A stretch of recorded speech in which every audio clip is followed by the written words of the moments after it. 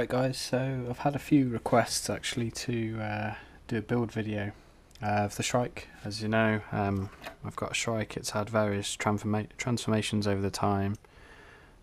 Started off with little bees, gone to kiss, full kiss setup now, and I've just bought a couple more.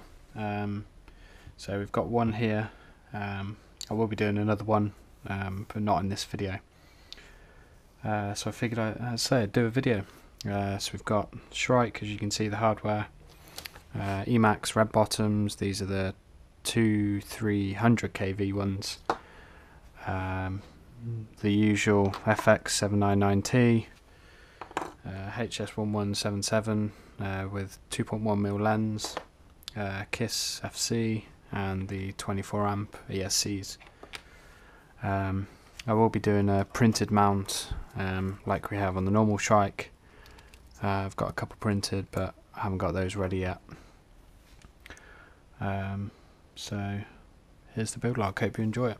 I will just say one thing. I don't need the 5V regulator, and I normally run with the connectors at the front. So I'm going to switch the 5 and the 12V regulators around so that when I put the battery strap over, there's not going to be anything to catch on, so it's just going to be on the PDB itself. So that's the first thing I'll do. So yeah, enjoy.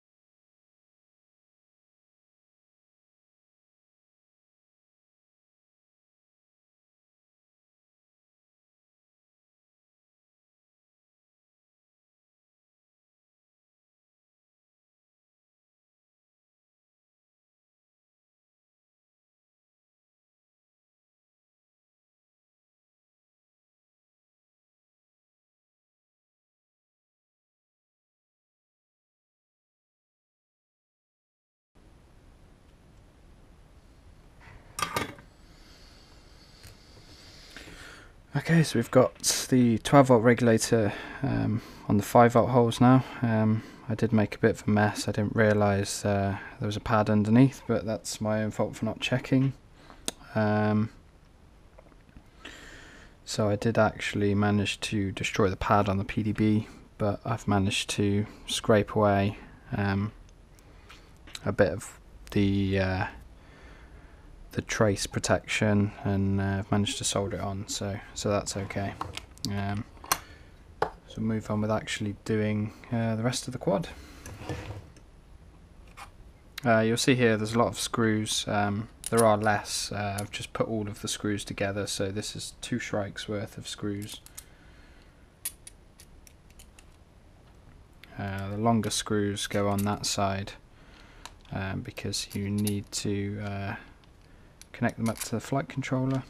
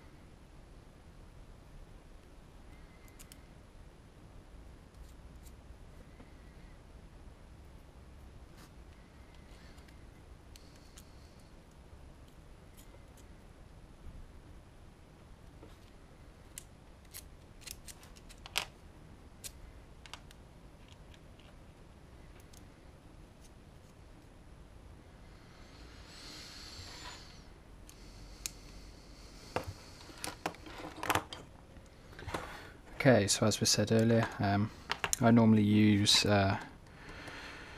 have the battery connector at the front, just because it means when you're going across with the battery strap it's a bit easier to use. Got a ton of wire in the XT60 kit. There's all sorts of sizes in here. We've got 16 and 18 gauge power wires, but I'm probably going to use 14 so that we have a better amount for the battery. Okay, right, so we've got the base arms together. Let me just tidy this up a little bit, that's better. So I'm going to electrical tape those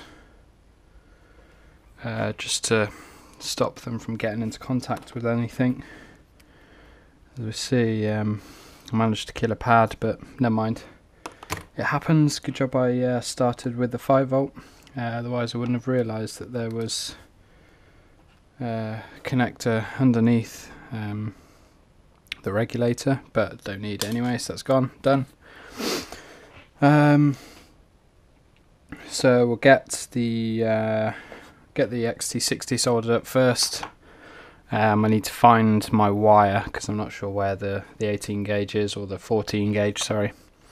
And then we'll get the motors on and the ESCs wired up. I always do the motors first because it's easier to tell how long you need the wires. So we can see here roughly it's going to be about that, so they're going to be pretty short. But if you do it the other way and you make it too long, then you could be going into the heat shrink, which you don't really want to do at all, because the actual coils of the wire join. You can see that's why there's the heat shrink there. So I'll be doing it that way around, and then once that's done, we'll build up with the flight controller on, get all that wiring done. KISS flight controller is very, very nice. It's slightly annoying in how the wiring is, but you'll see that later anyway. Right, let's crack on. Okay, so I've just cut through. We've got the usual liquid electrical tape. This is the normal Performix stuff. It's very, very good stuff. It's quite thick, but you can put it on quite lightly. I've also got wires for the XT60. This is just 14 gauge standard Turnigy stuff, just the stuff that I normally use. Pre-cut to length, same sort of size as the other Shrike. Right, so let's just get some of this. So it doesn't matter too much about the accuracy. We can always wipe it off later.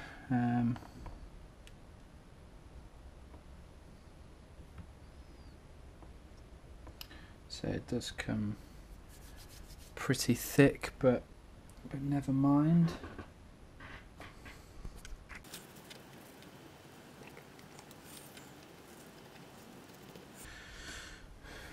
Alright, let's do that again. Actually, that wasn't very good at all.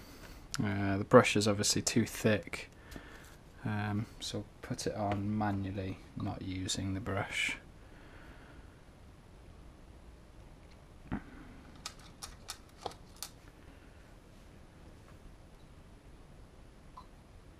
So we don't need that much, just to really cover the pads.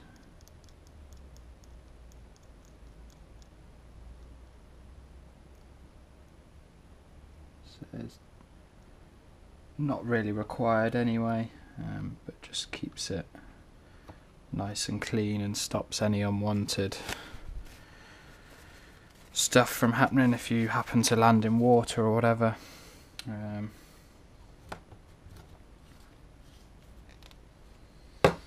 Okay, right, so XT60 time. I always have two connectors. If you keep them together while you're soldering, it will make sure the bullets don't move around if you apply too much heat, which can happen quite easily depending on your soldering iron. Just use your regular helping hands. Pre-tin them and then just whack the wires in. Easy enough.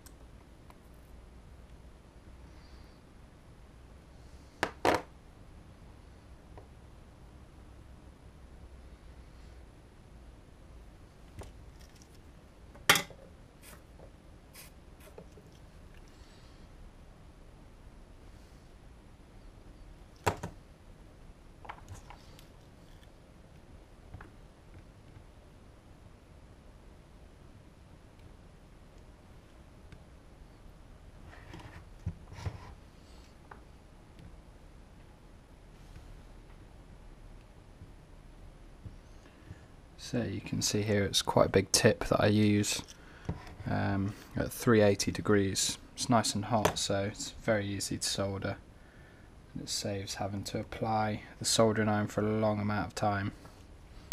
Works well. I'm just being lazy here because I can't be bothered to take the connector off to redo it. So you always want to pre-tin the wires. That's one.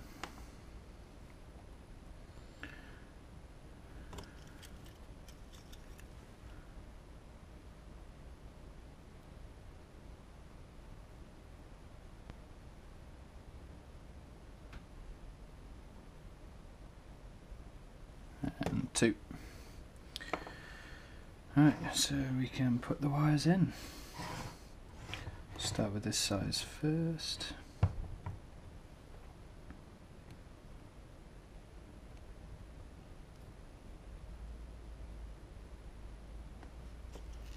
Just add a bit more solder on there.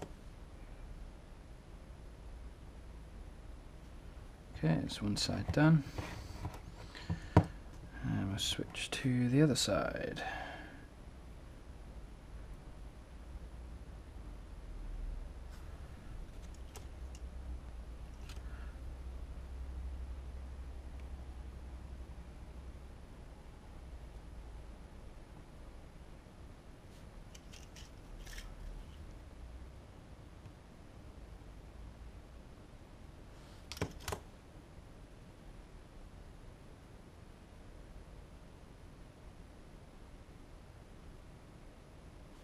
Keep that still. There we go.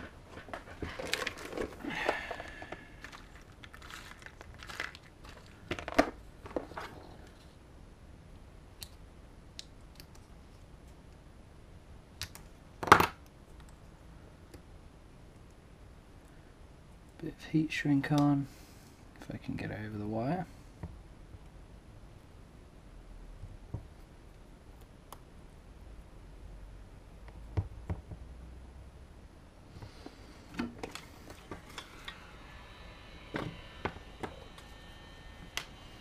And the heat gun.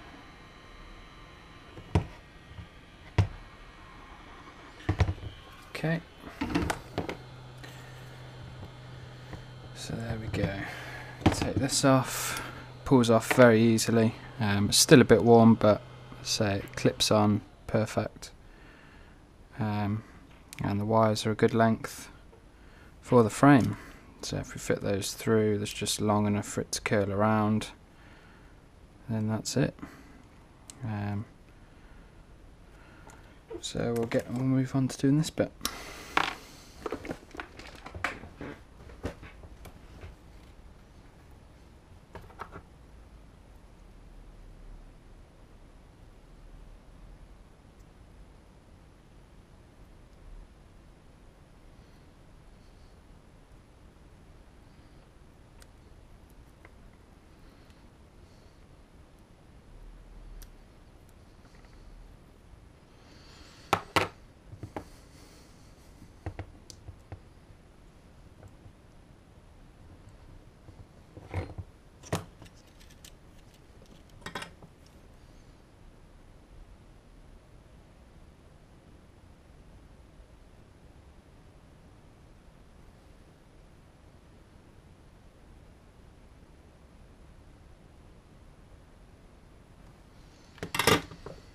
Okay, so that's pre-tinned.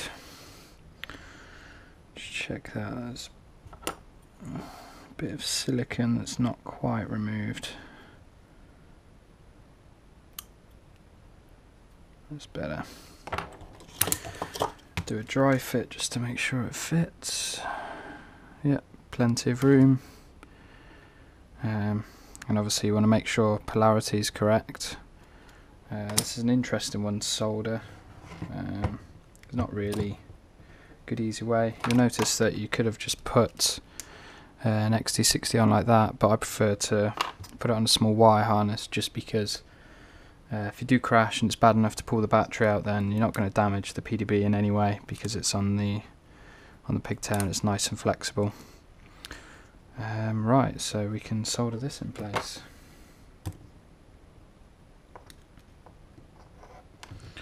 So we can pre-tin this, but it's not going to make much difference because we've got to flow it loads anyway.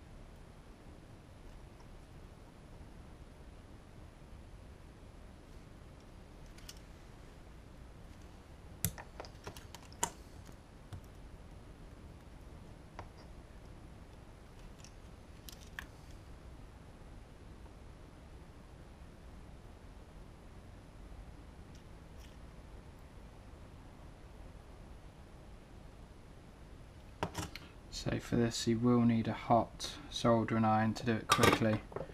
You can see, considering the amount of surface area on the pad, that was done extremely quickly. So then that can just bend over whichever way, it doesn't really make any difference. Probably this way, like that. I think that's pretty much it. I might add a bit more solder to that one, looks a little dry, but otherwise good.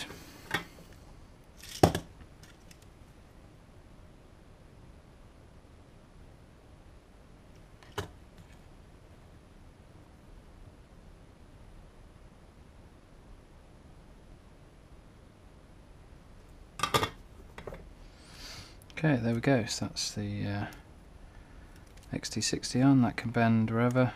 We can also coat this with liquid electrical tape.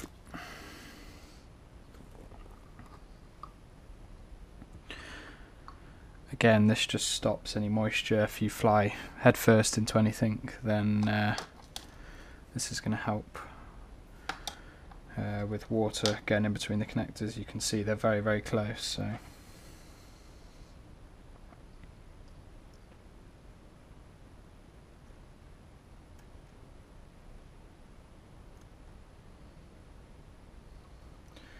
there we go, just smothered over. It sets very quick, so I don't need to worry about it dripping anywhere.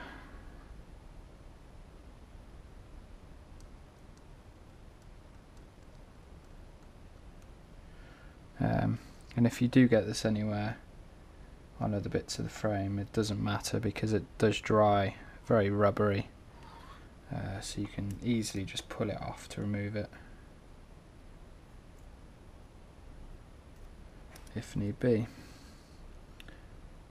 Alright, so there we go, that's the connector done.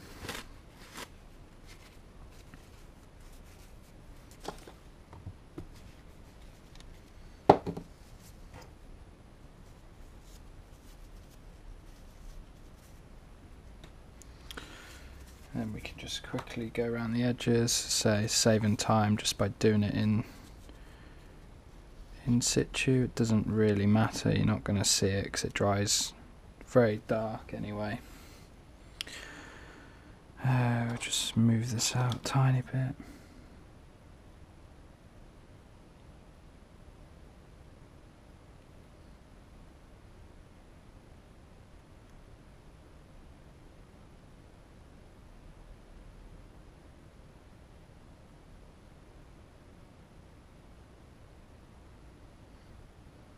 That's better.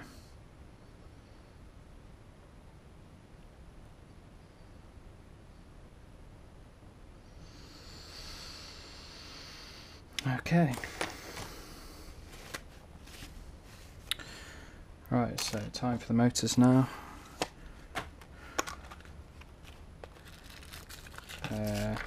You may be familiar with Emax motors, but you get two sets of screws, long and short ones.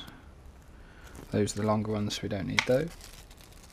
I don't think anyway, we'll see how they fit. Okay, so I think judging from the base, that should be just about right. Provide an Allen key as well.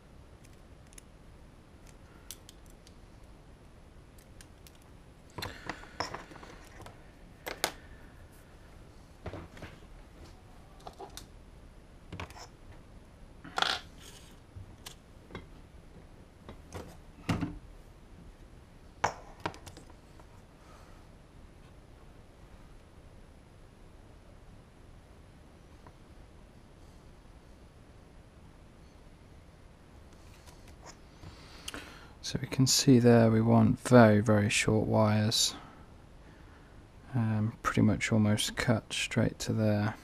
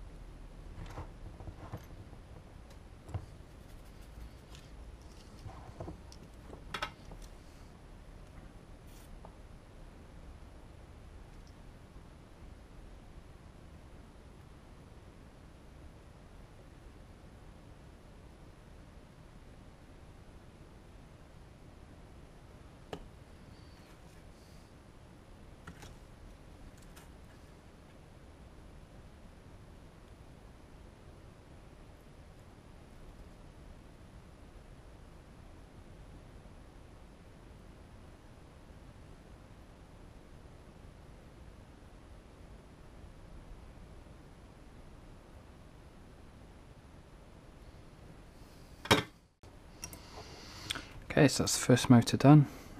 Easy enough. See how it fits. If it fits good, we'll do them all exactly the same.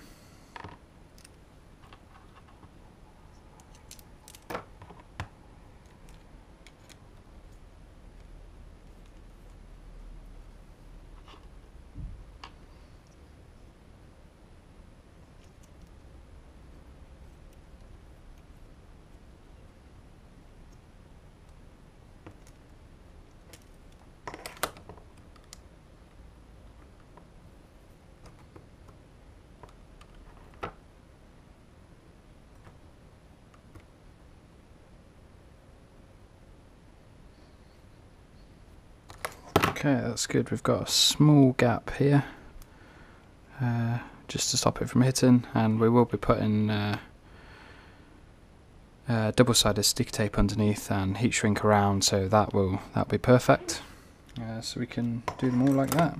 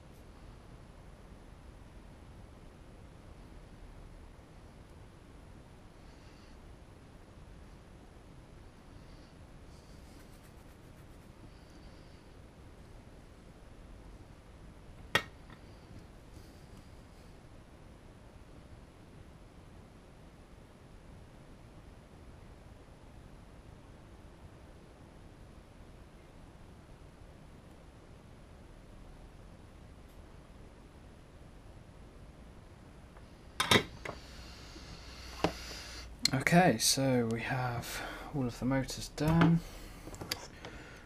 Just need to dry fit them all and make sure they all go together okay. They're all soldered roughly the same lengths. It doesn't matter too much. It's more important to get the wires the same lengths, but even arguably again it makes not enough difference when you're this small. So just get all the motor screws out.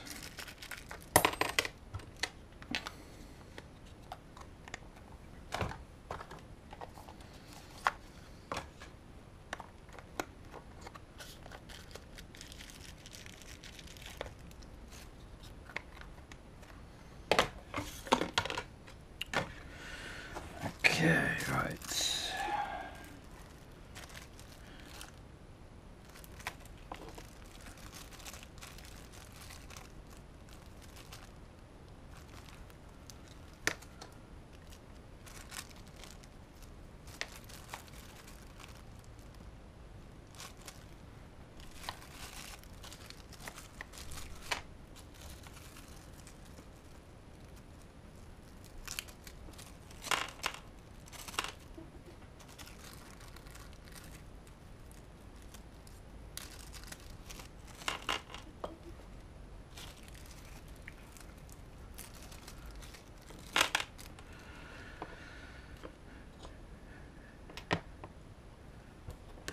Just make sure they're the same size. Yep, they are.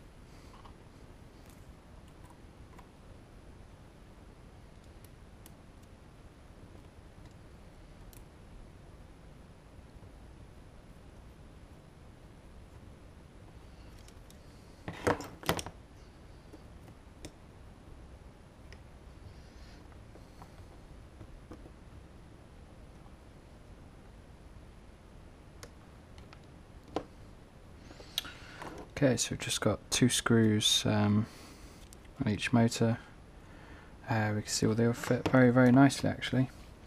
Nice thing with the KCSEs, the positives match up. I believe with the little Bs the wires are crossed, but it doesn't really make that much difference, just makes it a bit tidier.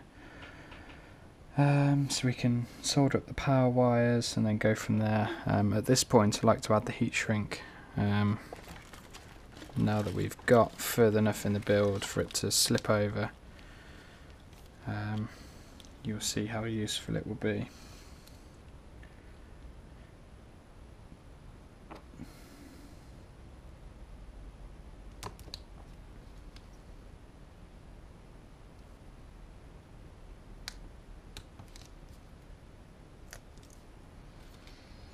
So again, the heat shrink was just provided with the KCSC motor wiring pack.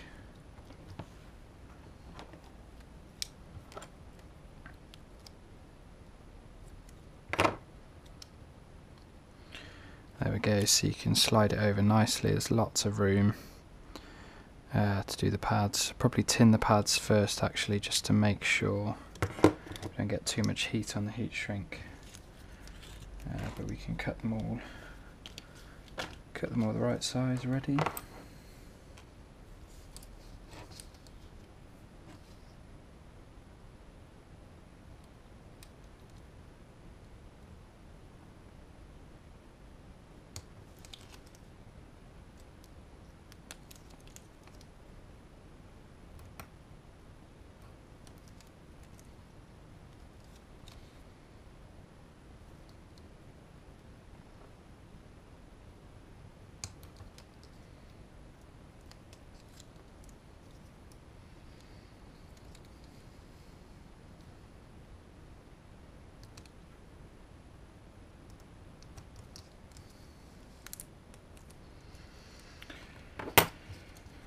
There we go, 4 bits heat shrink ready. I like to make it slightly bigger so you can cover both sides of the wire once it's shrunk down. Stop the moisture going through. I know some people like to do it to the arms, but with the arms being that thin, it seems a bit pointless. So yeah, alright, let's get tinning.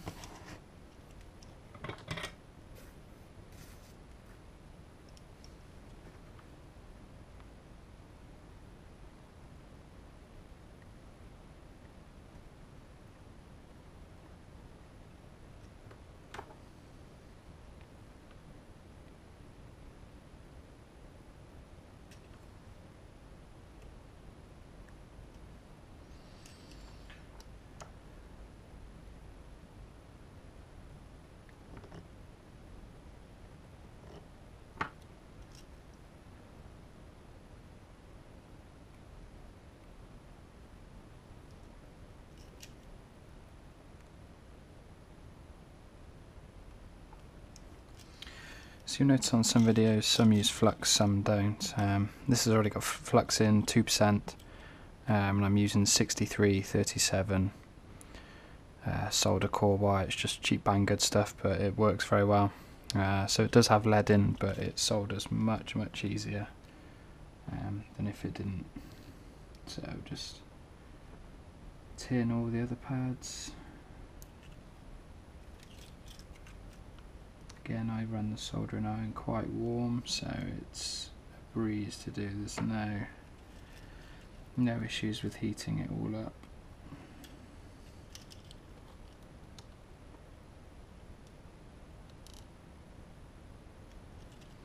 And I'm by no means an expert solderer. So if you see things wrong, please let me know and I'll correct it. But yeah, so put the heat shrink on.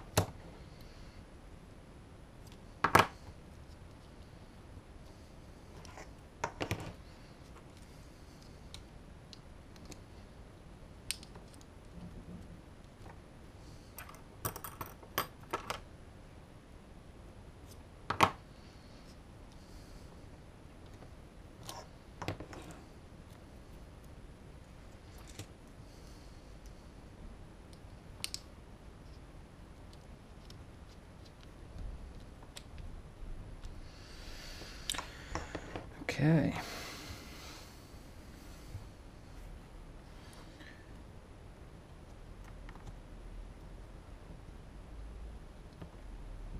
So as I say, just a single wire between helps a lot.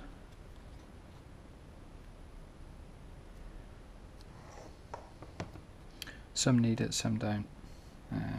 That one's okay, that one was pretty much okay.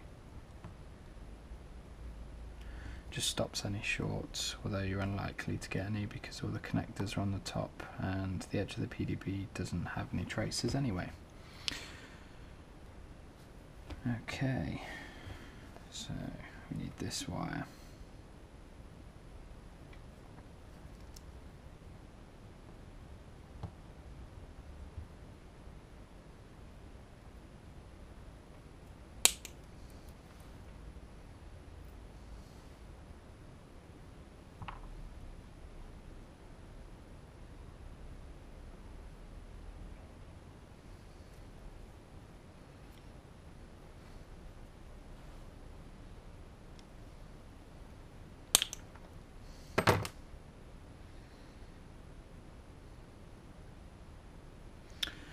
So here, just doing it long enough so that we can fit everything on okay without any issues.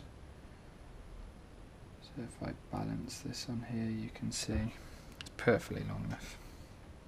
So we want 8 of these. As I say, I like all my wires to be black, so I'm using this wire for everything.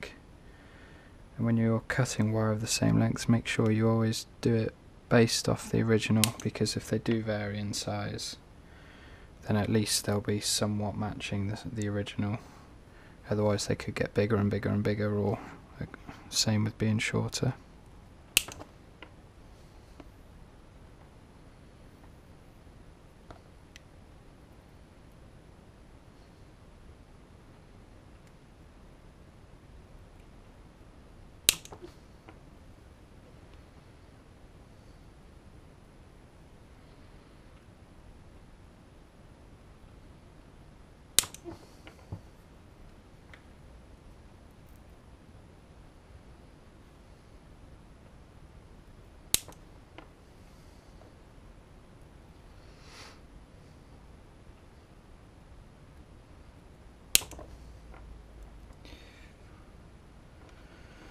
Okay, so that's all the wire.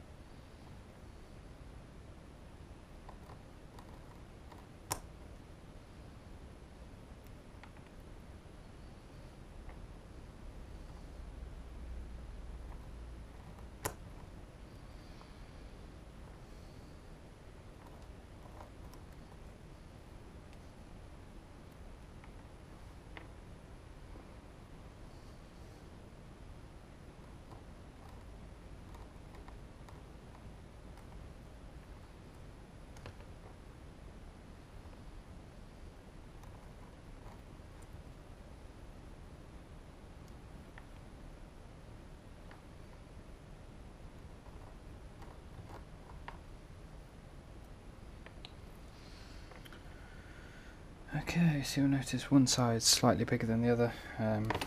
That's for no reason other than personal preference, because the pads on the Shrike are quite big on the PDB, so it just makes sense to match it. There's no other reason. I doubt you'll see any difference whatsoever because it's thick wire anyway. So we'll get all these tinned up.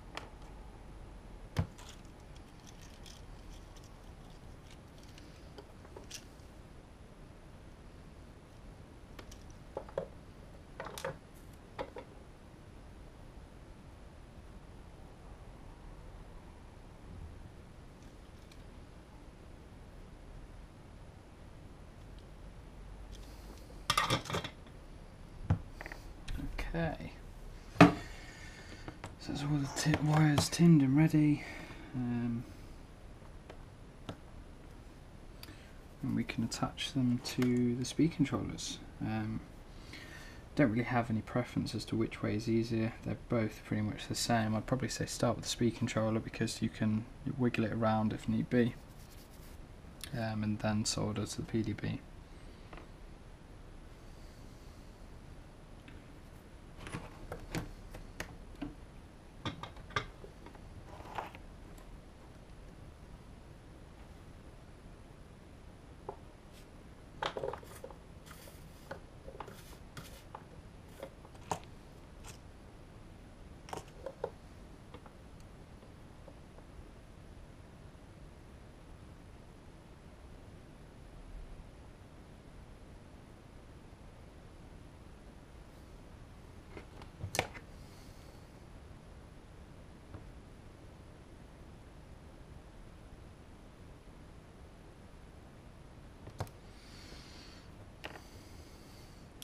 So it's best to use pliers because they get quite warm because the wires are really small.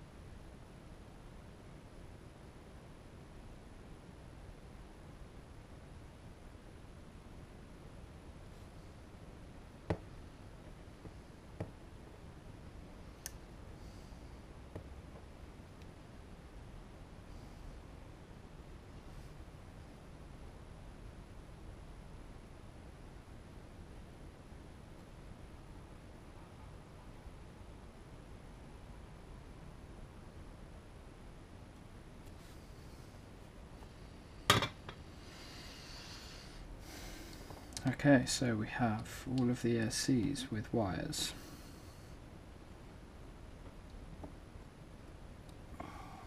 Just put these wires back in.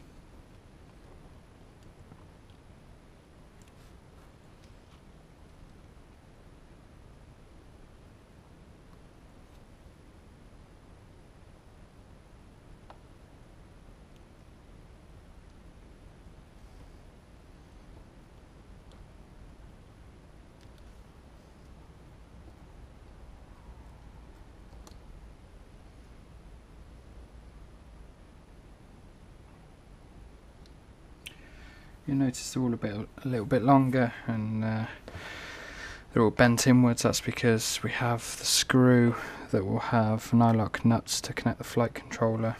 So it's always best to leave a bit of room just so you can manoeuvre around without any hassles. So we'll just solder these ones on.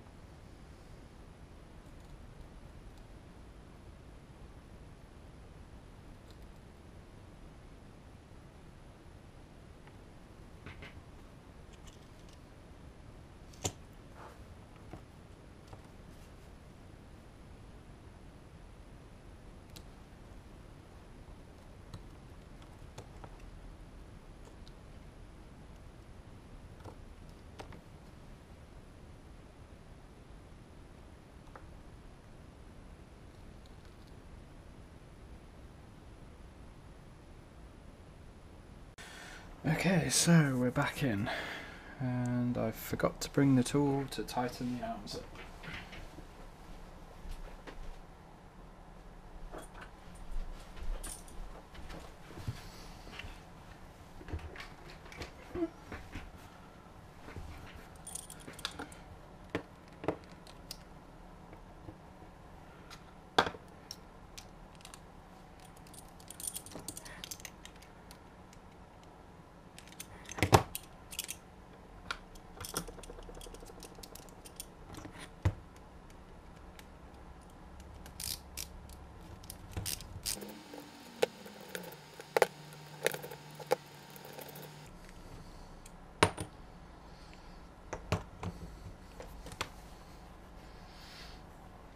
Okay, so next on the agenda we have the flight controller.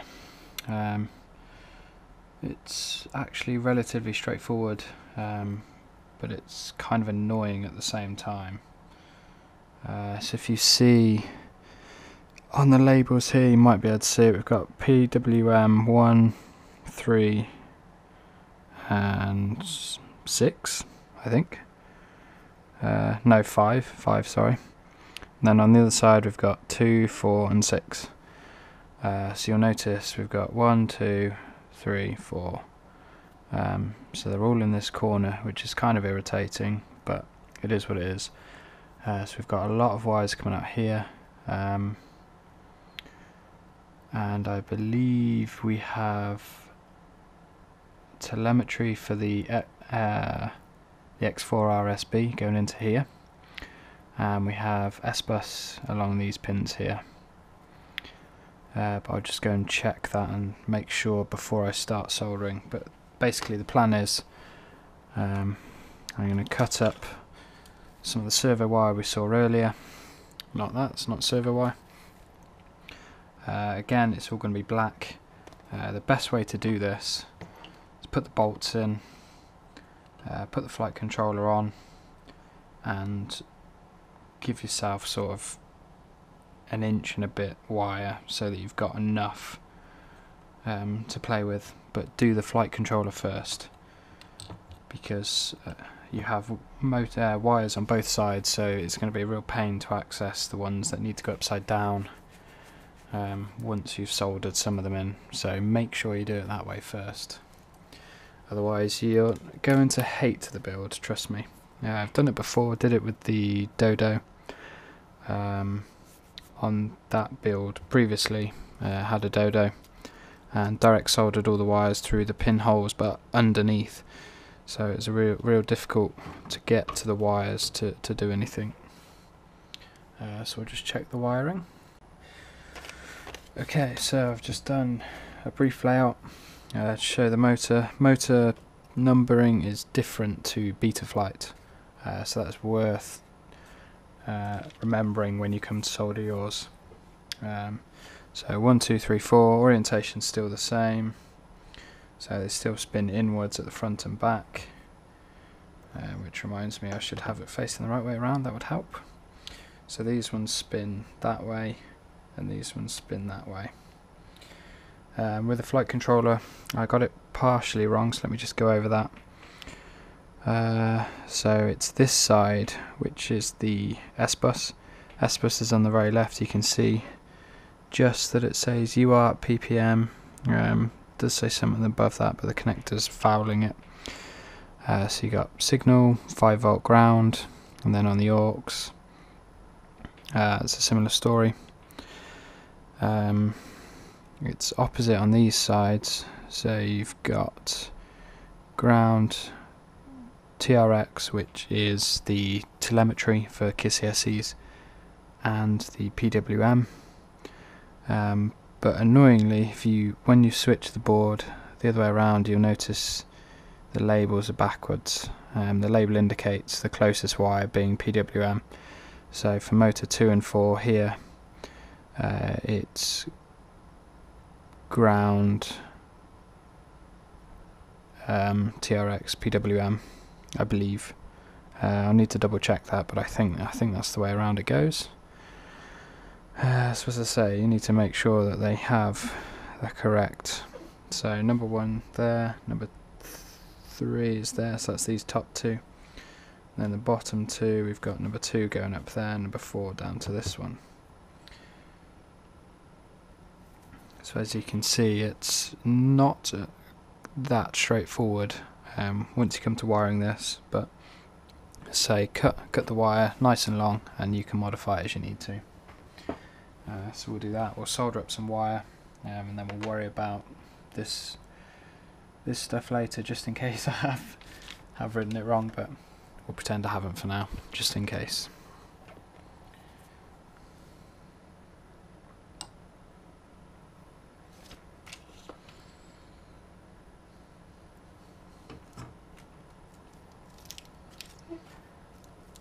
So it's hard to see on this one, but all of the PDM wires are at the back.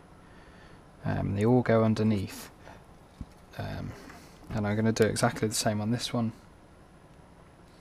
So number 3 is nice and simple. They'll all just come out like that. Remember, I'm going to be using all black, so this is going to confuse people who watch the build, but just make sure when you do it that you put the wires the right way around. You won't cause any issues, but you'll notice that the ESCs just won't work, and in that case just switch the outside 2 wires around and you're good.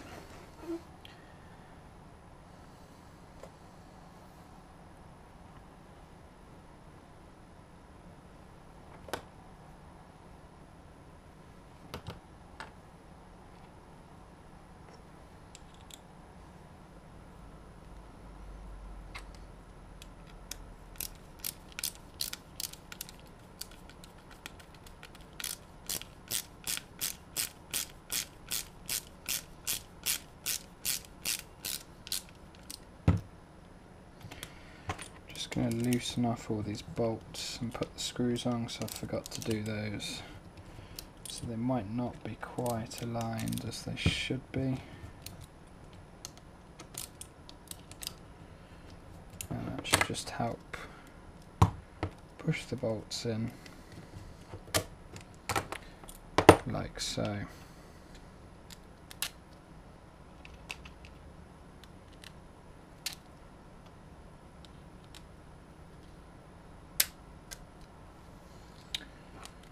Okay, so with those in, we can play around with this.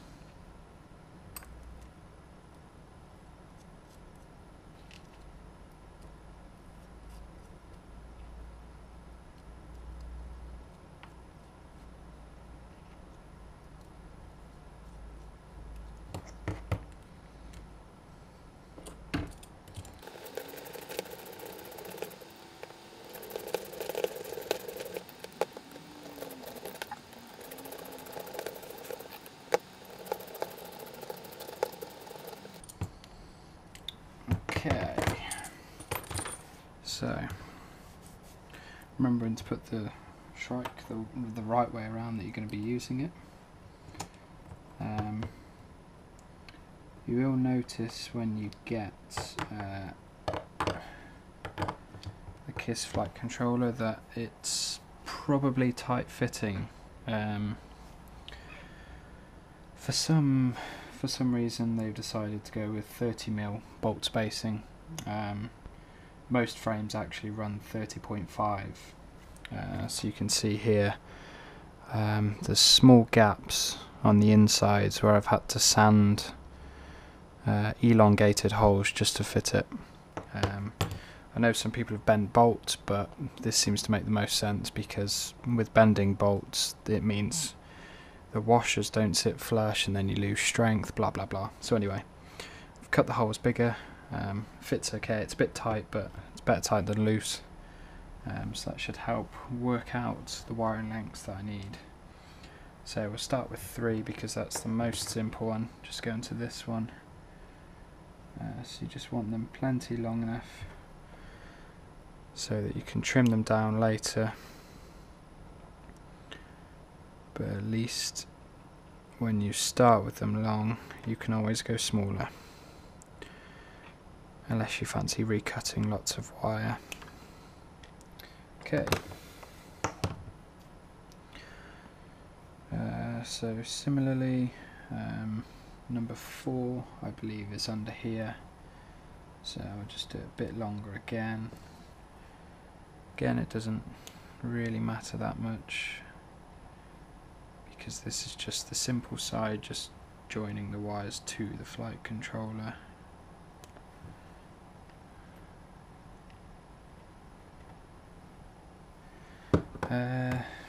So these two are a bit trickier.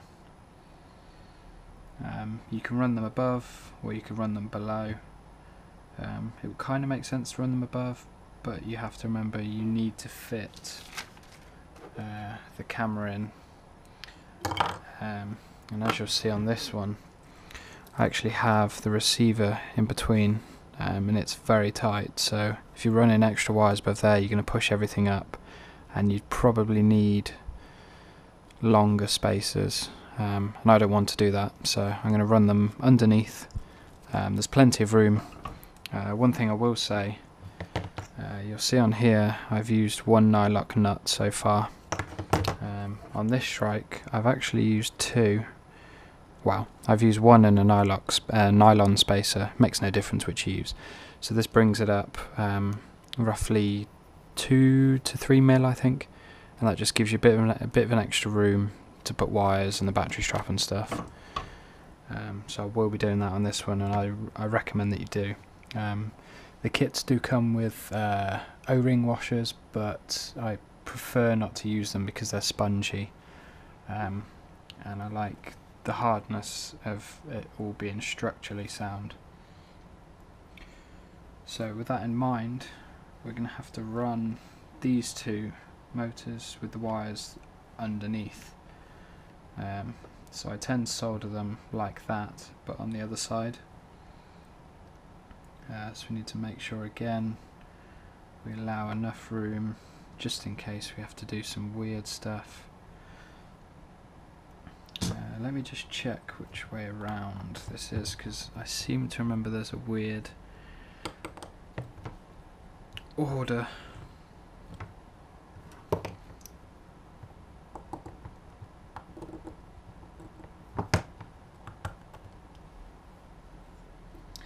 So we've got 2 and 4.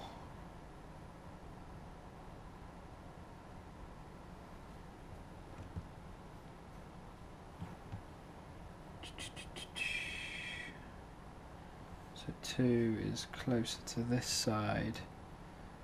So 2 is actually going to have to go all the way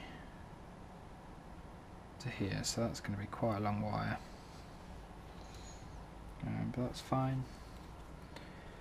Again, cut it longer than you need, so that when it does come down to it, you haven't cut it too short. We've got plenty of wire here. You'll see I've only used most of the black for a single lead.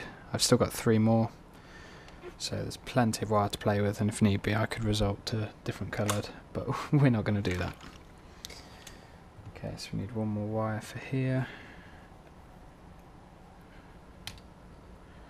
Again, we'll just cut them similar lengths, but I'm not too bothered how long they are. Just that they're roughly similar. There's 1. And 1 more. Okay, so we've got 3 wires for each. Let's get these motor wires out of the way, we don't need those. And the best way is to just solder them on. And then we can deal with the mess after. So I'll go and do that now.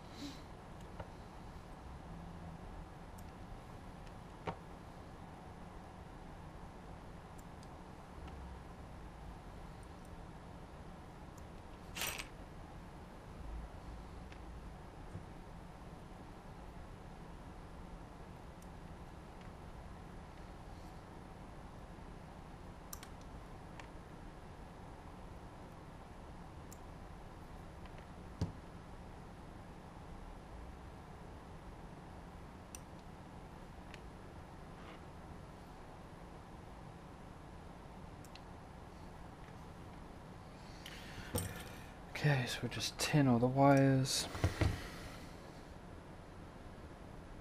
They're not thick, so it won't take long.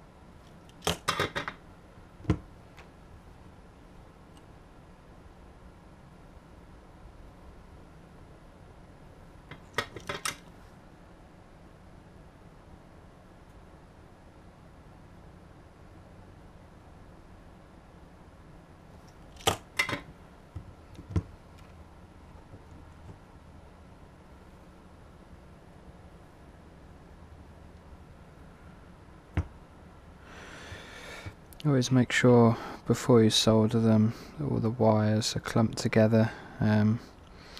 Best way to do this is just to twist them. I haven't done it for most of the build purely because they haven't needed it, but I guess you could say it's good practice to do it anyway. So do as I say, not as I do.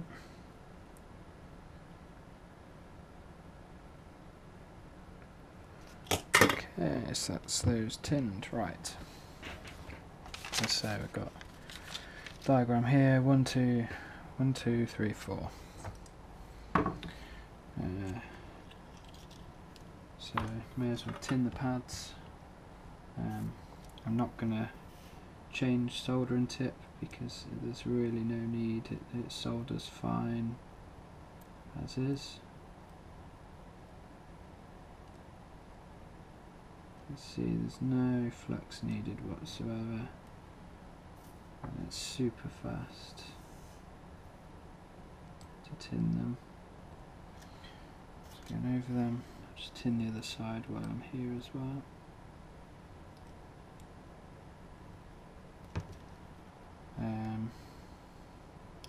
I believe it's this wire. Switch the board over. Again, we need 2 and 4, not 6.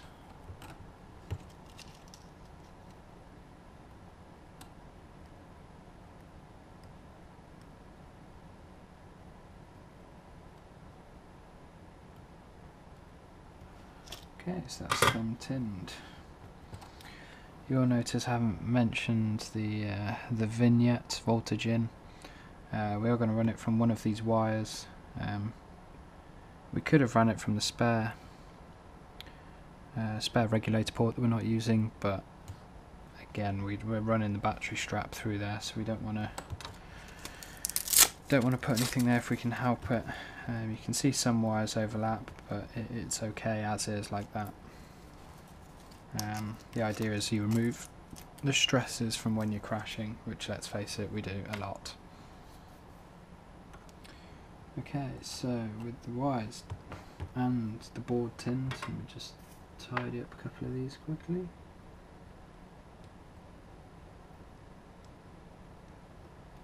Better?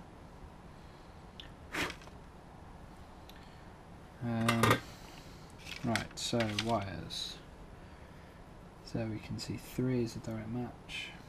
So these are quick and easy ones to solder. You can tidy up any dodgy soldering, tinning that you've done. Okay, so I'm back. Let's say, checked up. This wasn't very good, so just ignore that. But it was as I suspected. So the ones with the label is where the signal is throughout the board. So for example, aux 1 here, that is the signal, then 5 volt, then ground. Similar on this side, but no 5 volt. So PWM is written this side, so you've got the PWM, telemetry, ground. So this wire did indeed need to be the other way around. This is probably the trickiest soldering of the whole quad, purely because you see how small one of these pads are here. So you've got PWM, telemetry and ground. The ground pad is half the size of the other two. I probably will change tip, but we'll see how it goes. That's the only troublesome pad, so we'll see how well it works. Let's say what I would probably start with when you're soldering is the harder ones. So the ones that are upside down are a good shout because, well, these two here, sorry, so that once you've soldered them you can access the board still by flipping it over. Even though the wires are connected, you can still reach it.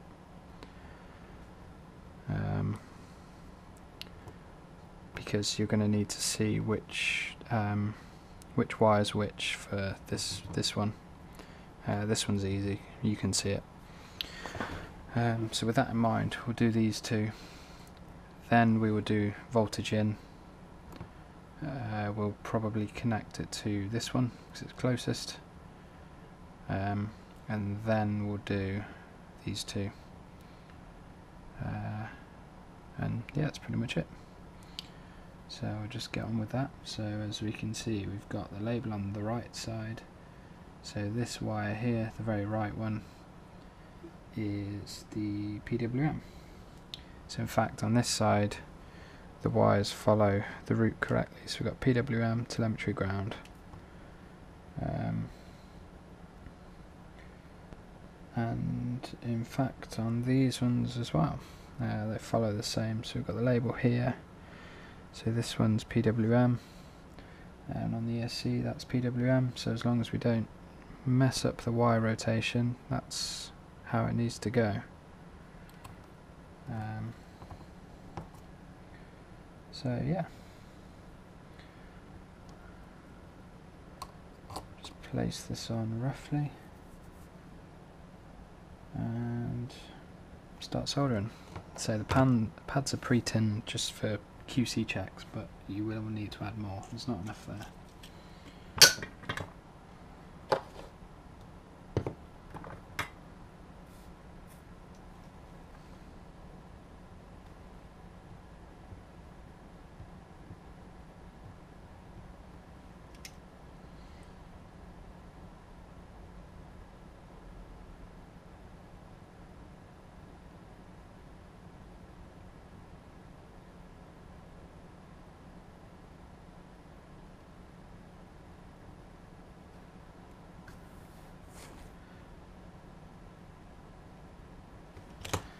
So this is the fun you get when you use a big tip. You tend to join two of the pads together. There we go. And I've just noticed the ESC wires on this ESC are not the best, so I'm going to reflow these while I'm at it. Because the last thing we want is the quad dropping out the sky because of my bad soldering.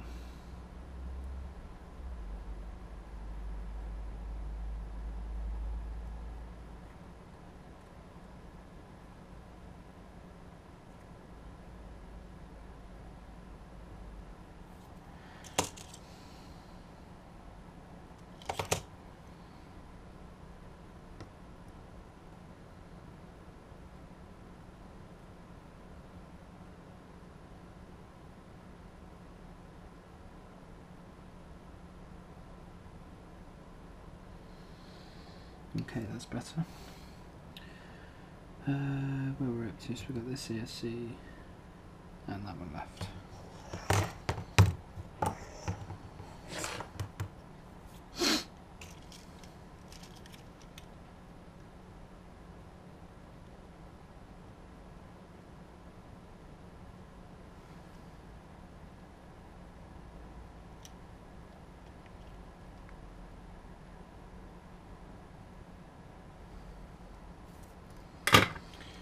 Okay, so with the quad pointing forwards, the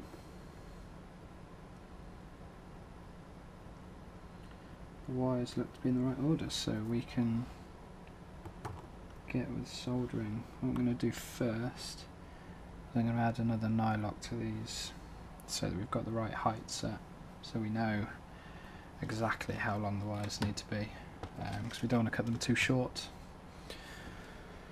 So we'll just go and find where the nylocs are.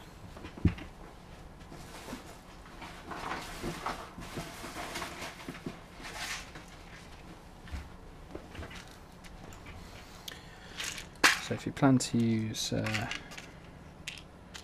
nylon spacers, eBay have tons of kits with assorted sizes just like this. Some of them are useful, some of them aren't. Now that frames have gone away from the blackout style, they're not as useful, but it's always good to have spares. So let's make sure everything's done up tight.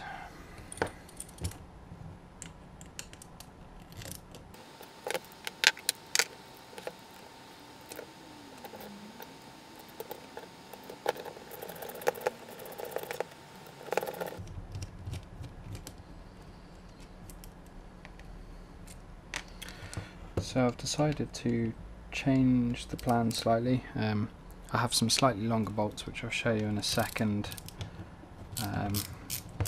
which are much more suited to doing this extra washer, as they grip onto the top metal spacers much better because you've got way more threads.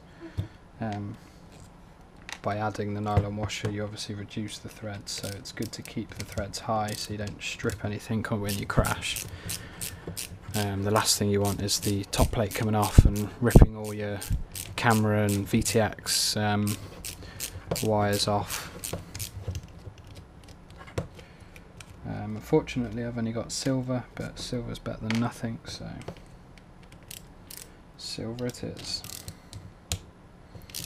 I will post a link to the size of them, so if people want to do something similar then they can. I think they're 25mm M3 button screws, socket cap or whatever you call them, socket button or something, I don't know. So we'll just get those quickly to show you.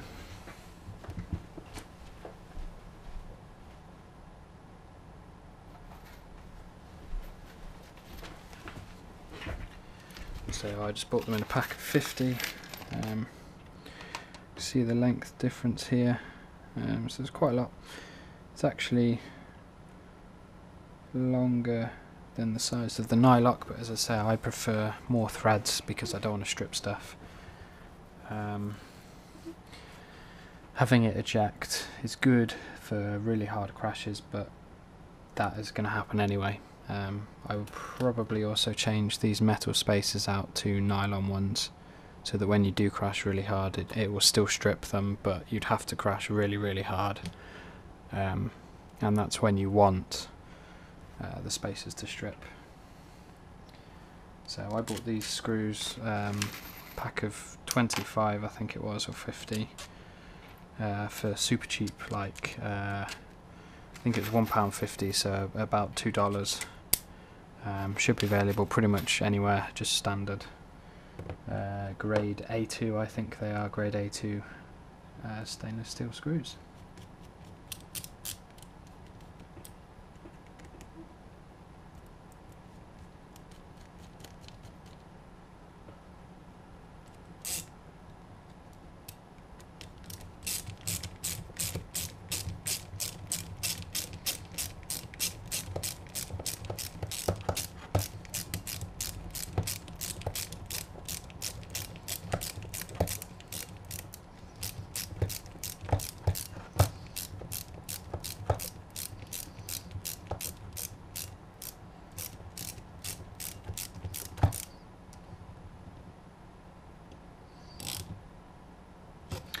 Also, a quick note when you're tightening, once you've gone a certain way, you're best off tightening the nylock, because you'll probably strip the thread of the screw, strip the head, sorry, if I can speak properly. You'll strip the head of the screw much faster than you will the nylock nut, so always do it that way around.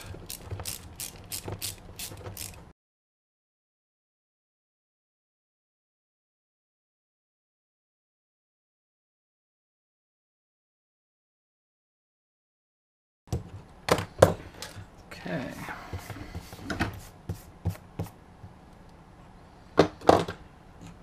So that's these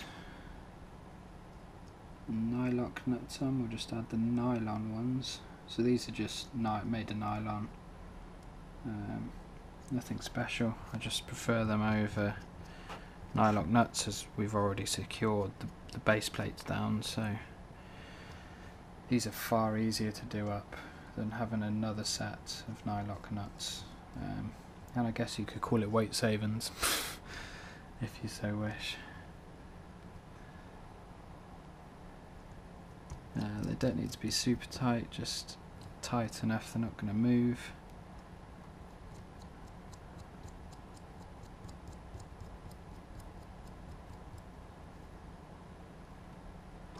Okay, so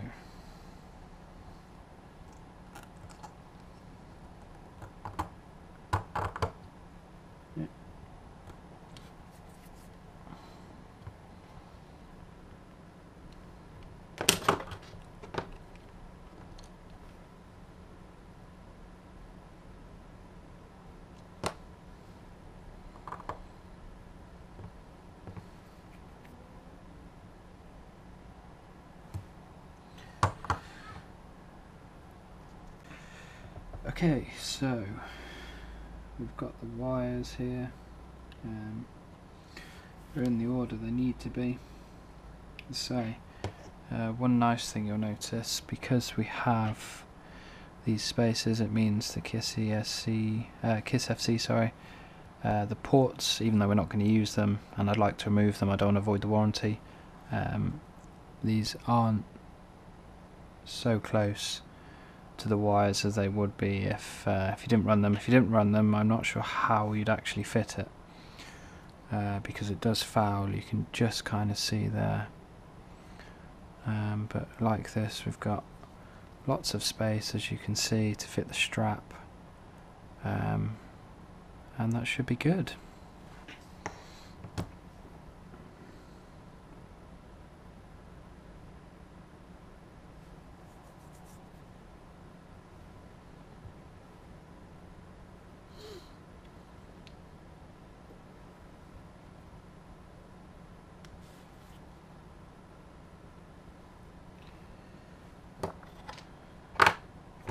Right, so I'm going to start with the SC1.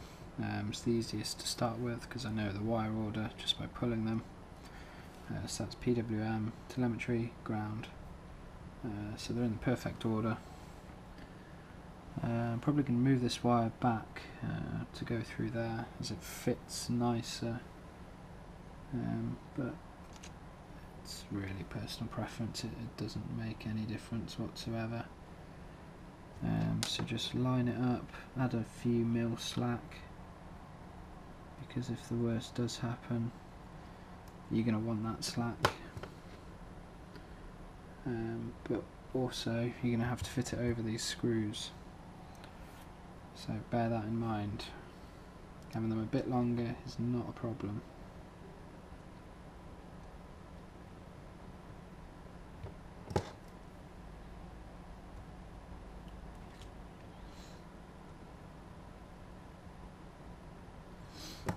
Okay.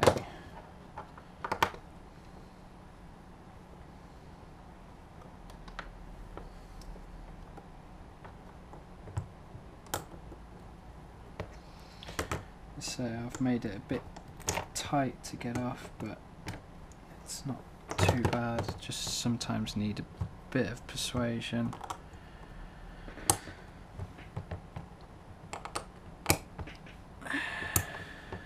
Just make sure you're not too heavy-handed and you don't break the tabs off, because then you'll be in trouble. Okay, so we want to cut these so we can solder them.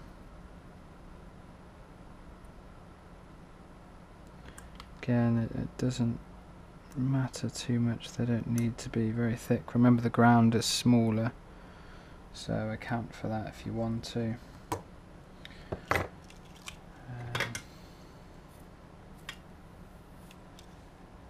And tin your wires. We've already pre-tinned the pads earlier, so there's nothing to do on that front. And because we're starting on this one, we can do the wires with the board off, if it makes it easier. Let's see if I can get this in the camera for you. You want to keep the wires as flat as possible.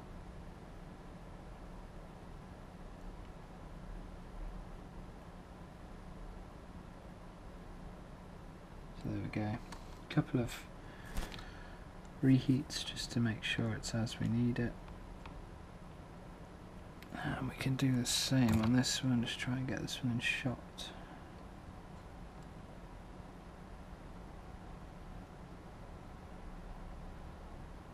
That's number 2, and lastly the ground wire. Again, this is the trickier one. I'm going to add a bit more solder because I didn't tin the pads that much, purely because I couldn't really access it.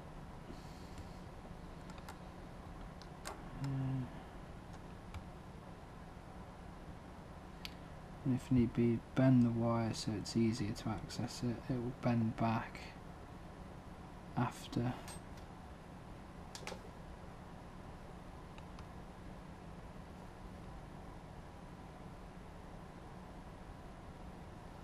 I have to do this one without the camera, I'm afraid, because I can't get to it.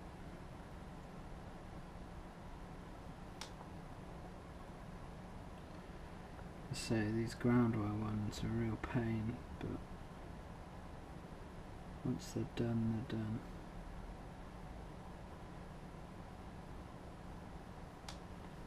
It's just like lining it up very well. need to add a bit more solder really, it's not quite took.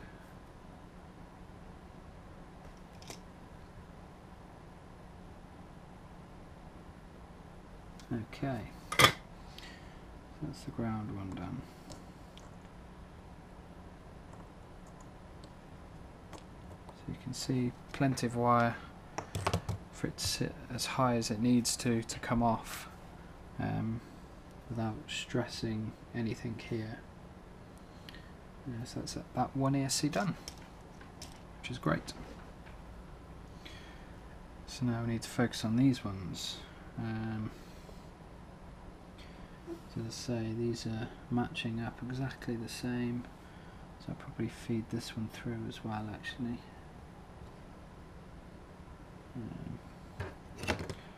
And leave a few mil gap.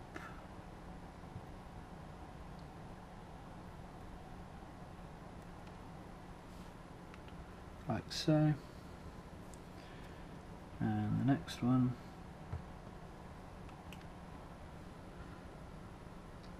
And finally the ground.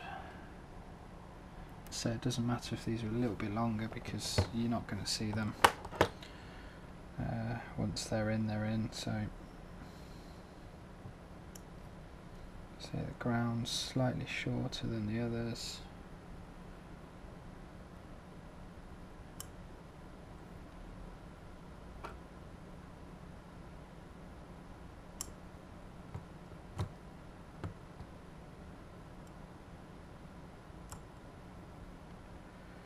And done.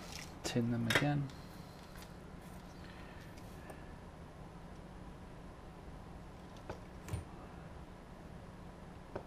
Two and three, and then solder them in again. Might be easier to access using some pliers. Just grip the wire like so, but do it so it's on the edge of the pliers, so when you push it down you're not fouling the board.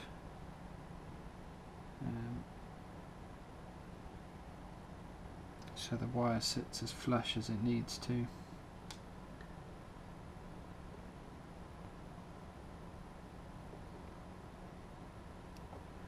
Might move this one around as well actually. Seems to fit slightly better. Again, personal preference, doesn't really matter all that much. So, and the last one, the ground. Let's see if I can do this facing the camera or not.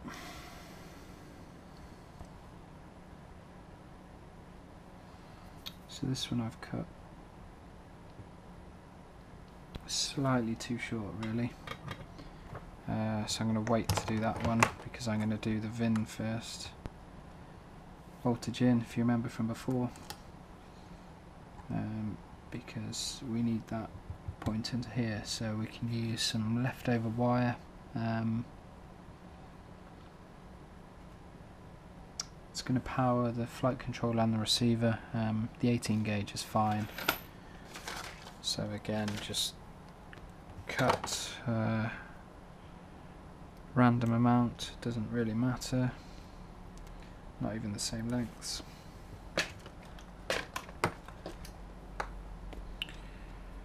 We're going to put them through. I'm going to attach them to flight controller first, as that is far easier to do. Remember, these are through holes, so you don't need too long bare wires.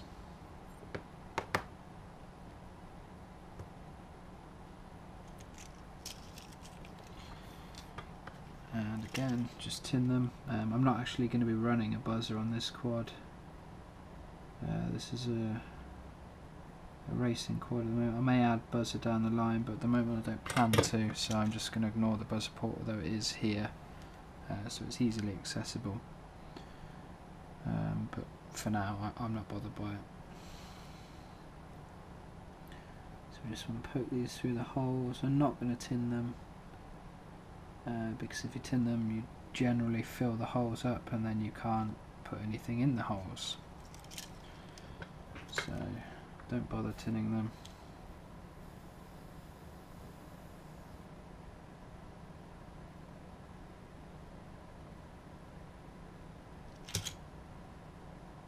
Just solder them. Okay, so that's these two done. We want them to fold through because they're going to come through to here.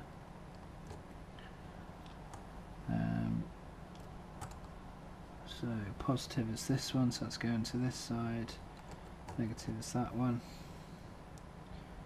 And again, you can do them a little bit longer. What I would possibly do actually is route them both around this screw hole. Reason being that if you've got the battery strap going through, as I said earlier, there's no wires going across the centre bit, so that there's nothing to rub or snap or put force on when you crash. So again, you could wrap this wire all the way around like so, but it's up to you, do it how you want. It's going to work either way, it's not too much of an issue either way. Just leave yourself enough wire to do it.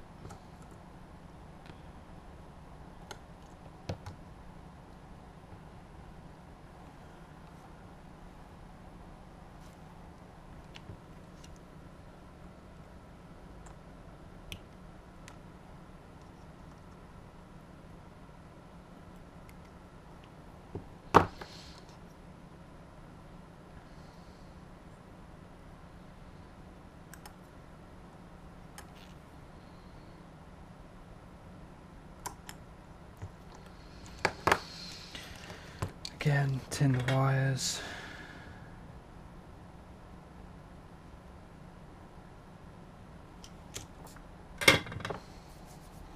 Just check which one the positive is so you don't solder the wrong one.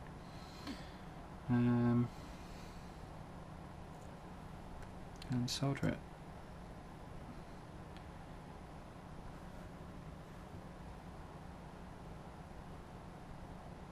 I think actually I'm going to solder it to this side because it gives me the board access I have already.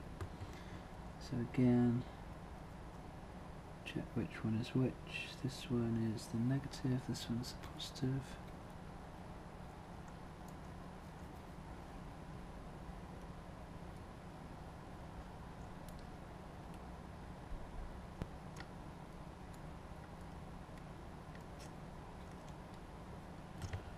And you just basically want to solder it so it's out the way.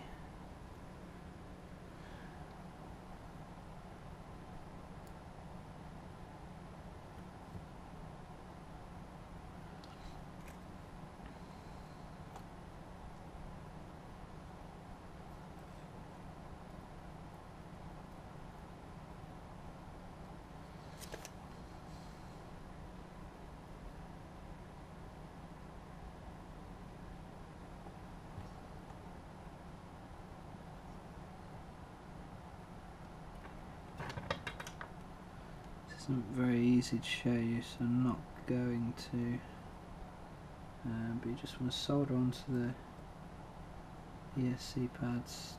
Make sure you don't have a cold joint. It's going to be very easy to do it as a cold joint because you're soldering onto an existing pad. So just heat it up enough.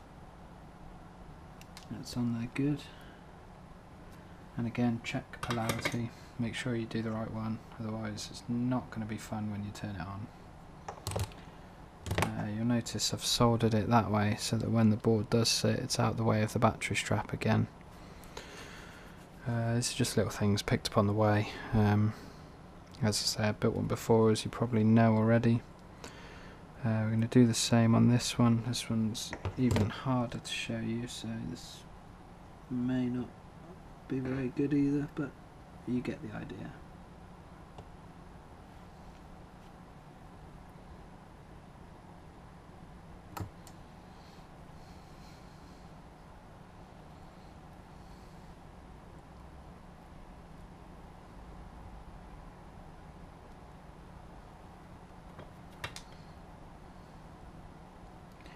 Again, you want a hot soldering iron for this bit.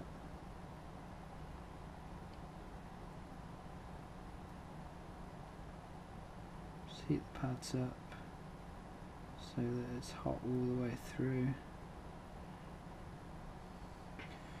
Because there's quite a lot of solder on there now, so it's quite easy to just only heat up the bit of solder that's on your iron, and you will definitely have a cold joint if you do it that way.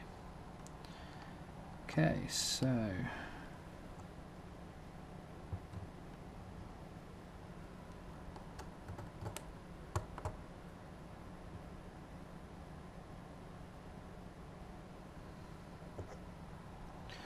that's all on. So there is extra wire. It's not the neatest, but it's fine. Once it's all sat down, you won't even notice it.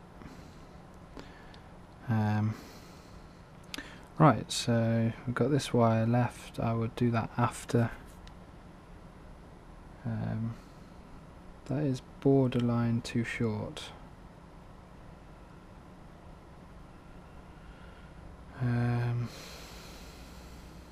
I'm going to redo that wire. Okay, so back to where we were. Right, so we are soldering the last wire on, resoldering should I say, as I didn't cut it long enough.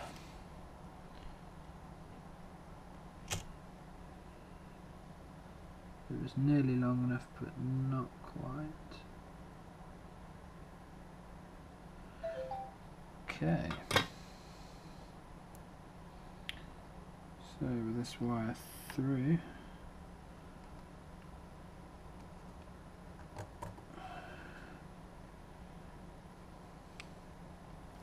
that's better, it's much longer.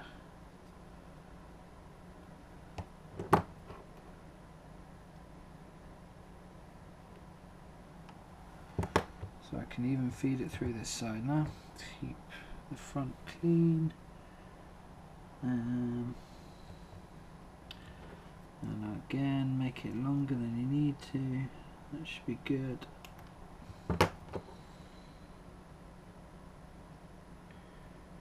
Strip the silicone off. Tin it. Okay, a bit random. So I have no idea how this video is going, guys. It's the first video log for me, so it's probably horrendous, but if you've stuck with me this long, then thank you. Any tips, comments, criticisms, just give me a shout.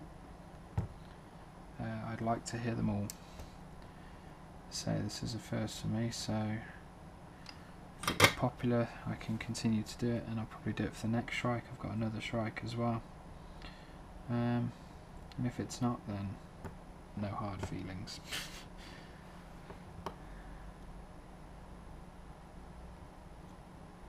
Okay, so again, run the tricky ground wire.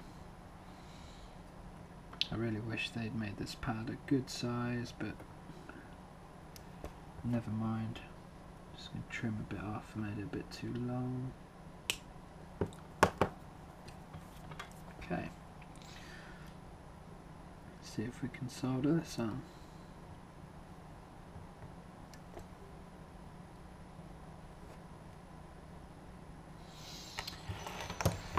Ah, what a pain in the ass.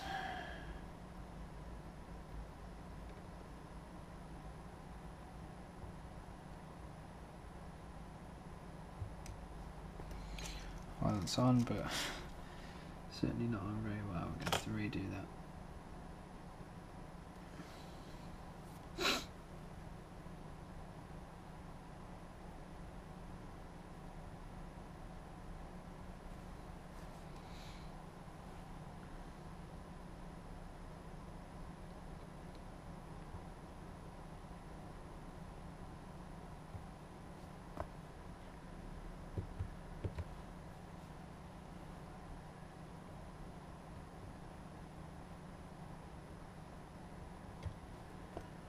Okay, so we have that one on. Again, it's not brilliant, but what can you do? Right, so that's the whole of one side complete. We just have these two left to do. I suggest starting with this one first because these wires are easy to see. So let's just flip it over to check which wire is which. So the label's on the bottom, so this side, PWM.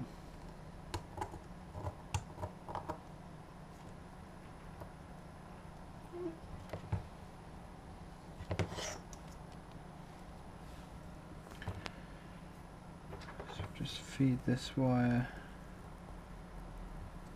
through.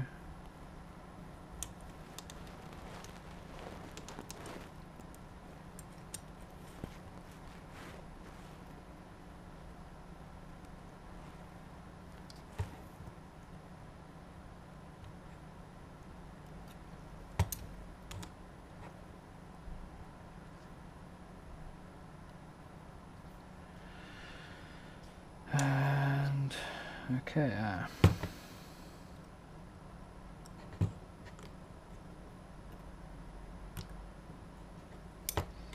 so it's very easy to pinch wires, so make sure once you pushed it down you're not.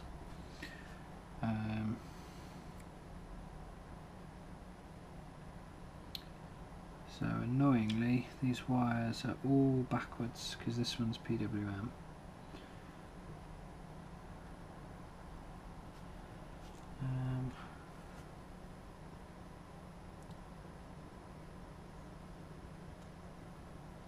Okay, so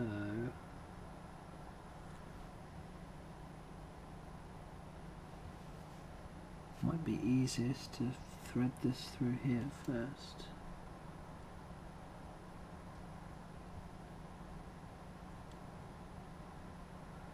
Or it may not. We'll thread through and see what happens.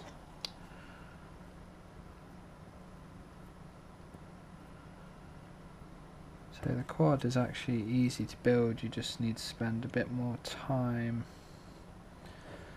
than other ones figuring out the best layout.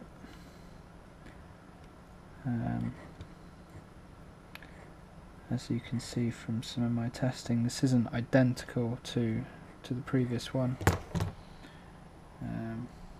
but it'd be boring if it was.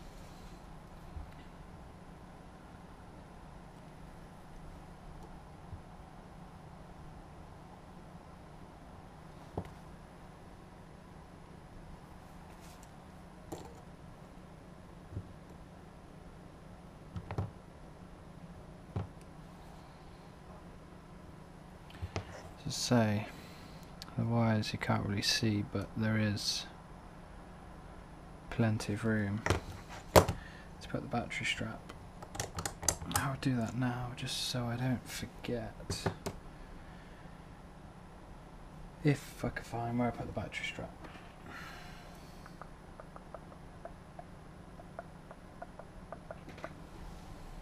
I'll just get another one.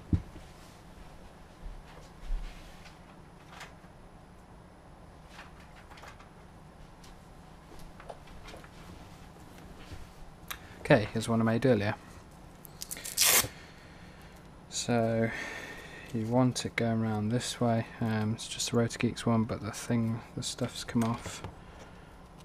So you can just feed it through.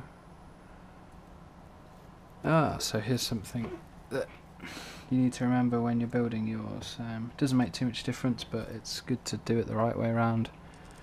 This gap is actually for this. Obviously in this instance it doesn't matter because we haven't soldered it direct. But if you were going to solder direct, you'd have to make sure the bottom plate is the correct way around. Which I haven't done, so sorry about that.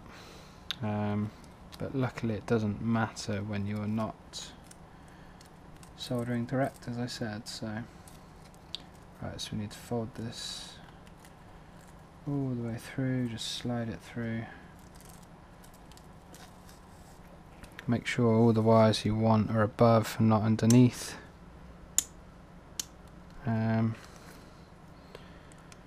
And then if you've done everything right, when you push it through, push it down, you should still be able to move it okay. So you can see there's nothing catching, so we're good. So you can just fold that all the way through and leave that for later. Okay, so back to this one.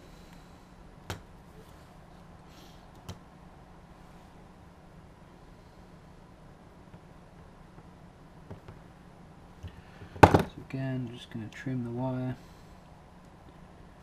leave a little bit extra, not too much.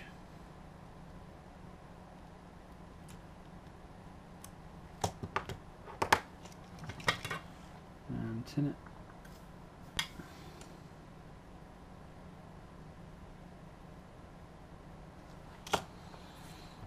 And then solder it.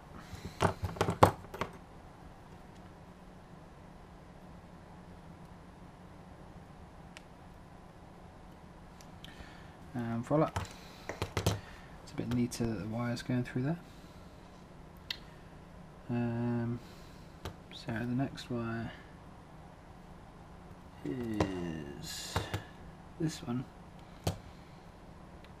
Again, I'm going to follow that around the screw, so keep it a bit longer than you need to. So we're just going to get rid of that much.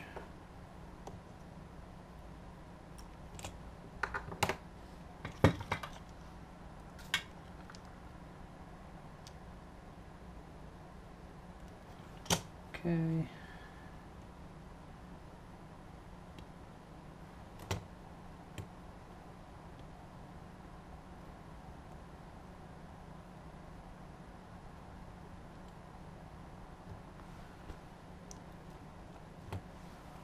It's not a very good solder joint.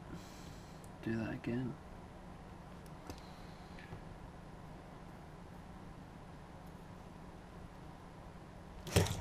Oops. A bit cack-handed, sorry about that. That's what we're actually trying to aim for. Putting it around so it's perfectly like that.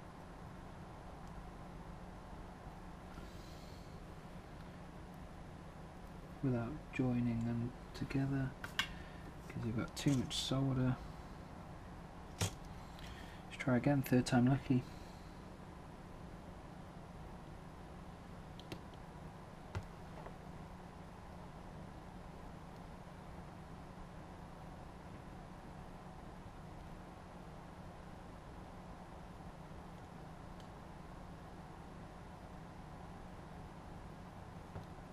And boom, done. That just kind of neatly goes around there. Could probably follow it around the other one, but it's going to be tight, so I'm going to skip doing that for now. And again, we've got the ground one to add.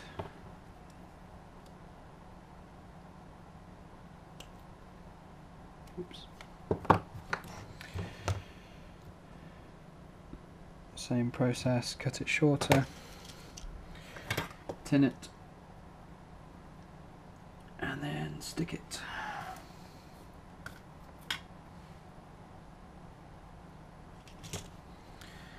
Again, this is a real pain to do, so I don't know how well you're going to see it.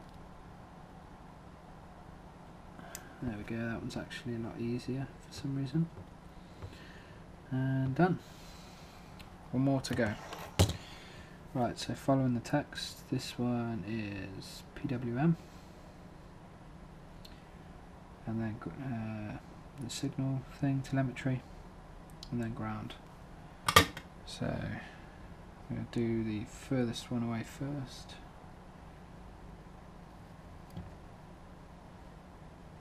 I can shave a tiny bit off that. It's barely worth it, but you never know.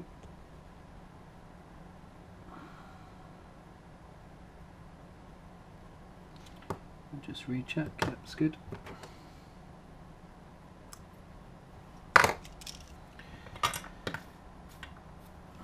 Okay.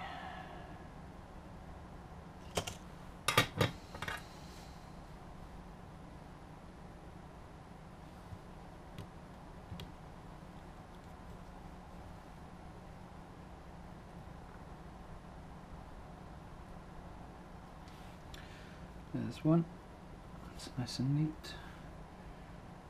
Second one, folding over and cut a tiny bit. Surprising how much wire you actually need. I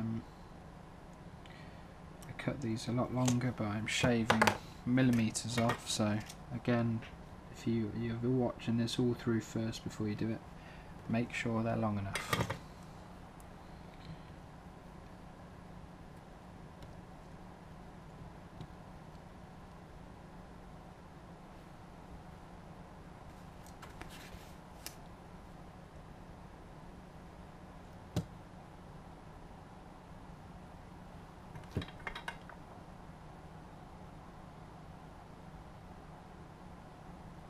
That's that one.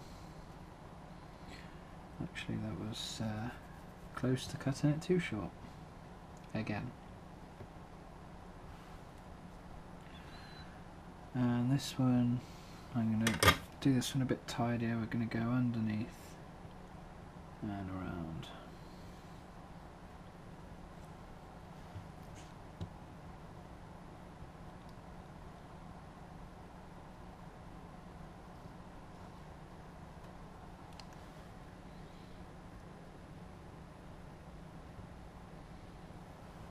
If I can get it there, that is.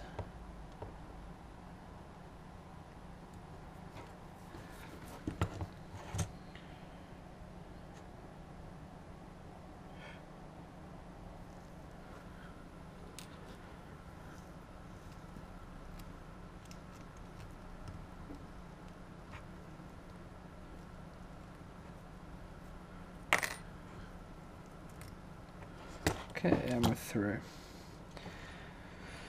Again, that just makes it a bit tidier, keeps the wires out of the way, because you wanna, the VTX has got to go here yet, so you don't want the wires too long that it's fouling everything, so just bear that in mind.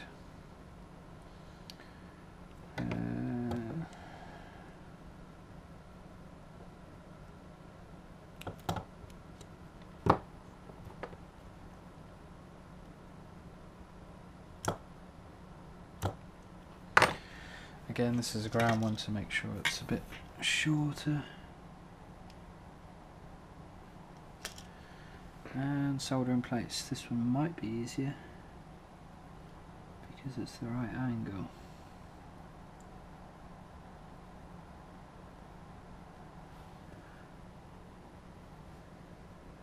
It's not too bad. Not too bad at all. Okay. There we have one Shrike with ESCs and flight controller soldered. So the next thing we want to do before we heat shrink is we want to make sure everything powers up without any magic smoke.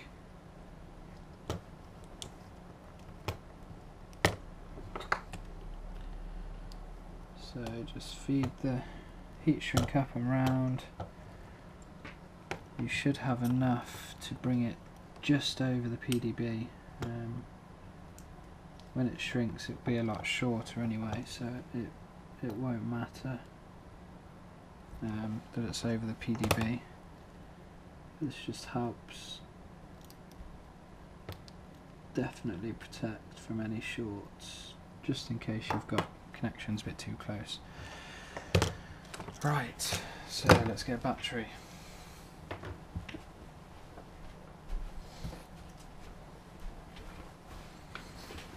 Got a 3S here. I've pre-flashed this already. You may have noticed the boot pads had already got a bit of solder on them on the latest version.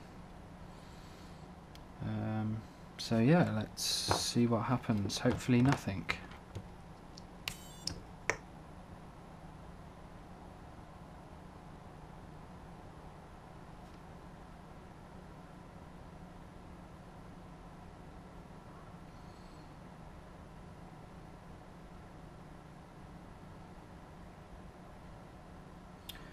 Well, that didn't quite go to plan, I must admit.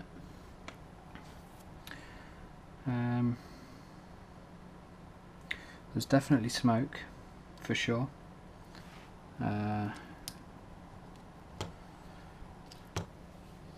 So we'll see what it was. Everything's soldered the correct way around, so we'll just desolder these ones to make it easier to access, and we'll go and see what the damage is.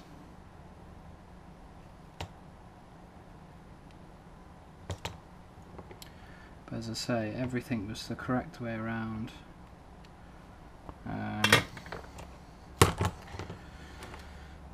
So let's see, that is a first, I must admit, and it makes for an interesting video, should we say. But that's why you get on and off the power as quickly as you can, because stuff like that does happen.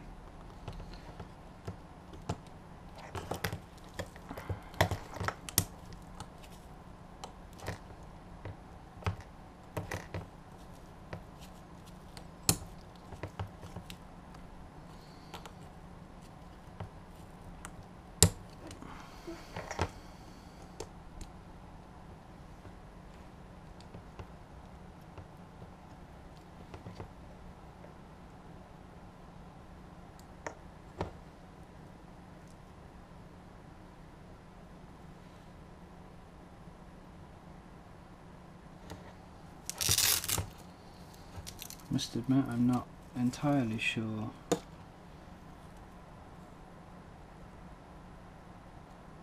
where the smoke was from.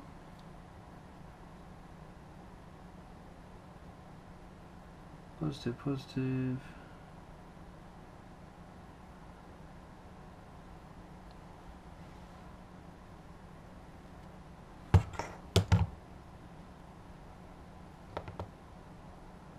The regulator's okay.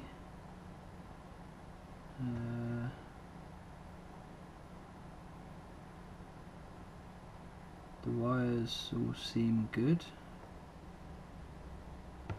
That's pretty bizarre.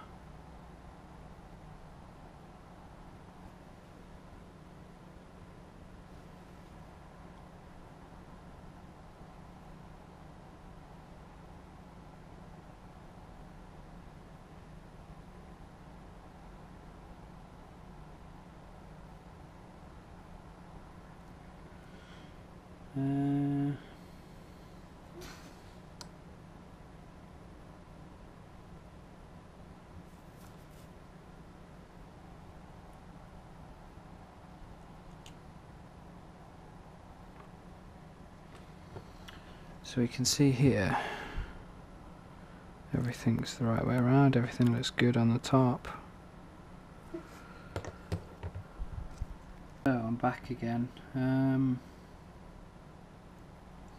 Must admit, I've no idea what's caused that. I do have a spare, well, I say I've got a spare flight controller, it's for my other Shrike. Have no clue what's going on with it. I've checked all the soldering, it's all the right way around, as it should be. I don't see anything wrong, which is bizarre. But instead of smoke, noticed the LEDs are different colours.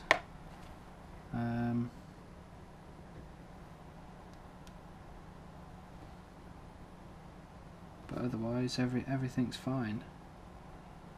I've checked all the wiring, it's all good. Can't see any visible issues with the board. So I don't know what to say really.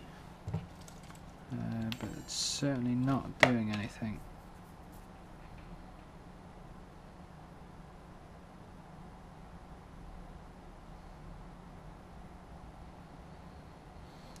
I'll probably solder the other board and contact Felix and hopefully get a replacement on this one, but yeah, that's an odd one. I don't see anything wrong with this one, which annoyingly means I'm going to have to resolder all of the cables.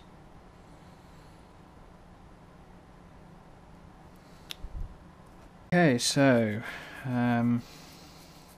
just put in a support request with Flyduino primarily.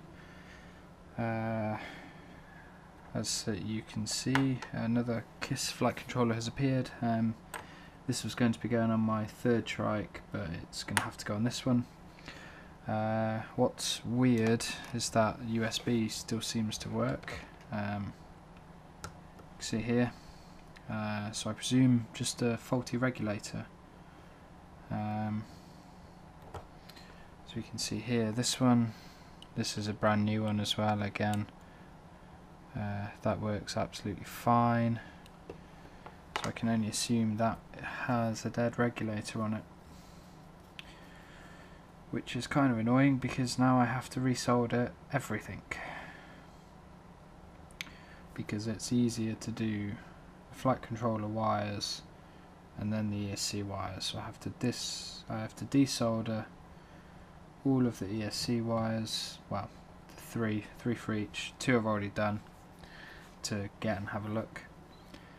So I'll have to desolder those 2, remove all the wires, put them all on this one, and hope that this one works.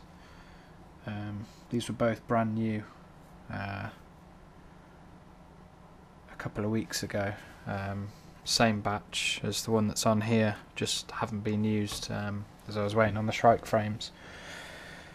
So we'll see what Flyduino say. You can see all the video footage to see that all the polarities are correct. So I can only assume it was just a dodgy regulator. I'll be able to see more once I take all the wires off and have a look, but yeah, that's a bit of a bummer. So let's get desoldering, I guess. The best part of any new build.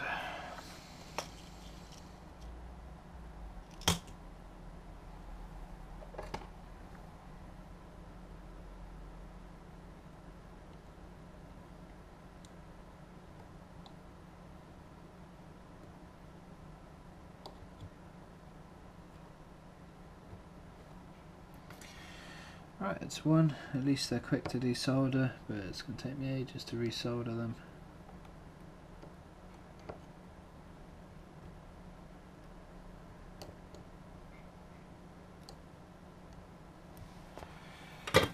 Okay.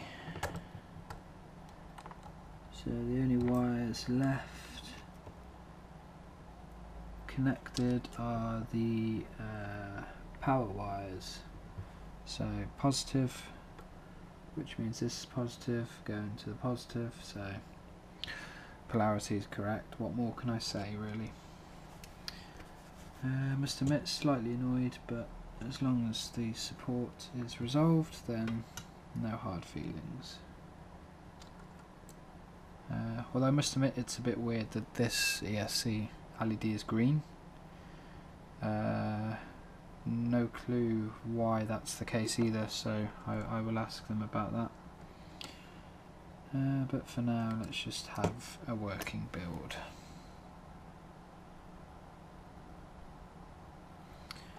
Okay, so one flight controller. Let's have a look. See if we can see anything.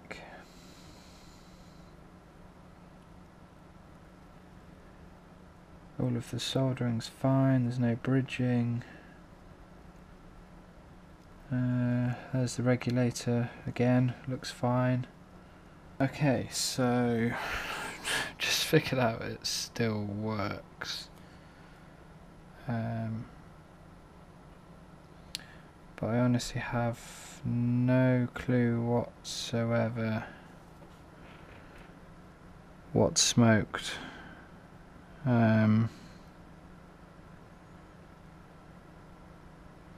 So I'm going to abandon the flight controller, this one at least. I'm going to solder up this one, starting with the power, and I'm going to do one ESC at a time. So I'll solder the power, solder whichever ESC, it doesn't really matter. I guess that one first because that's a different colour, which we can see here with no wires connected. No idea why. Anyway, so that could be a culprit. Why there's a green LED, I don't know. I'll move this USB cable out of the way. So now I have to prime this board ready.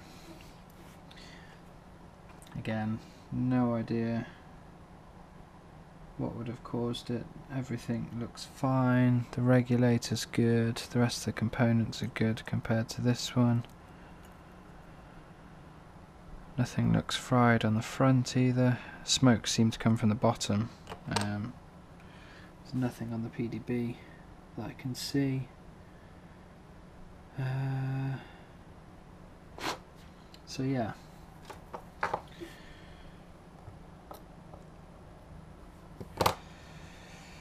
So I will start by desoldering, I guess. I'll tin this one and go from there.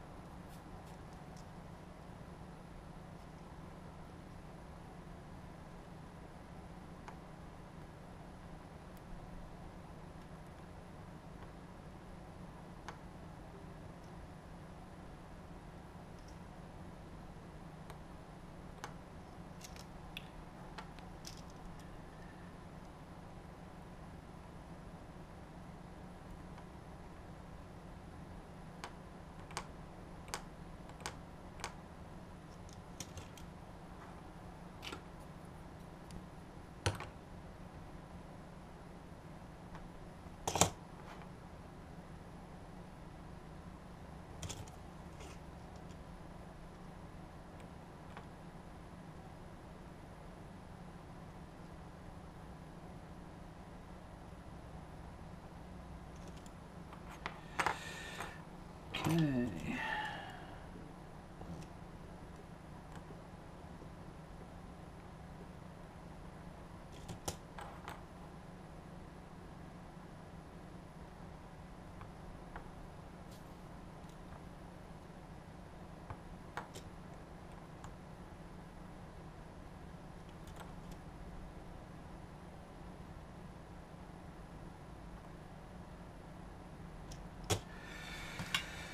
Right, so everything's tinned again.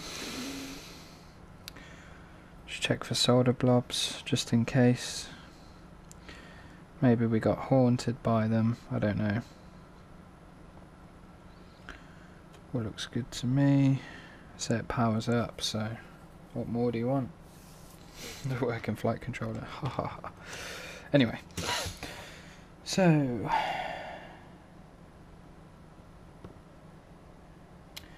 right, so positive, negative, again, the same as I did before.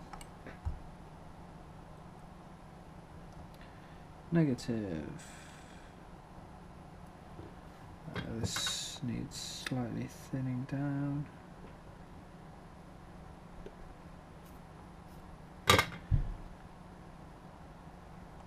Positive.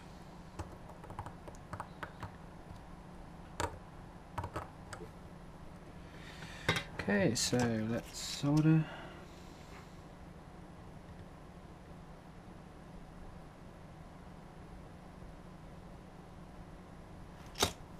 Okay, solder done. This one's a bit tighter. Positive, negative.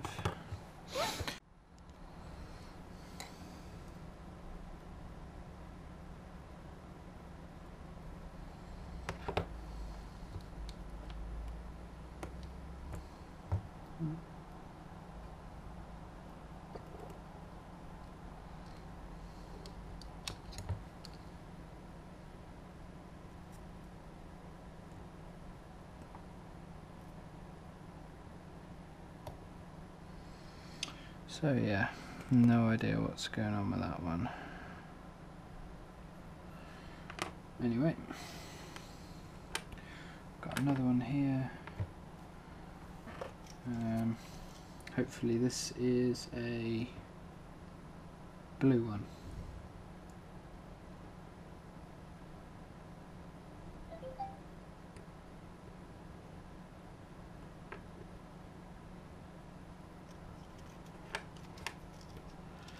If not, then we're in trouble.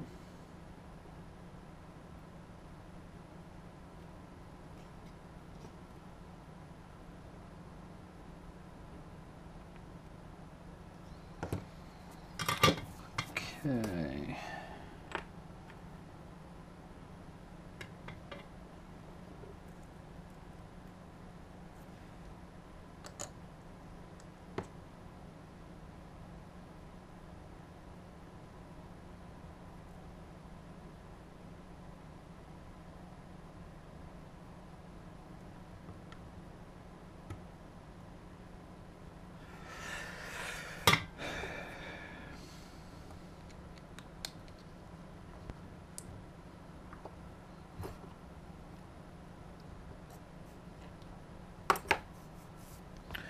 Right, so I guess I need some more black wire as well. Wherever I've put that.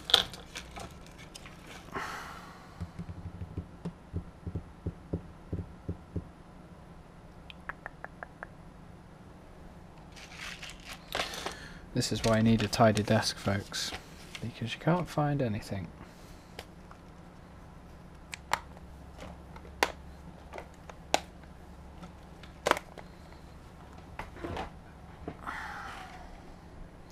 There we go. Okay, right, let's clean up some of these pads because they've got way too much solder on. Gone.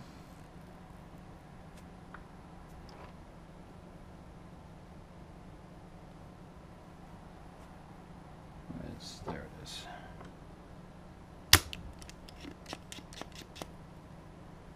And gone. Okay.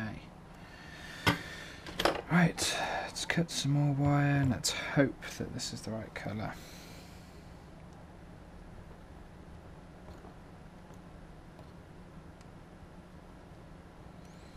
Again, do the wire trick.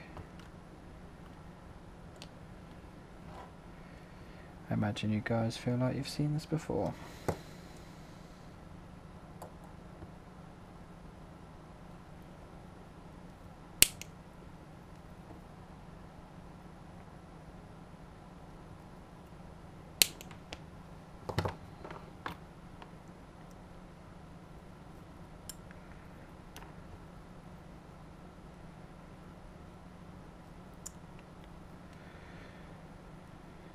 Again, one bigger than the other, forgot to do on this one. Not that it makes any difference really, just seems like it'd be tidier.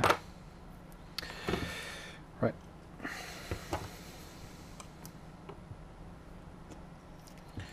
Solder these.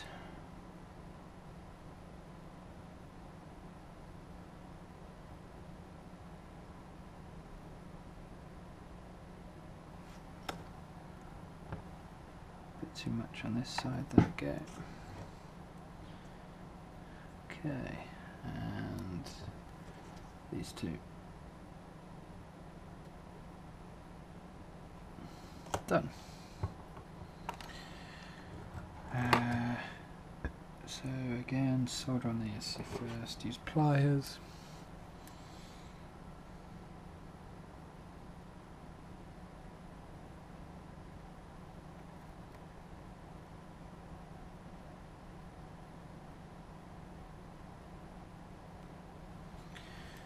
Nice, that's one.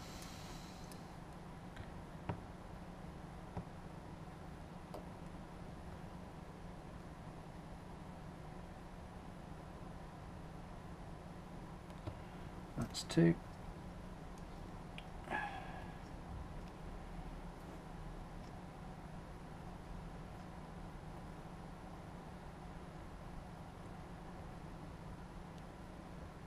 And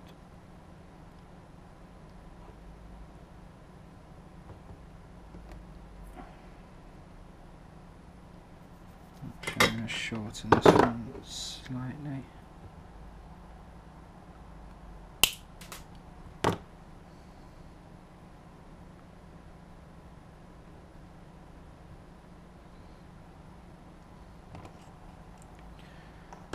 hold it this way, easier to access.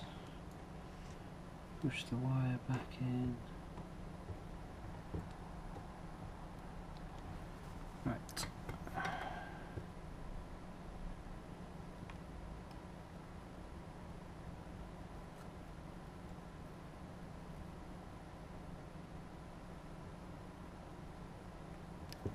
That's one side. A bit more solder.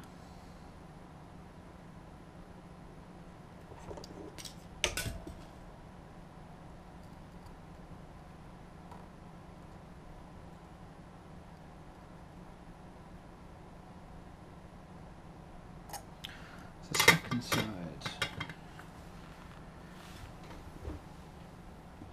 I guess this is the moment of truth. Let's see if the colour is the same.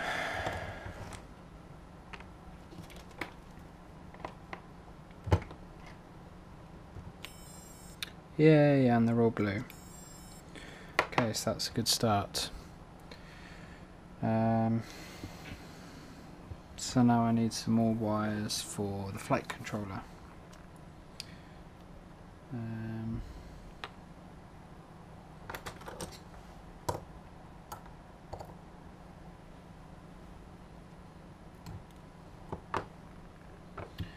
So what I need to do is we have this new flight controller.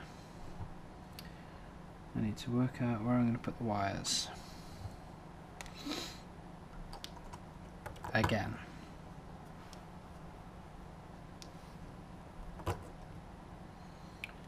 again, we'll bend them over this side first.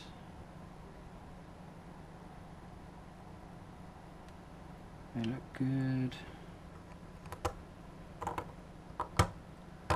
So that when it sits all the way down, it looks like that. Okay. So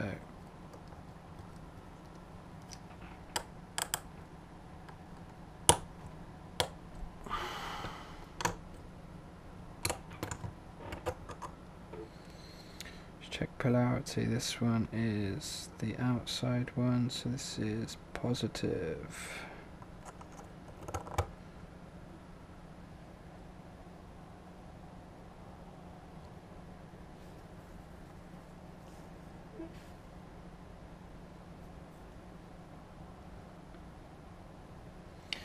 Now what's the best way to do these? Tempted to go around like that.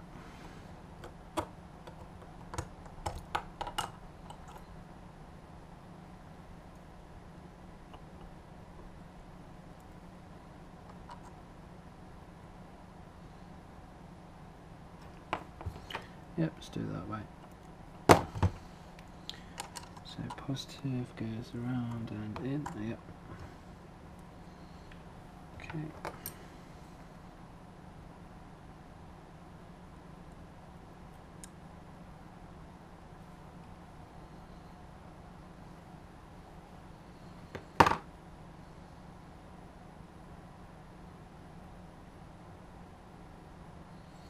I guess the negative can go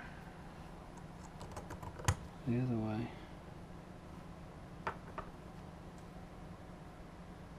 Around this way, so that's short.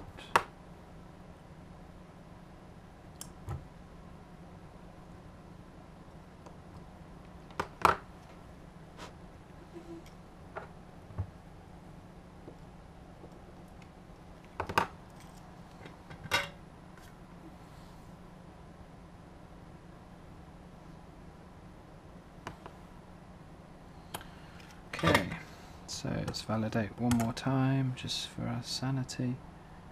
Positive's the top, so that's this one. So this one's spinning around like so.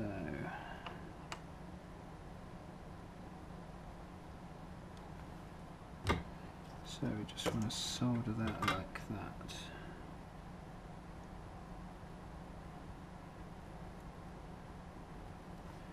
Do a cold joint first and then I'll come back to it.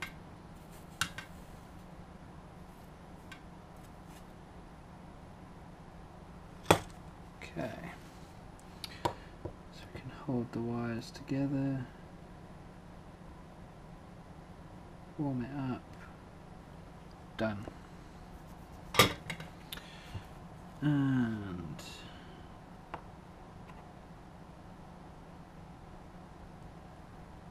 same with the negative.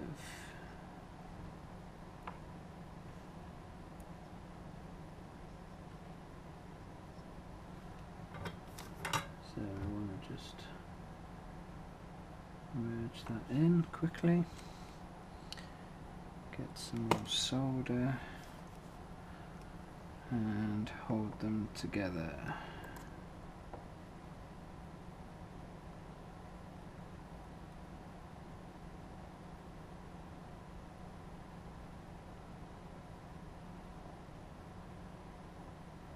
And done. Right, so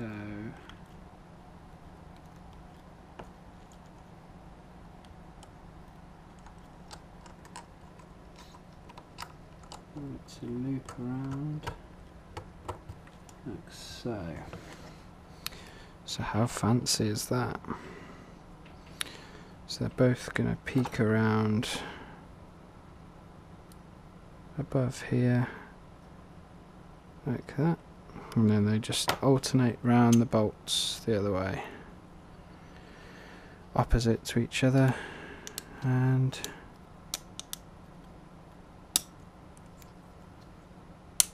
boom, tidy. Just push one of these wires through so it's not caught. No, it's not caught anyway. Right, let's go for the power up test, and it works. Okay, so we're good. So as I say, spoke to Flyduino. They're replacing the ESC and the flight controller. I'm going to leave the flight controller wiring as is. I think it depends if I'm not sure if I've actually got enough black wire now, which is going to be really annoying if I don't. Let me just check. Yeah, so it's going to be tight. Actually, it looks like I'm not going to have enough black wiring. So I'll see if they can send out some more stuff, and I'll have to change it at some point. Anyway, whatever. I suppose I could go for all red wiring or something to make it look odd. Yeah, anyway, let's just get it working. Right, so I guess at least I can measure wire lengths with this one, because otherwise it's useless. So these ones are spanning around here.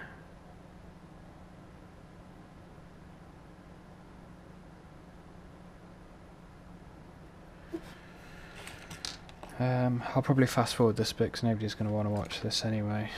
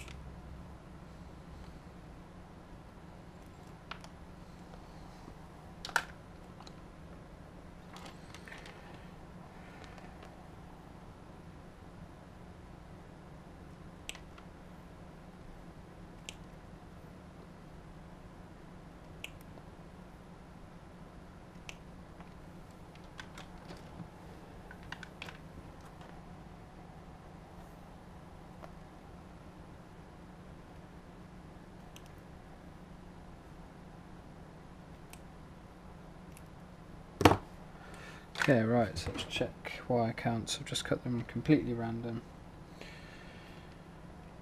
3, 3, 3. Okay. So we know the top ones are probably the smallest.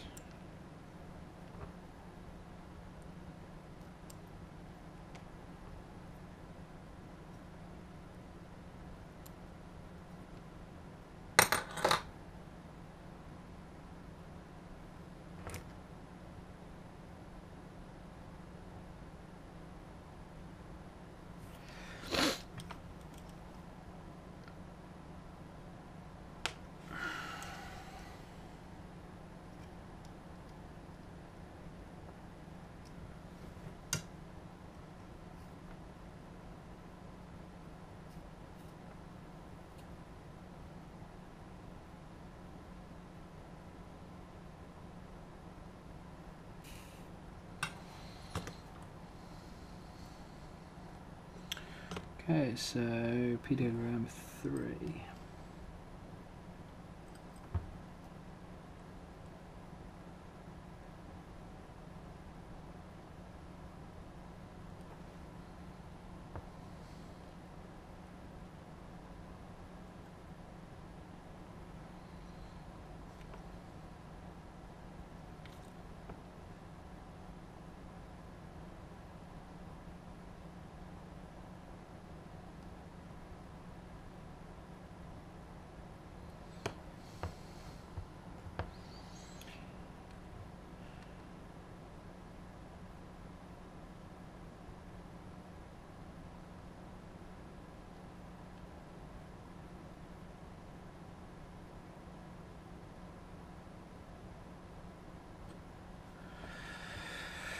Okay, and these ones probably the longest one, so I'll do these next.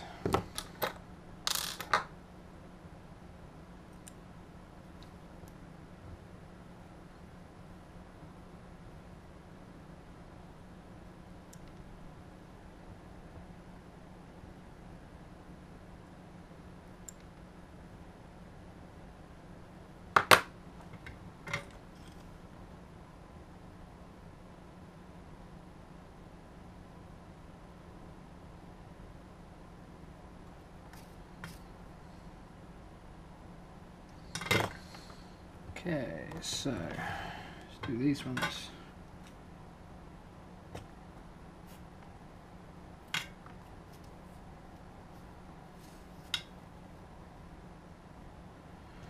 Don't you just love resoldering stuff?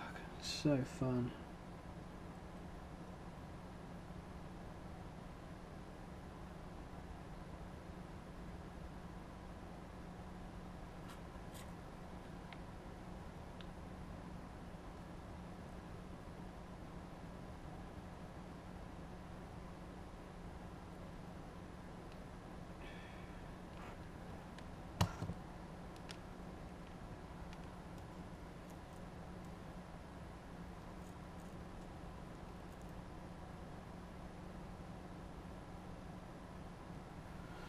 Right. Okay, so let's flip it over and copy the other side.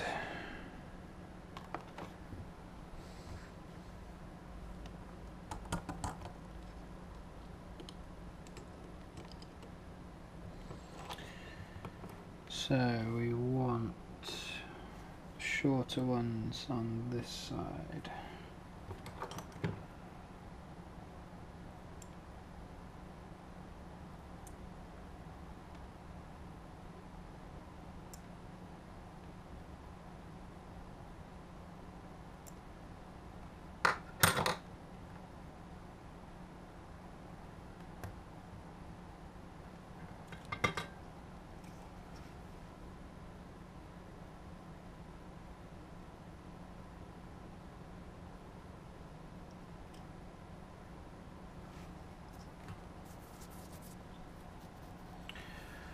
And okay.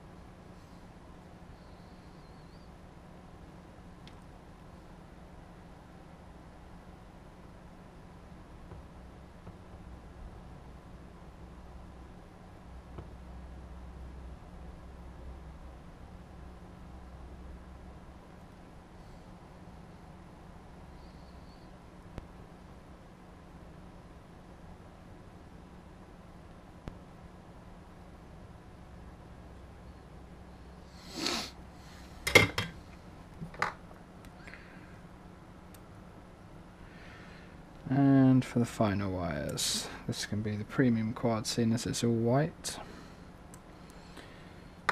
Definitely different, that's for sure.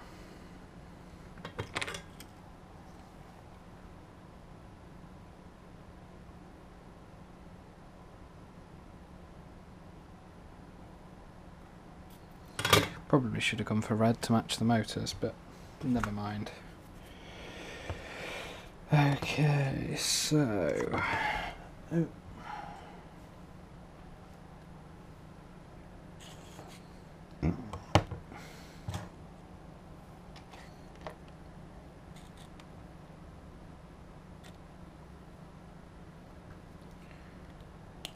a bit long.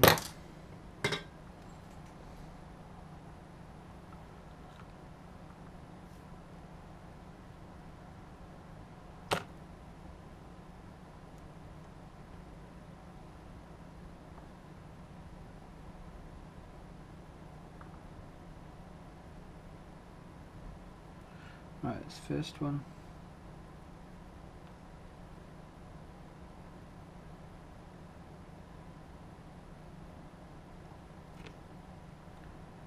Bit more solder.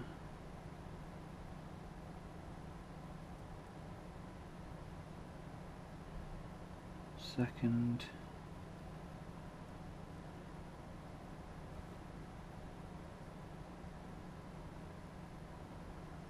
And the third.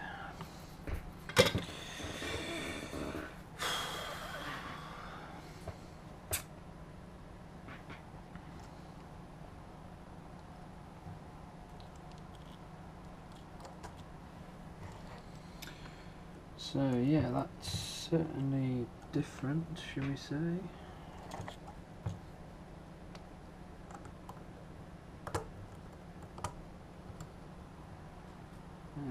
So the first ones I want to do are these ones.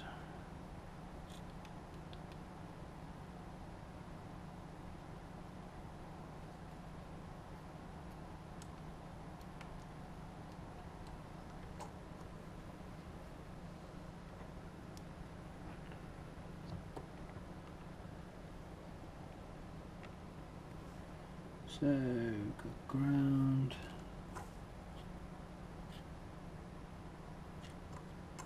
Put that through so it fits.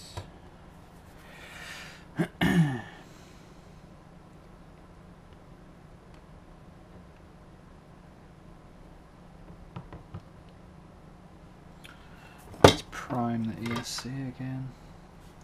There's no solder on this one.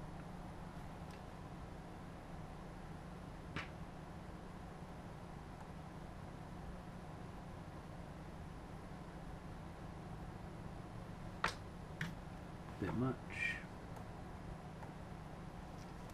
Still too much.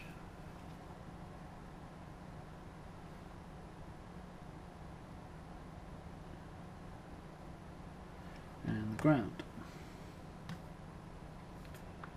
Okay. So, which way do I want to route these wires? This one's probably better through here again. And then these two, like so. This is going to really bug me that these are white.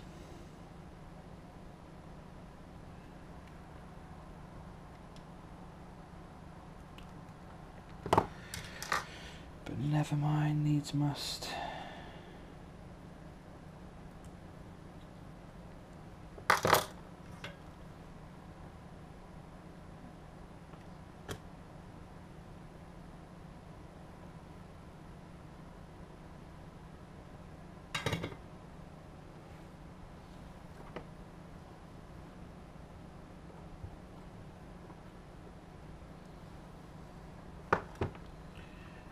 Okay, so this one goes round to here. This one goes round to here.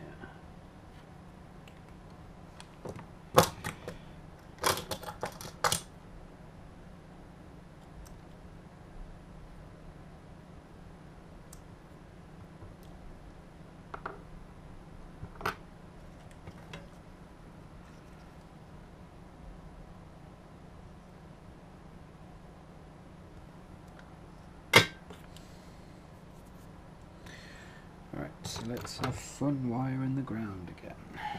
Deja vu.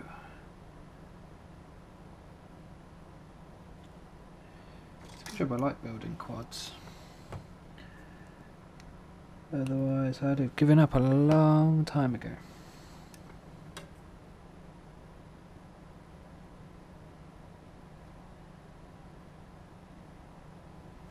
It's the ground, probably the neatest one yet.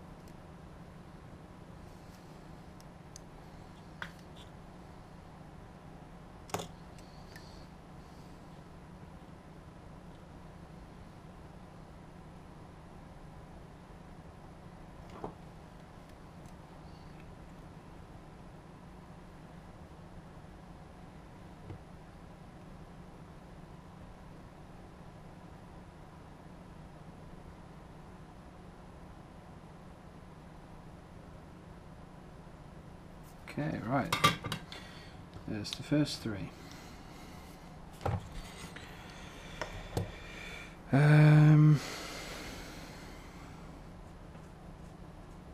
it must be those three next.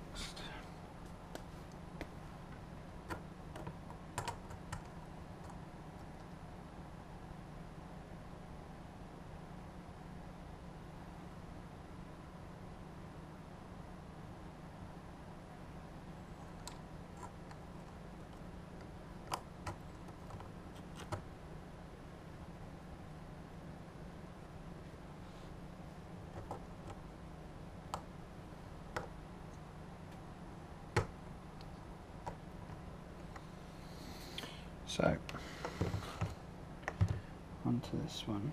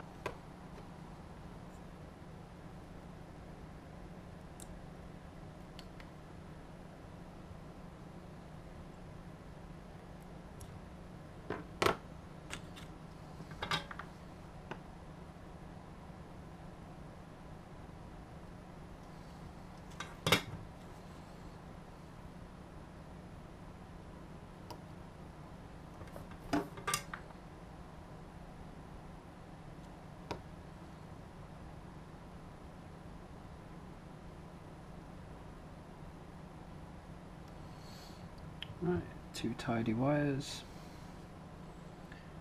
and the last one.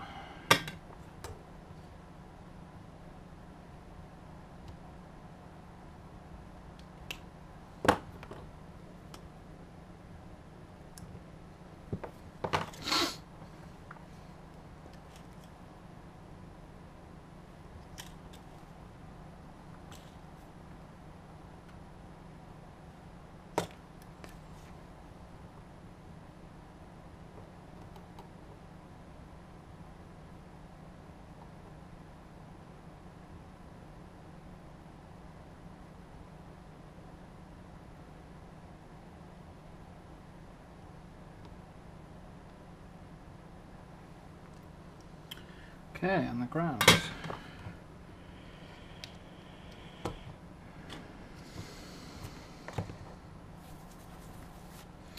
Right, it's just this side to go.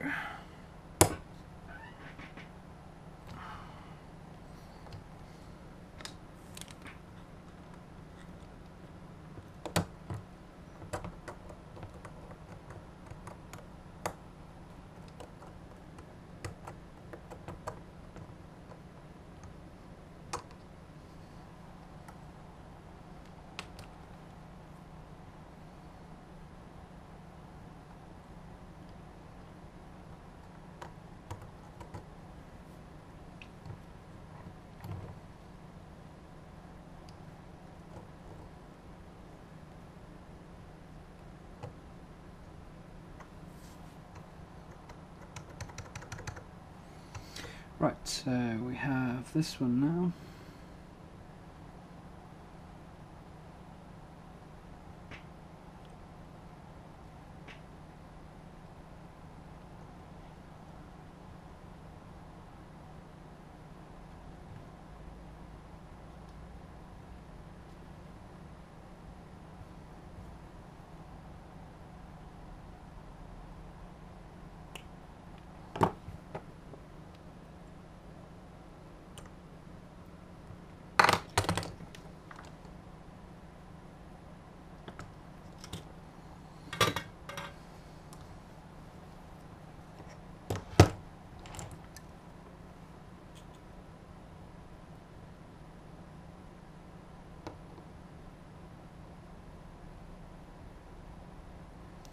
There's the first wire.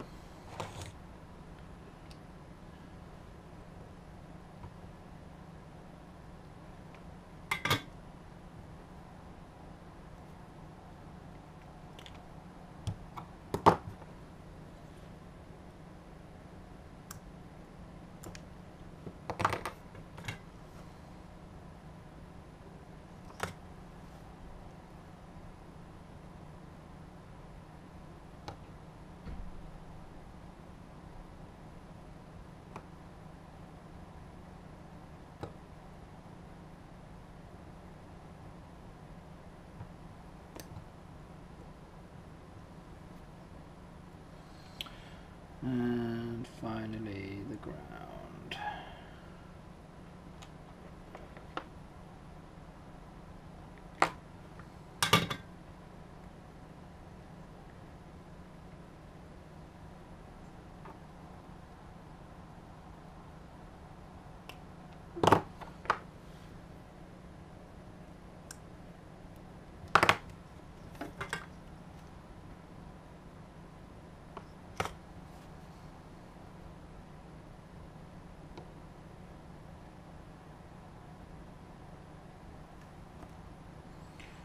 Okay, so we have 3 wires on that one. Now for the last one. So PWM at the top, so these wires are the reversed ones, so we're going to do ground first, I think.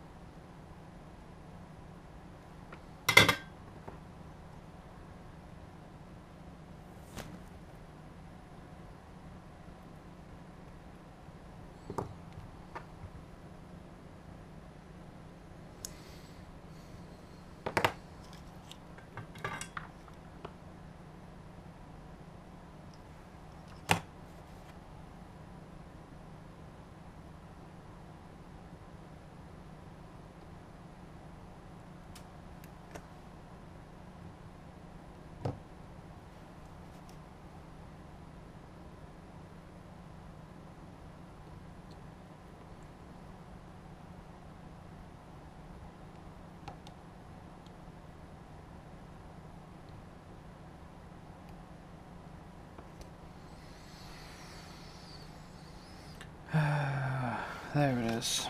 Too much solder, so I bridged.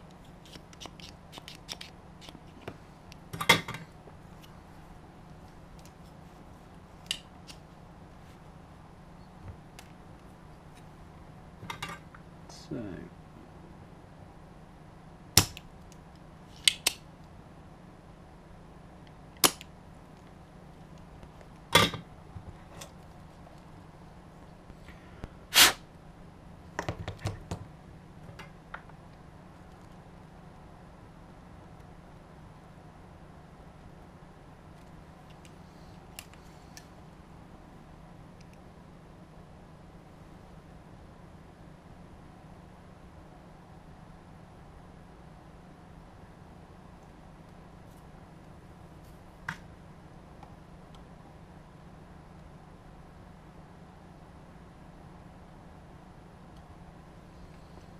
okay, right, so let's resolder this back on.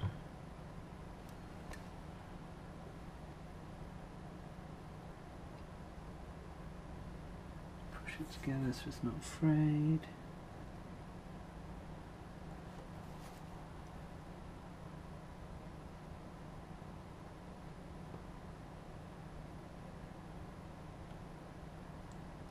And boom, done.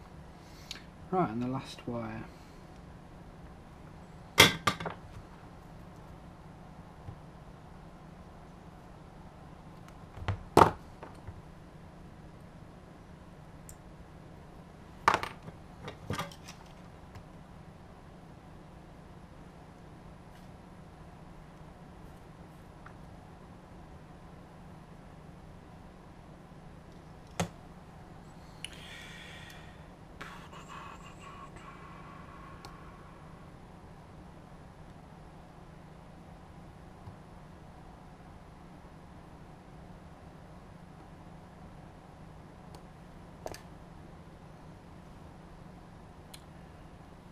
Okay, right, all wires done.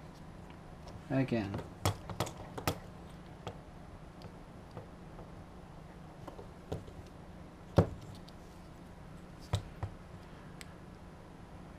There's the Allen key.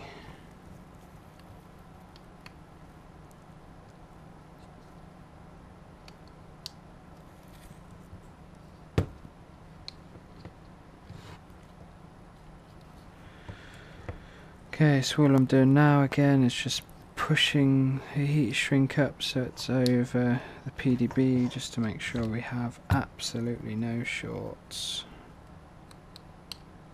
We already have enough of those today. Don't know what it was caused from, but one is more than none.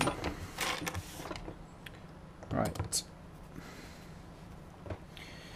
So I'm kind of nervous about doing this now, but everything should be soldered fine, and I personally see no reason for it to fail, but we haven't had much luck, so here we go.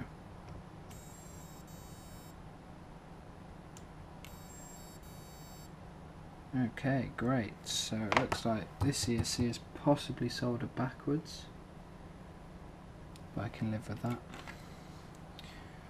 So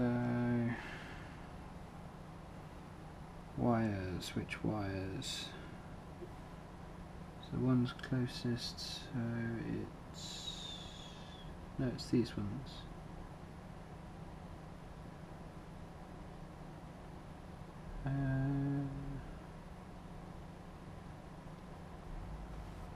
So PWM is this one,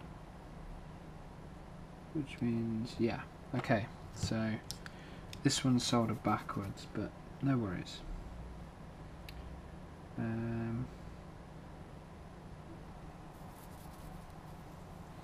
Just wondering what the easiest way to do this is now that I've soldered all the wires up.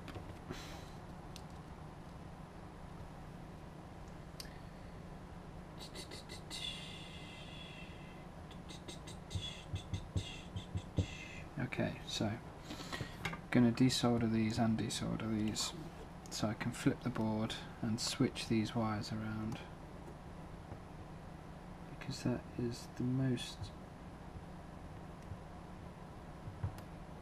proper way to do it, and after the fun I had earlier, it's the proper way or no way.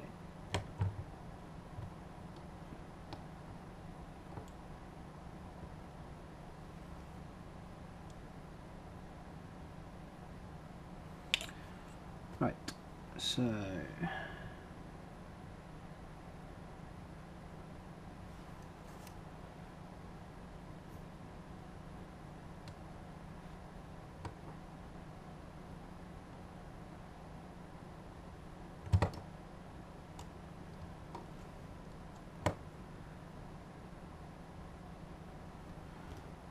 really the only issue is this wire, but it's too short to go to PWM, so needs must.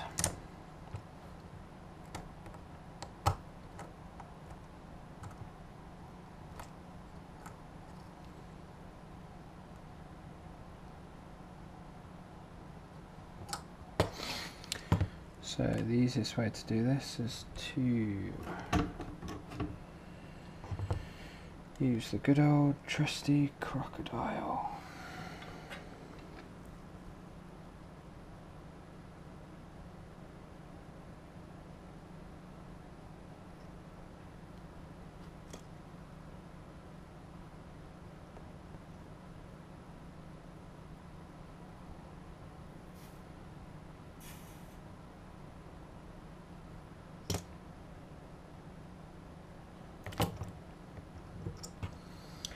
Okay, so I've removed that one. What I'm going to do is solder a bigger one on. The other two don't need to change.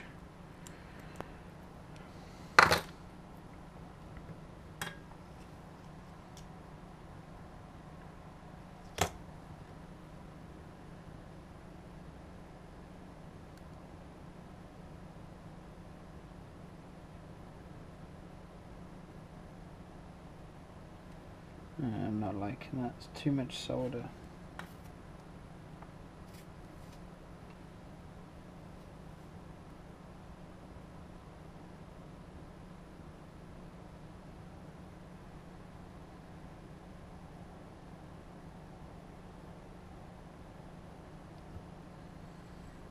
It's better. Solder is now reset.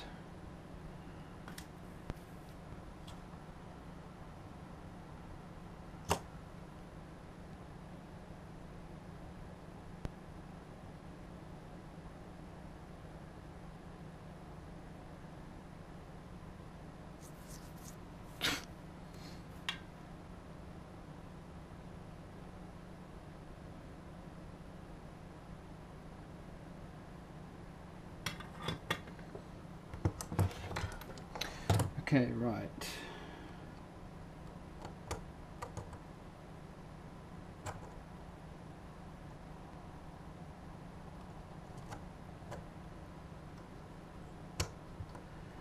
So I now need to make sure I do it the right way around this time.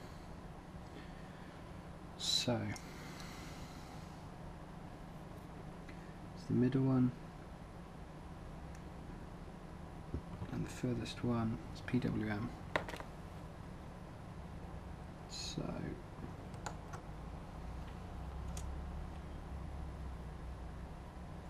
what I need to do, push this around here.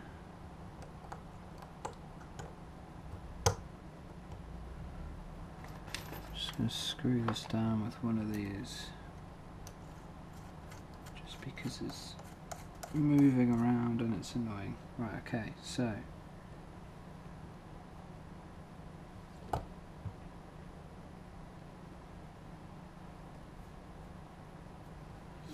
PWM.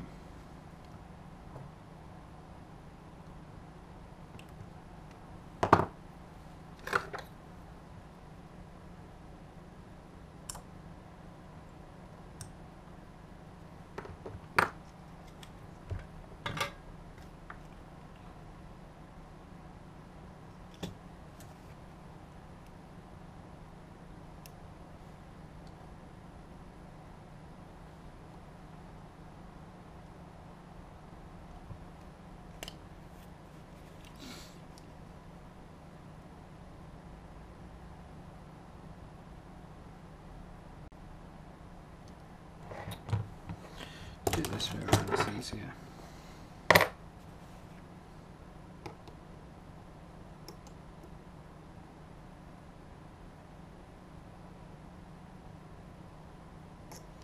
Okay, right, there's the first wire.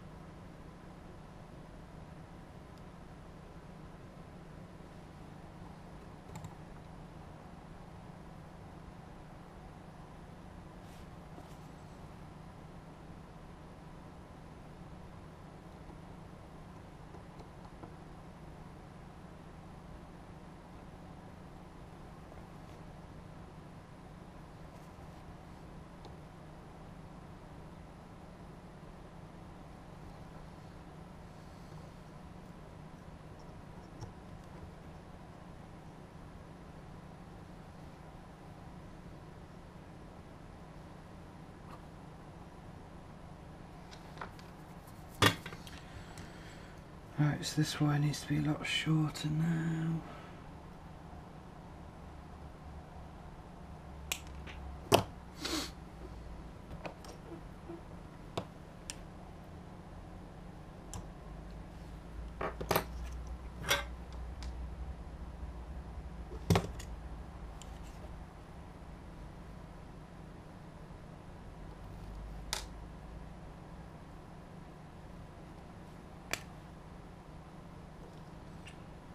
Okay, another one done.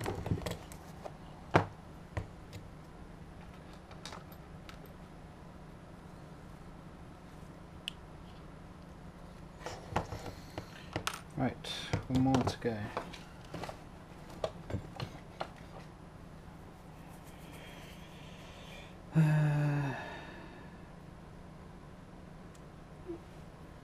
So PWM, this one's PWM, so I can do this one quickly.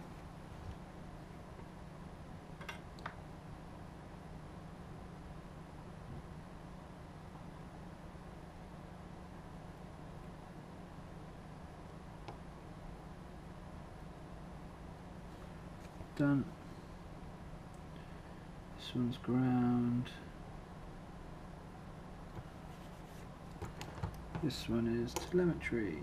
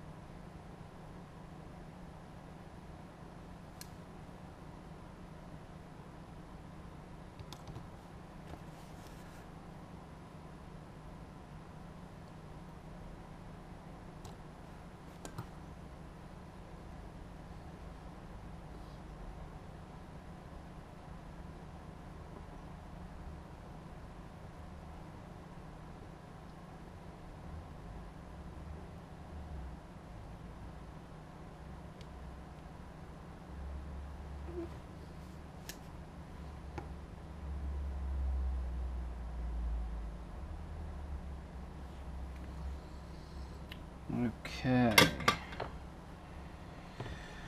Right, so for the second time we are finished soldering.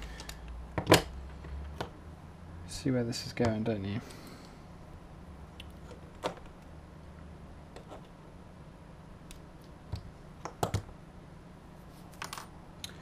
Right, so let's validate that the KISS FC understands the ESCs. If the lights stay on, we're good. Right, we're good. Okay, so the next thing we need to do is add in the receiver. Then we can properly power up, get the motors spinning.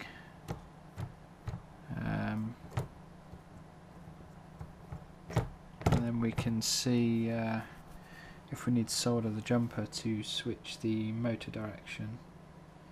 As far as I remember last time, actually, oops, there was only one motor which needed to be done. Let me just check. 1, 2, yeah, 2. So that's likely to be the case again.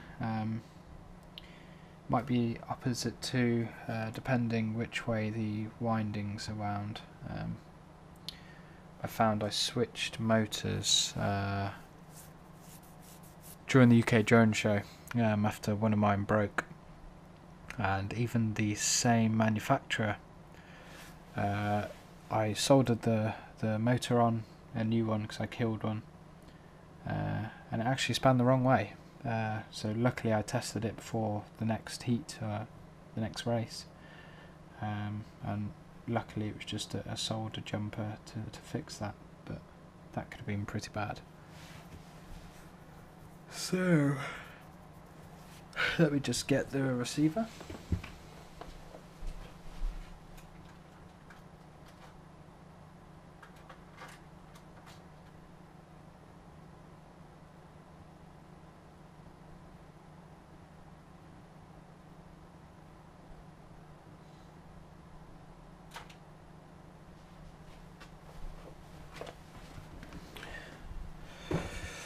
Right, so we're going to be using the X4R today. I do have an XSR, but I'm running the wrong firmware on my radio to make use of it. I bought one in the UK, so it's come with the EU Listen Before Talk firmware, which is no good for me. And so far FR Sky have not released any firmware updates, so I can't even update it to the international one, so hopefully that will happen soon. Otherwise I'm going to be stuck with just 2 Shrikes for now until that's fixed. But interestingly, let me go and get it.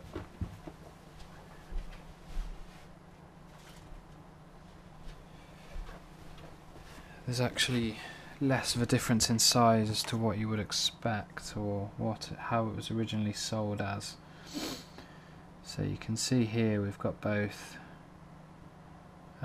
This is a D-pinned X4R, as you can see. It says underneath Rev 3.1 apparently.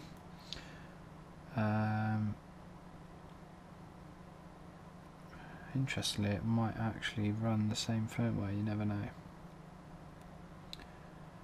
So yeah, anyway, D-pinned, there's not really that much difference in size at all.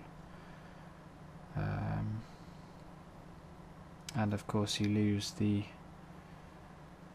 easily adjustable antennas, so at the moment I'm thinking it's probably not worth it anyway. But we'll see. Let's say we'll put this one on, see how we do, and go from there, pretty much. Let's see if we can see the wiring on this, or if I need to go and validate.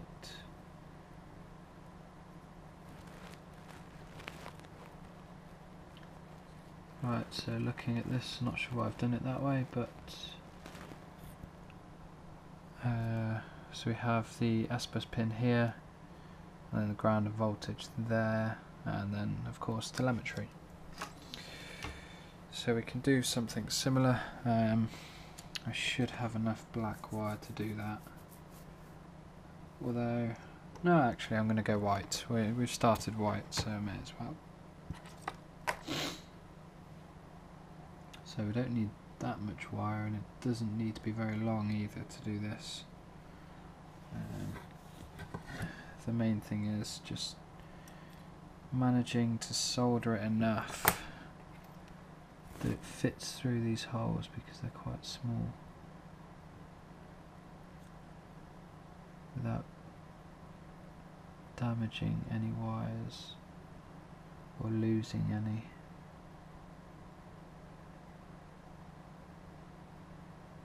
So just like that. I'm going to try and tin it, and hopefully I can still use it after it's tinned, but we'll see.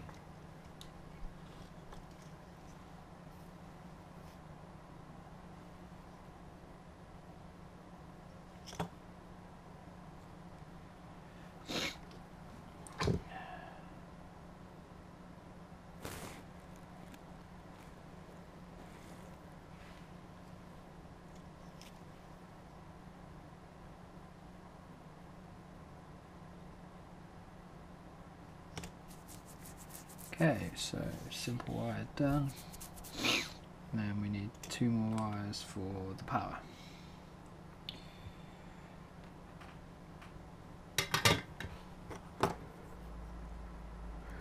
Because we have all of these offcuts, we don't actually need to use any more wire, so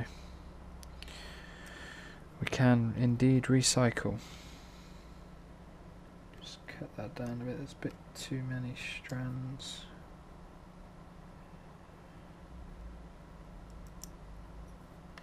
Better. Okay, so we can tin these two.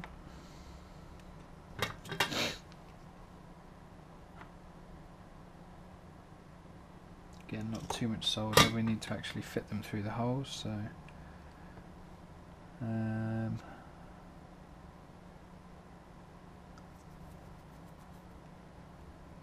actually I've soldered this one the wrong way around, annoyingly.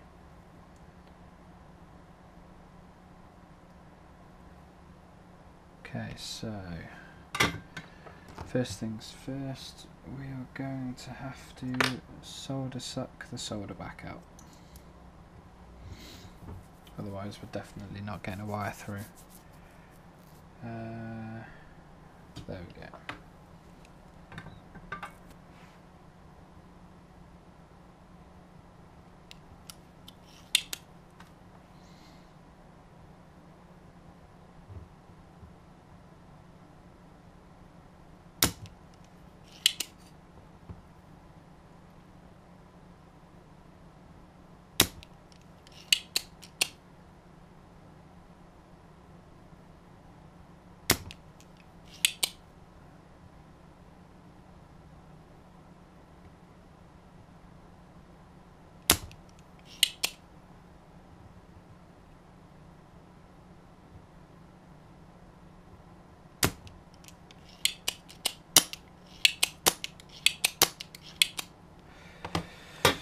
Okay, so we have clear holes again.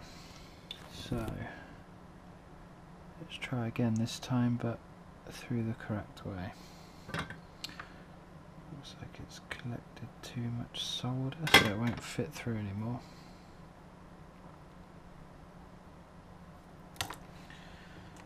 Let's see if one of the others fits better.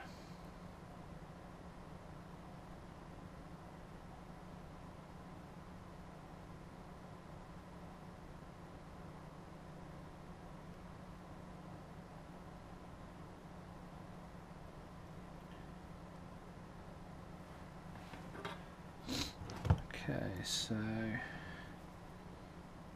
fitting very well, so we'll just add some solder while I push it through.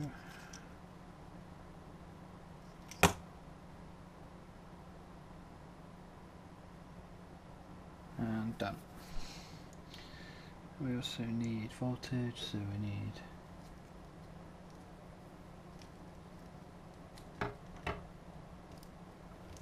those 2 pins, so this one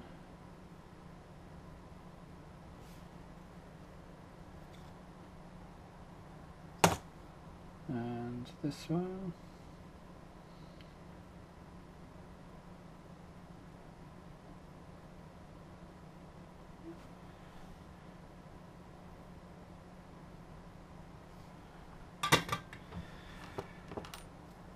Right, we'll just trim this down a slight amount.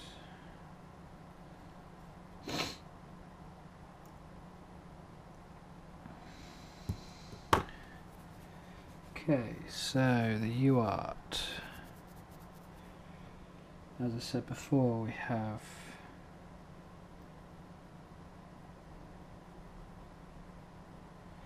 the S-bus on the very right, 5 volt and ground. And which way around is this? I'm gonna have to check for this. As I say, we have S-bus 5 volts and then ground, and annoyingly they're reversed, but what can you do? So we have S-bus 5 volts ground, S-bus ground 5 volts, sorry. So kind of backwards, but it is what it is.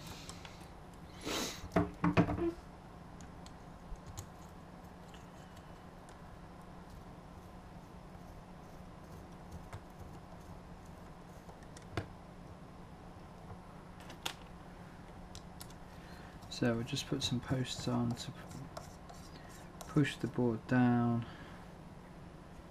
and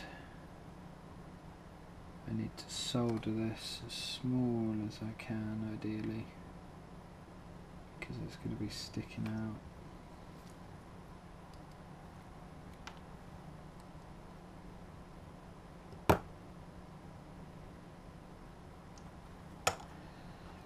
Okay, that should be good.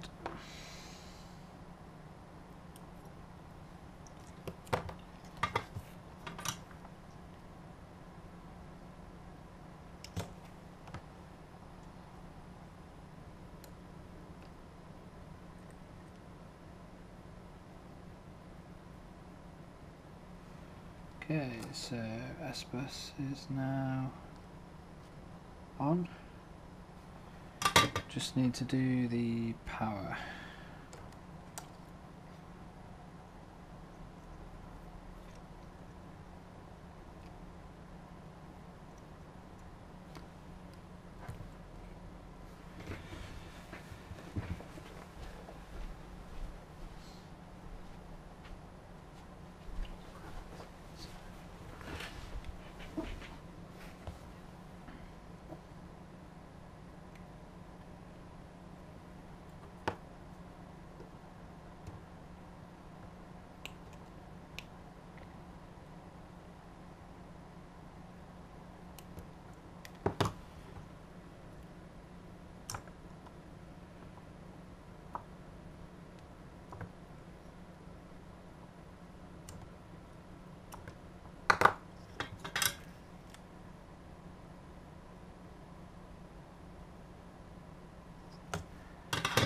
Okay, so ground is this one.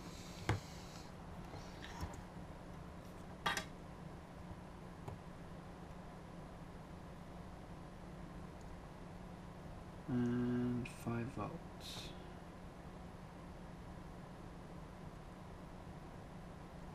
Done.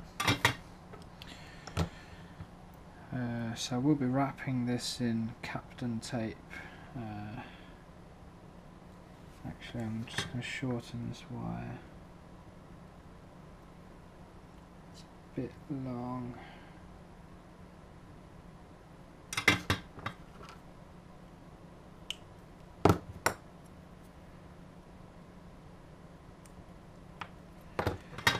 Yeah, so we'll be covering this in Captain tape.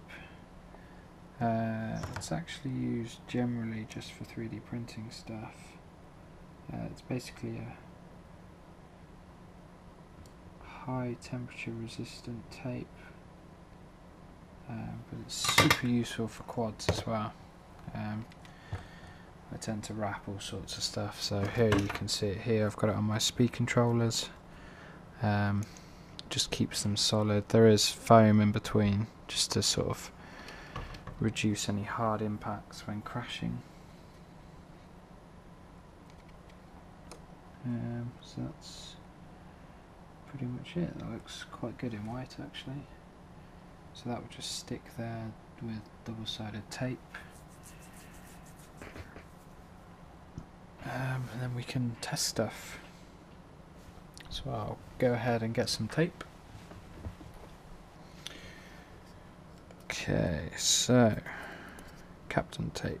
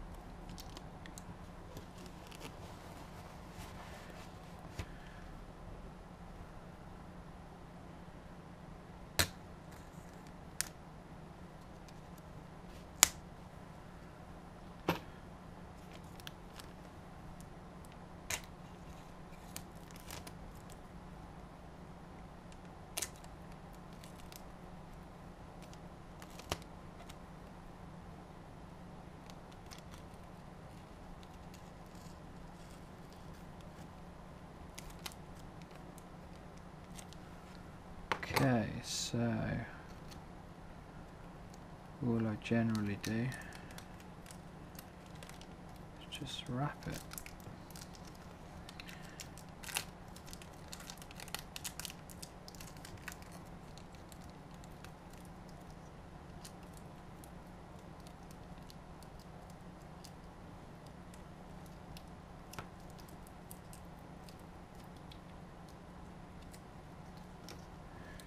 Doesn't really matter how neat it is, to be honest. Throw away the excess, job done. Okay, so we have that. So now we just need a quad that is bound to it. Okay, so got my transmitter. Now I need to verify motor direction. I've set up the flight controller to just have identical settings to my other Shrike for now, just so we have a base to work with, and the same with the Tyrannus. All I've done is duplicate the profile, and it should just work. So let's plug in, hopefully nothing's reversed, and let's see what motors we need to reverse.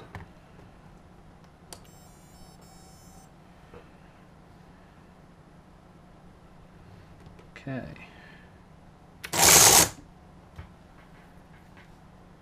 So they're pretty powerful. RSSI low.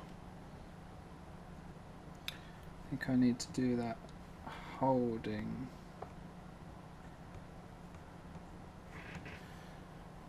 Holding this.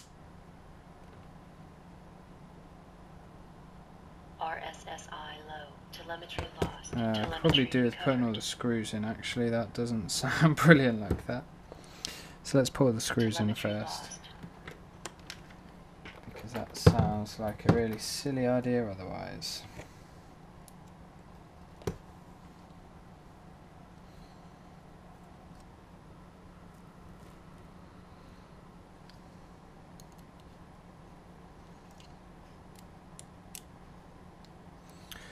For this, we do need Loctite, so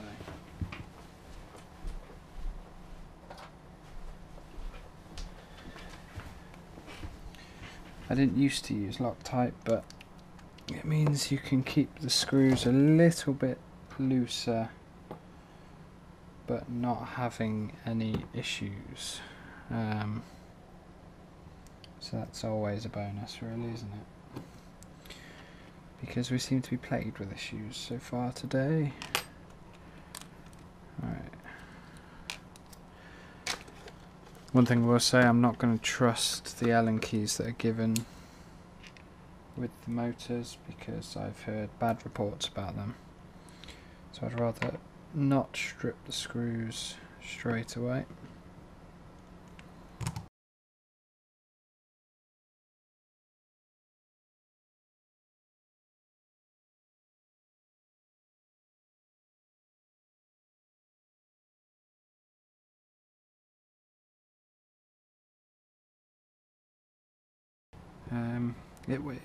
It did plan to be a straightforward build, but that didn't happen, so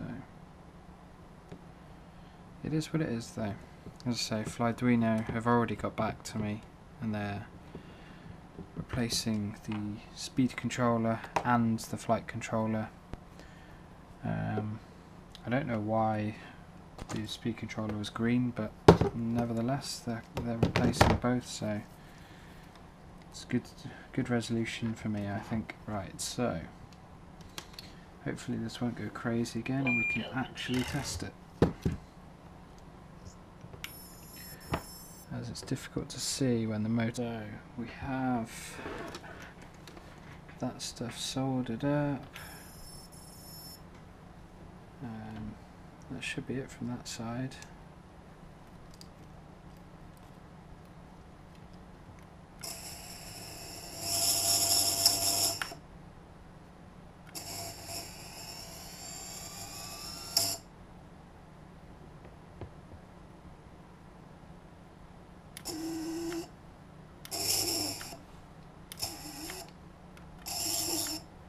okay. They're all going the right way. So that's great. So that's that test finished. Just added some nylon standoffs. We're at the point now where I can heat shrink the speed controllers and then add some double-sided foam tape and we're good. Okay guys, so yesterday I didn't get as far as I'd like to. I thought I'd finish the quad, but after having the flight controller issues, that wasn't to be, but never mind anyway. So that's not a bad thing. So yesterday I printed another mount, so it's identical to the one that's on my Shrike currently. It's 40-degree angle just to put the camera on, and it has a hole for the antenna as well. I just secure it a bit better just to make sure it doesn't flex. So there you go. I've also got mounting holes underneath for the HS1177 bracket. So I'm going to start by making sure the holes are as they should be, and do some tweaks here and there. It should be good. It looks like it's come out well. All the lines are good, so yeah, let's do this.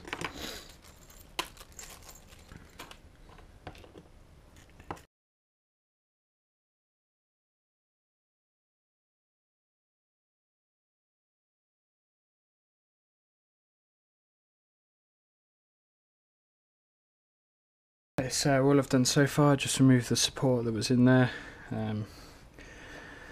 Forgot to do that before, just to make sure I can fit a battery strap all the way through now. I will be putting this on Thingiverse. It's not on there yet, but I will be putting it on there sort of very soon. Just got some more testing to do, a bit more tweaking, but otherwise it's good. So, in order to use this with the screws, I've got a selection of M2 hardware, so I think they're 8mm M2 posi drives with some washers and just some normal nuts. So the nuts just simply go through the holes, and yeah, that's pretty much it. The screws screw from the other side, so we'll crack on.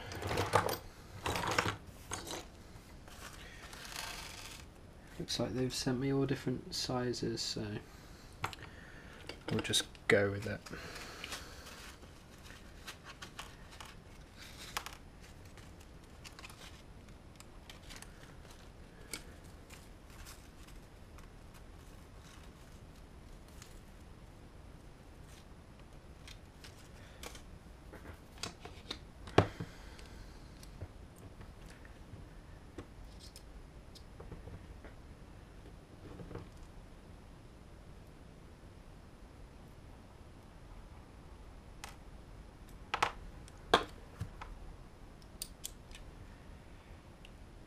Right, so first I need to make sure the screws fit in the holes okay.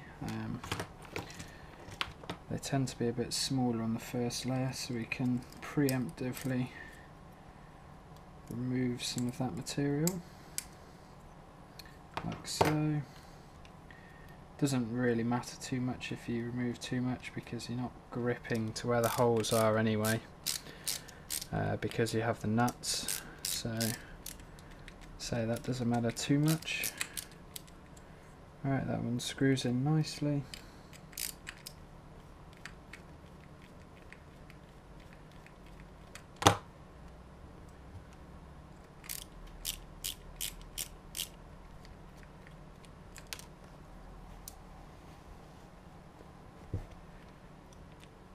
And we can just check the other side.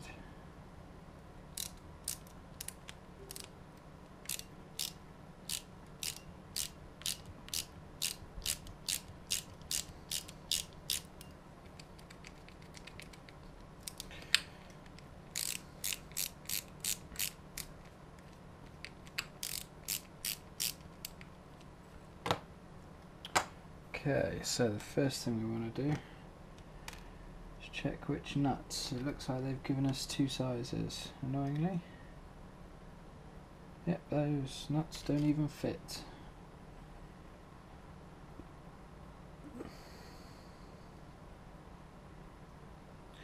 However, these ones do. So, easiest way I find, put the screw in.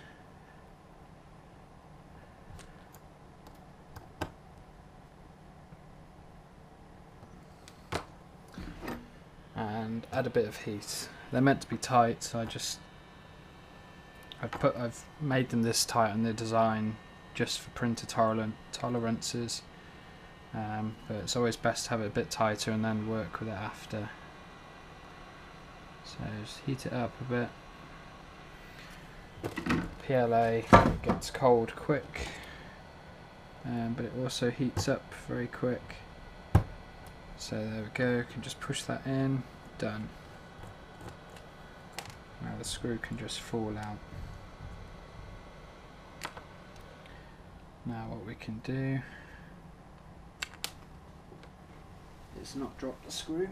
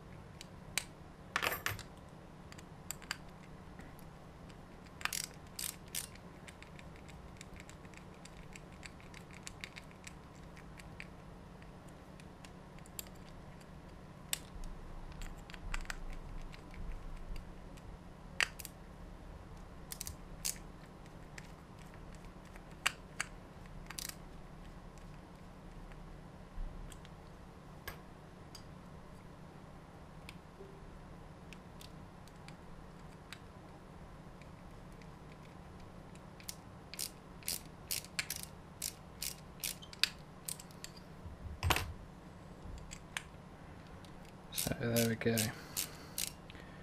And just keep screwing it until it goes real tight, and then you've got the screw embedded in.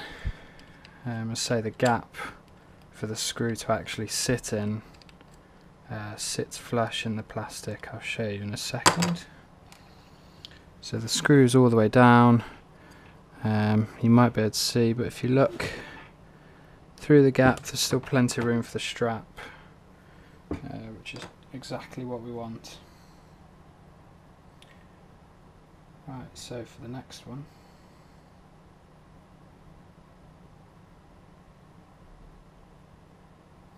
I know some people on the bracket, let me show you, tend to use the middle screw, which is just an M3, so like one of the frame ones, which is all good and true, but you do find the bracket twists and distorts a little, so running the two outside screws tends to work better.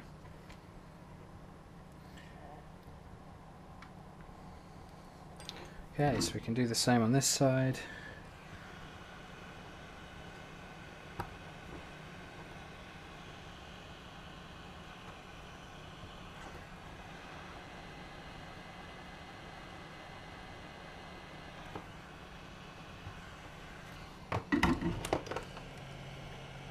Just heat it up a bit.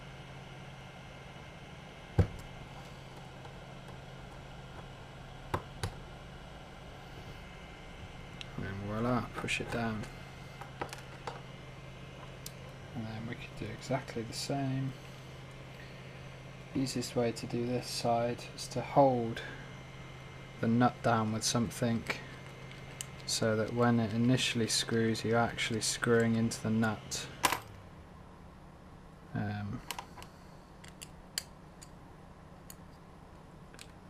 Rather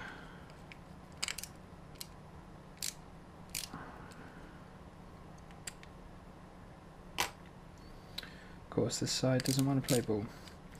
Yes, the nut moves around quite freely until it's embedded in. So you need to try and seat it as best you can.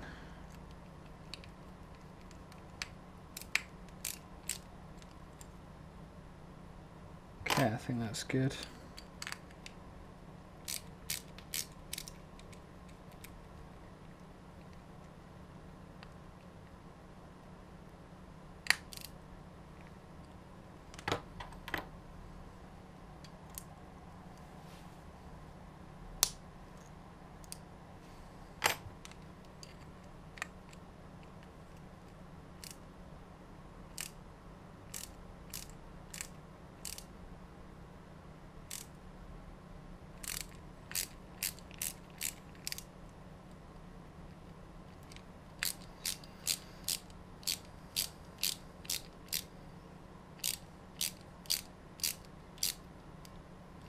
And again, just keep going until it's tight.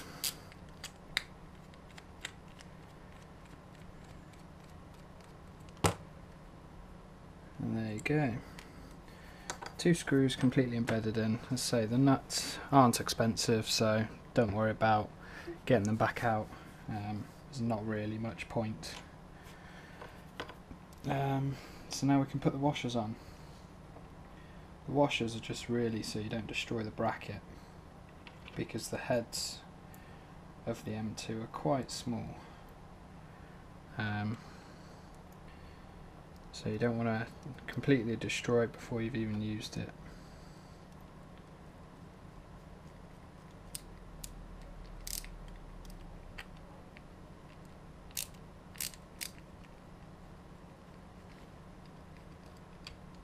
Okay, so just do one lightly and move on to the other side.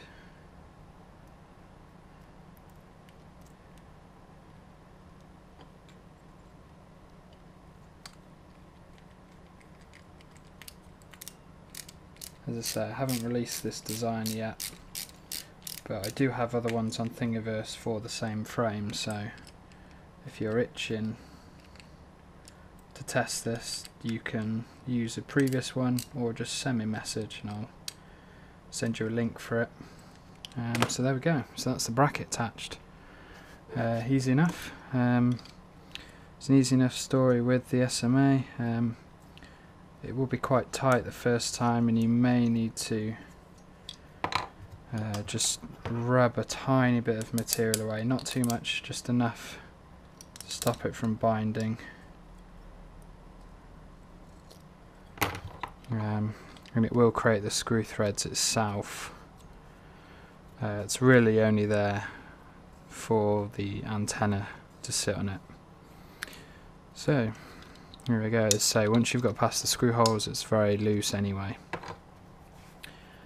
So what do we need to do now? We need the camera, of course. So this just slots in.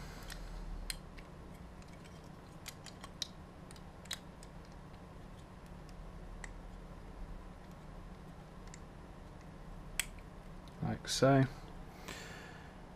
You'll notice as well, using the smaller screws, you'll be able to have full camera tilt from about 50 degrees down to around -5. You could shave the top of the camera away if you need to. What I will say is I do recommend shaving this bottom lip away, just to give you that extra clearance on here. I'll show you. So with the receiver on, it can actually touch. But as I say, see how you go. You might have good clearance, you may not, so just try it and see. Let's just clear these nuts away.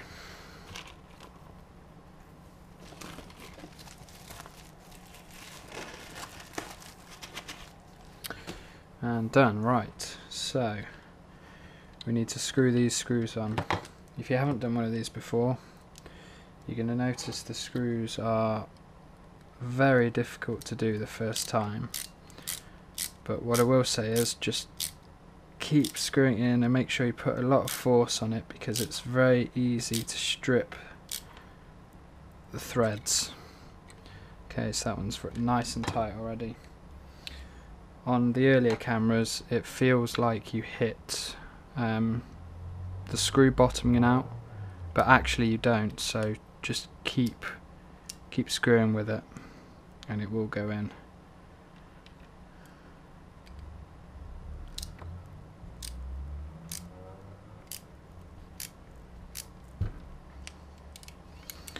So just apply as much force as you need to.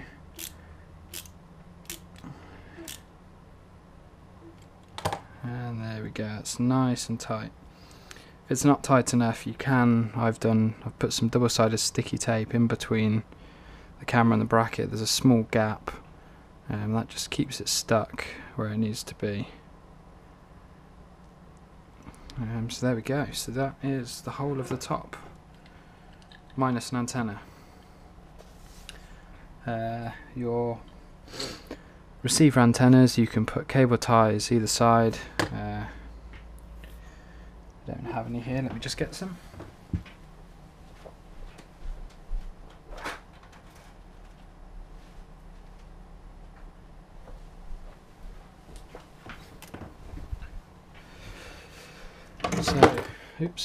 So like on this one, I've just got some cable ties going through. I've cut them down. That's a good length because even if they fully bend over, you're not going to hit any props. And with the GoPro on top, you've got no chance. So you may find the holes a bit tight. Let me just get something to sand it with.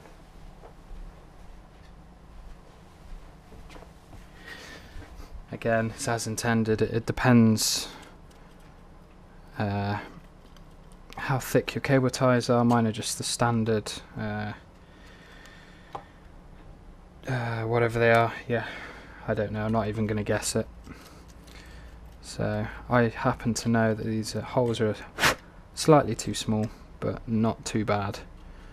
So just ease them out a little. Say I've got ridges in here, so it's easier to put them in. And do the same on the other side. So you don't need to remove much material. PLA is quite soft, but not that soft. Okay, so trick that I find, put it in this way, force it through.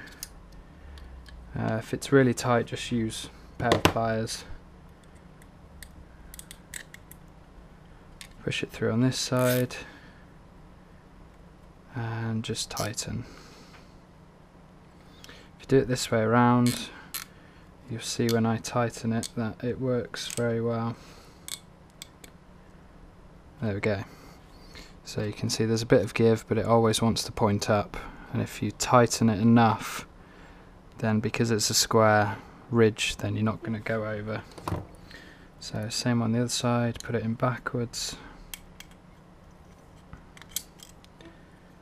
So this one's a bit tighter, and it also means if you have got your camera, you can angle it if you need to, so that it points outwards or that way, doesn't matter. Right, so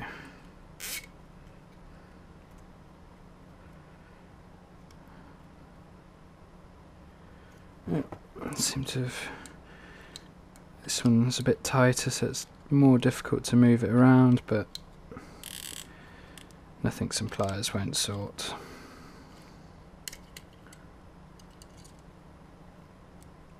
Okay, so done. Right, so as I say, you want to cut them so they're roughly, I don't know, 2 inches. So we'll cut them about here, and again the same on the other side, just get them roughly even, doesn't matter that much, and done. Okay, so we have a finished pit. Let's say you can put the strap on now. I tend to run it, the tongue going through first.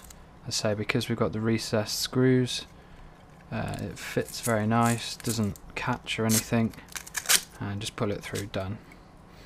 So that's how I normally run it. Just fold that through. Let's put a camera in to show you.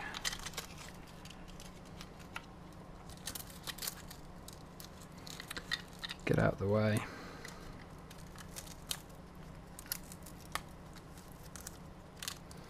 And there you go, done. So I normally add a bit of Velcro or double-sided tape or foam or whatever you've got, just to soften any impacts when you do hit anything, and it stops it sliding around. But otherwise we're good, so we can start getting the double-sided sticky tape out and start mounting it to the Shrike. So obviously we've got this flapping around at the moment. What we want to do is just get, again, double-sided sticky tape and just put some in between. Not really much for it to sit on, but enough. Just a tiny amount on the bottom, just secures it a little bit, and then I've put some on the top so that the camera's sitting on it, so there's a bit of flex but it's not going anywhere. So let me just get some double-sided sticky tape.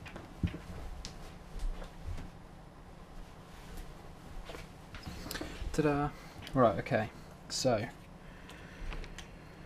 we want to cut a small amount for the top bit, so about that much.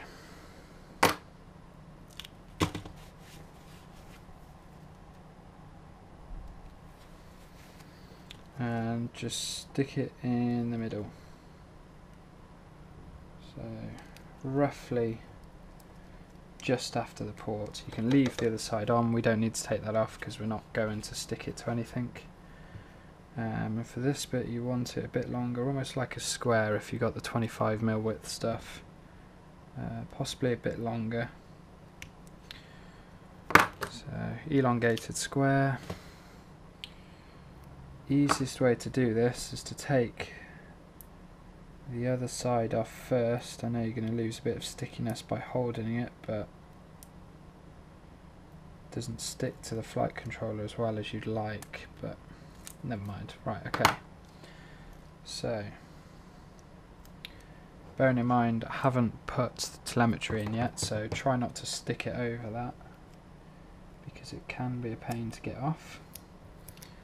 And there you go, and you want it to sit as far forward as it can without stressing any wires, so just like that. So it's not stuck very well, but it's just enough that when you have the top plate on it sits okay.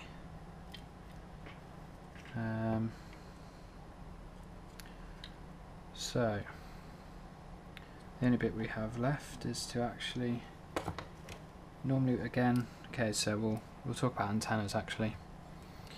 So I normally wrap them round 3 times. I think it's 3 times. 2 times from the outside inwards, and then they come round just and sit like that. So you take up all the slack and it gets them out the way of your video transmitter. So we can just sit these around here for now, it doesn't matter as long as they're out the way, and just test fit all the tolerances. Got a feeling it's not going to fit, but we'll see.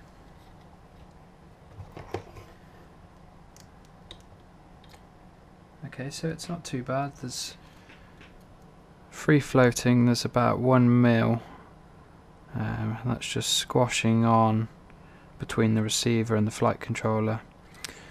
As I said earlier, what we can do, we can sand this lip down a little bit, which I will do, just to make it a little bit thinner. It doesn't do much, just enough, so I'll just get that now.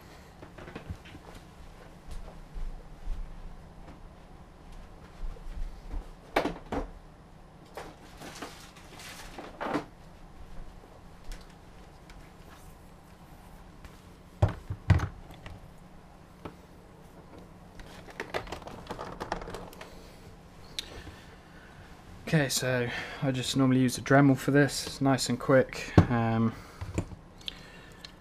We will remove the VTX just so we don't hit it by accident. I don't speak from experience actually, but you never know.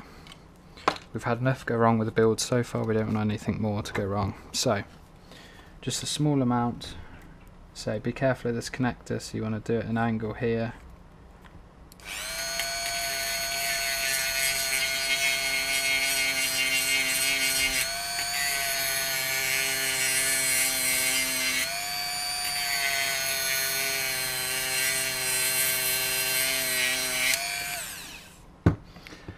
And there you go. So we haven't removed that much material, we've just taken the edge off. We could do a bit more on this side just to check.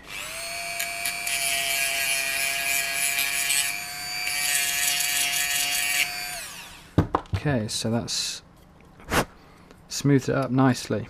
As I say, not too much material, just makes it a bit softer for when you're hitting the flight controller. Right, so let's get this Dremel out of the way for a start. Okay, so let's see how it fits now. So immediately you can see it sits on flush without any pressure. So that tiny bit of taken away is perfect. For actually attaching this, you'll notice the stock screws, there's hardly any threads. That's mainly because this is a lot thicker than the top plate. So top plate I believe is 1.5mm. I've doubled the printed to 3mm, just so you've got extra material because obviously the plastic's softer. So I do have extra screws, let me just get those. And again, you can never have too many screws, depending how long you want to do it. You can use super long ones, but it doesn't really matter.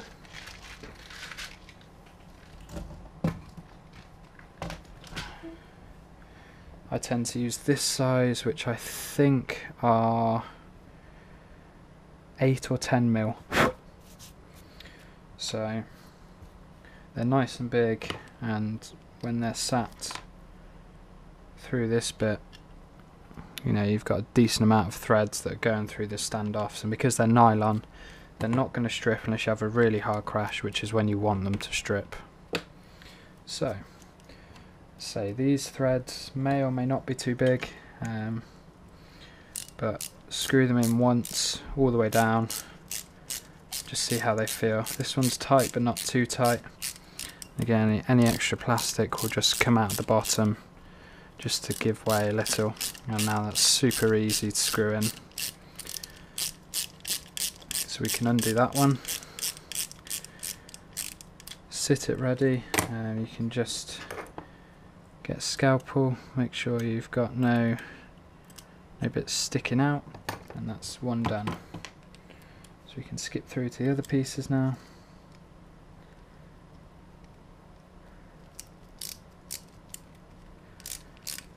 Again, I've made cutouts so socket heads will fit perfect. You can use button heads, but I prefer the socket heads because you get a bigger tip in it, so you're never going to round the heads off. And there you go, just a bit more material removed. Just screw it all the way down just to keep the threads set, because when you're doing this the plastic does warm up because of the friction. So you don't tend to lose a lot of plastic, but you can move it a little bit because you're sort of just bending it out the way. Okay, so 2 more to go.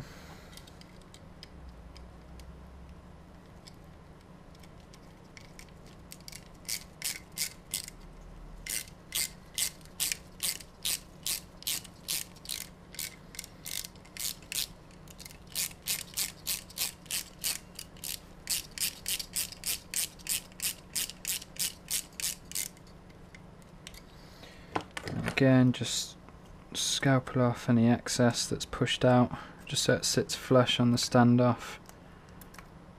There we go. And 1 more to go. So actually the tolerances for this are very good. So that tells me that the printer is printing as it should.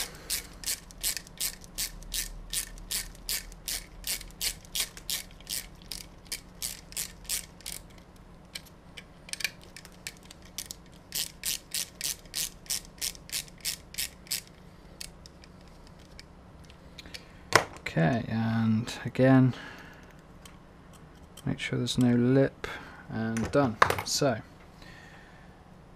before we can attach this, I forgot one major thing at the start of the build, and that was actually doing the power wires.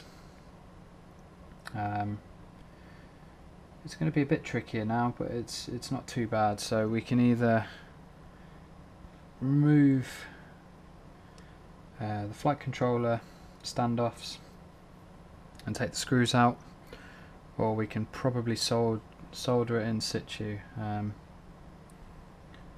going to do it the proper way because we have plenty of time. So yeah, let's get on and do that. You'll obviously see that getting to the ESCs could be difficult with the screws, with the bolts. You don't want to yank the wires too much, but again, if you haven't given them enough length, then they're not going to be able to move out of the way to access it either.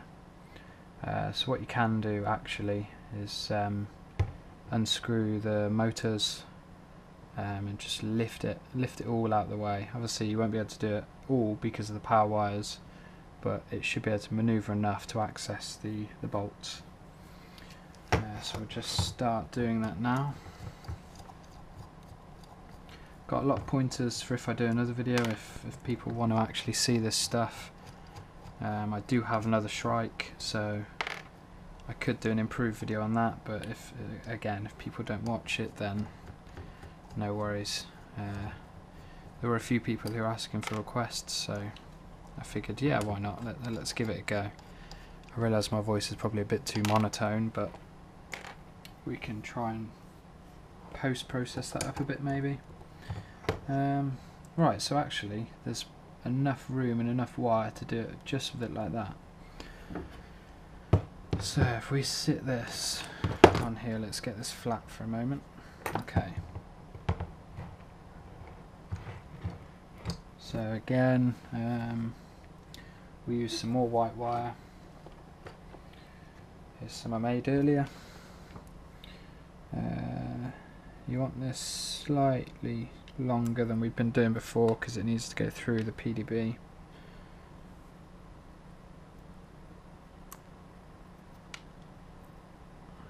This one's a bit too long, but we'll tin it first and then go from there. So first soldering of the day. I mean, yes, the same soldering. So I don't have much water on there.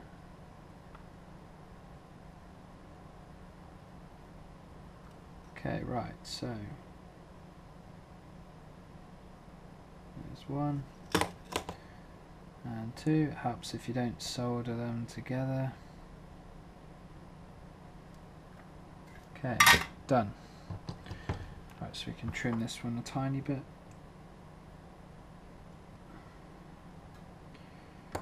Do it about there. So if we poke this through, and see it's just poking through, you should be able to see that. Well, hopefully. So what I'm actually going to do is try and solder this without removing the bottom plate. I would probably not recommend this, but it should be okay, so we're just going to go for it.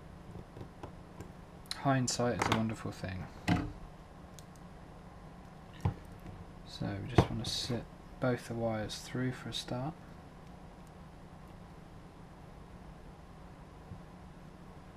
And once we've done that, we just need to solder it. I'm just going to move this to this side because it's easier for me to solder on this side, so apologies, you're not going to be able to see it, but just think of amazing soldering skills. Or not. We use the helping hand to guide this in place because it's a bit tricky. That way when it leans on it, I can just rest it on and the wires just sit there like so.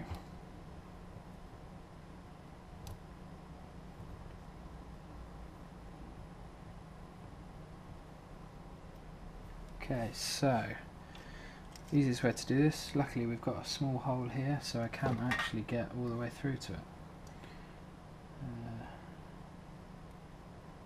So you generally want to do this better way, but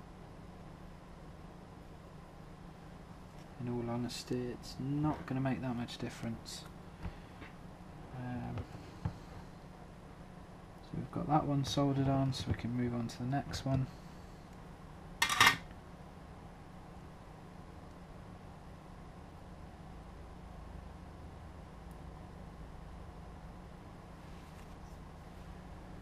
So same sort of thing, solder from one side, heat on the other. Again, the solder joints aren't going to be perfect, but what I'm going to do now is put it the right way around, and we can push the wires up and down slightly just to make sure the solder has gone all the way through. Okay, done. So that's two very awkwardly soldered wires with very random lengths.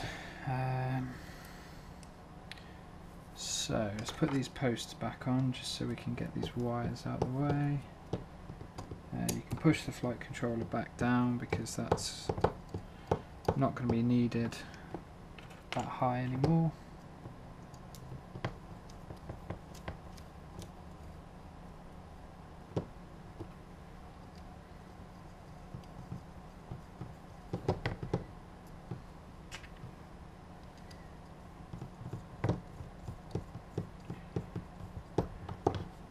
Okay, and just as I say, wrap these wires around. Should be able to put them in a way that they're out of reach while you're doing stuff. So even if you just poke them through random gaps, if they fit.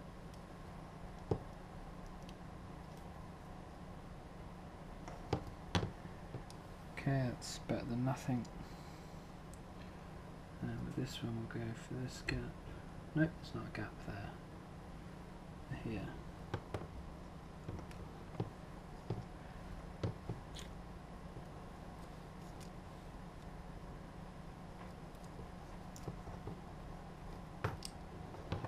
Okay, so the wires are out of the way. And you need your camera wires and VTX wires. So I have camera here, VTX here. Now this wiring for the VTX is humongous. Obviously the important side is this side.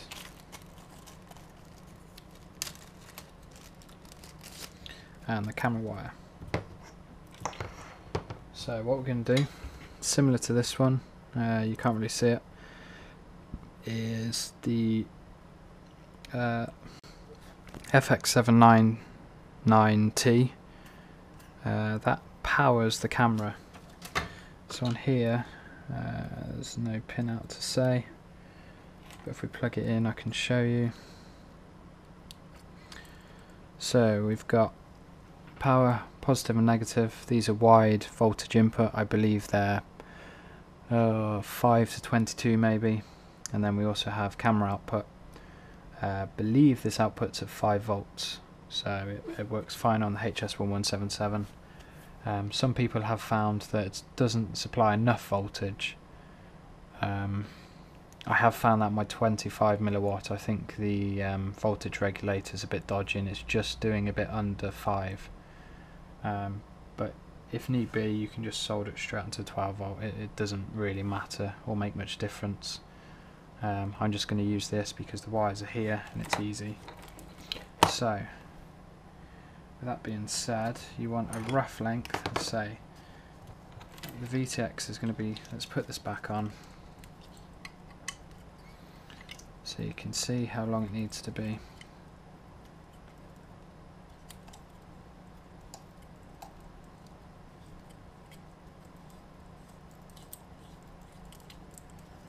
Okay, so the distance it needs to go is actually very, very small, but I make the wiring for this a bit bigger than it needs to be, because you've got all this space to play at the back of the camera where you can just shove wiring and nobody will see it. And plus it means if you're going to switch frames or you get something flying off in the mid-air, then hopefully this, this will help you. So what we're going to do is going to cut this to roughly about this length. Okay, so when it's plugged in, I can just get to plug this in.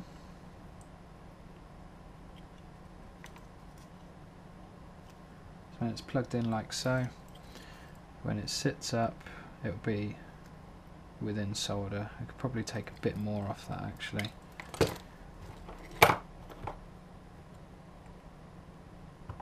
About that much, so about an inch, I think. So when that sits up like that, you've got just enough room for the solder and the heat shrink and whatever else you need without hitting the top. Okay, so let's untangle these so we can actually get to them.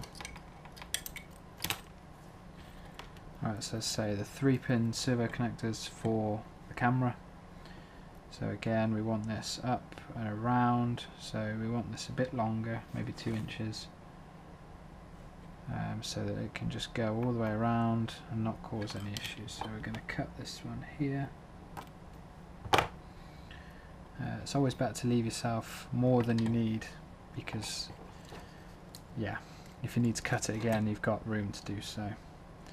And again, with this power wire, these wires here are going to go around, so we can get away with roughly about this much. So it doesn't really matter that much. We'll solder this bit last because that's easier. Now you will need very small heat shrink for this.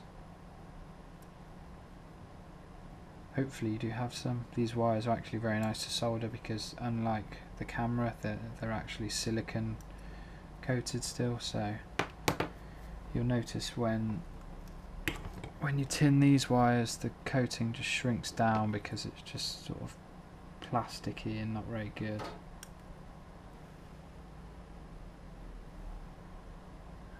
Right, so just try and keep the wires equal lengths, makes it easier when you're heat shrinking.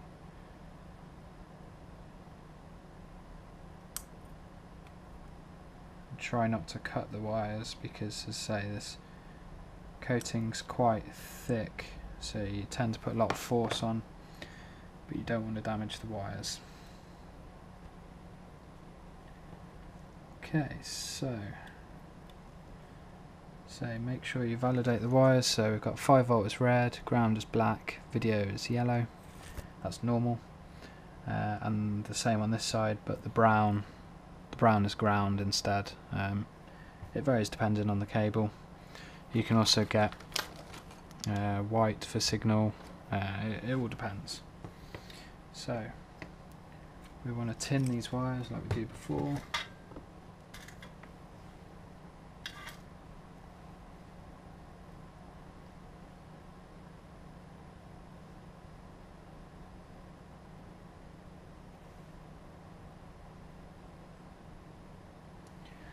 So with the camera ones, try not to keep the solder on them for too long, otherwise you're going to get very shrunk.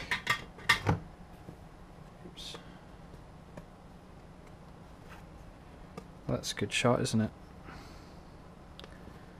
I can now call this the solder hat. There we go.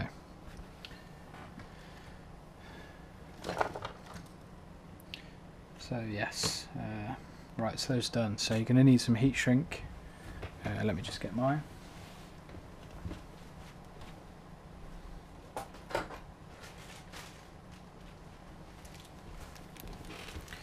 So this is just the Banggood special. Get like 1,000,000 pieces pretty much.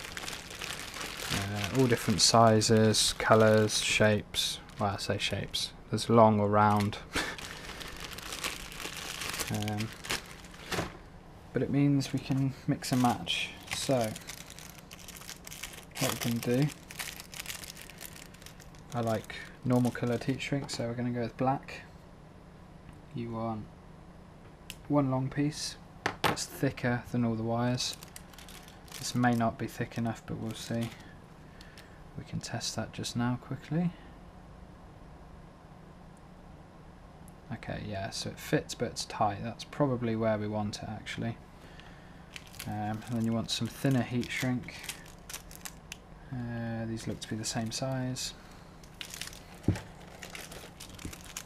That will just go around the individual wires.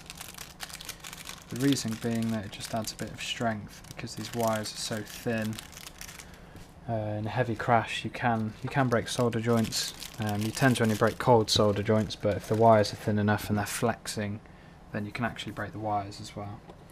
So we don't want these too long, but long enough that they'll cover the wires. So 1, 2 and 3. And we can just slide these on ready. As I say, these are going to be very tight because these are near perfect fits. So depending how much solder you add, they may not actually fit, but we'll see. Okay. There we go, we've got all 3 there. Just hold this up by the heat shrink. Right, so we want to take this camera lead back off and solder individually. So remember, the wires you want red, you want to match the colours.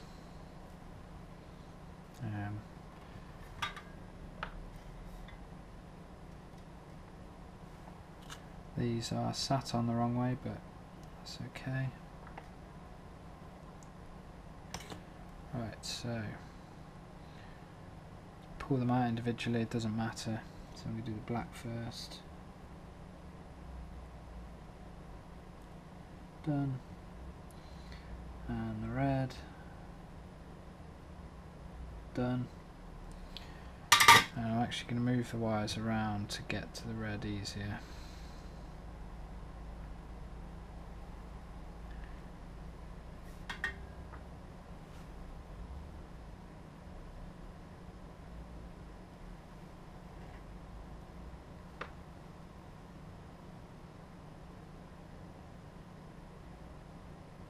And done.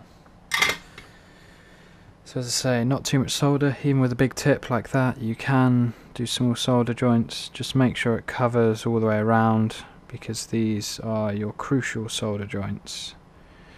You know, these provide the video for your camera, so if you lose these, you are stuffed. So slide them over. Get the heat gun out. If you don't have a heat gun, highly recommend one. So much easier than using a lighter, and you don't burn anything. So there we go, put those round and we're done. So now we have this spare bit of heat shrink here that we put on before, and it will hopefully slide over. If it doesn't fit, then that's going to be really annoying. Looks like it's going to be tight, but they will fit.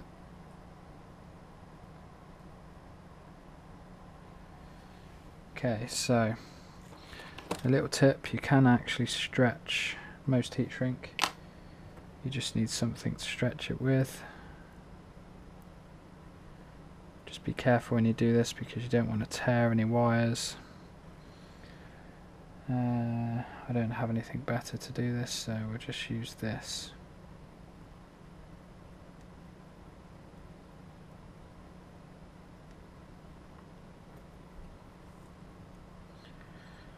So just poke it down, pour a little tiny bit. You don't want to enlarge it too much. And hopefully should just slide over now. So nearly there. Should have chosen a bigger piece, that's for sure.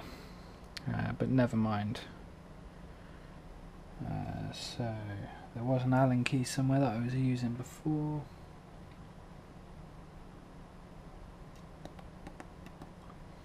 This is also why I need a clear desk, so you can see stuff. I see lots of wires, but not much else. Okay, so we'll just keep doing this method then.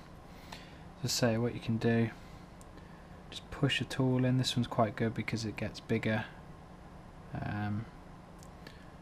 You want to do it on the wires away from the solder joint, because you're going to stress the wires a tiny bit, because you need to pull on the wires to stretch out the heat shrink. So I wouldn't really recommend this, but I can't be bothered to resolder it.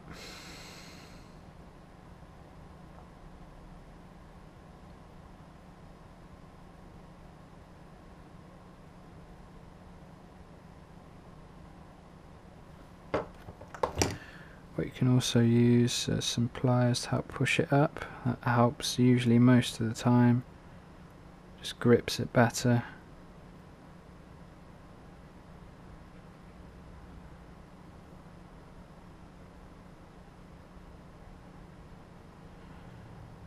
Okay, so I'll just push it up a tiny bit more. Say, don't grip the wires, you're not aiming to grip them. Okay, so shrink that again, and done. That should hold them all together nicely, and it bends enough so that with the camera in, let me just show you, and the wire at the top just creates a little loop here, so that when you do plug this in, like so, got a tiny loop. Let me just move these out of the way. Tiny loop that isn't being stressed. So that's perfect like that. So, wire lengths for this. As you know, we've used thicker wire, so we've got to take that in consideration when we use heat shrink, to definitely use thicker heat shrink. So again, similar principle, we want the wire to go up. So this length is actually pretty good. I say it's more wire than you need, but that's how I do it. Okay, so sorry about that. The GoPro decided to die as well, so never mind. Right, so wires. So positive and negative. Pretty self-explanatory. Remember, this is not 5 volts, 12 volt, even though we've moved it. So, by the looks of it, as long as these are equal, they're pretty much the right length.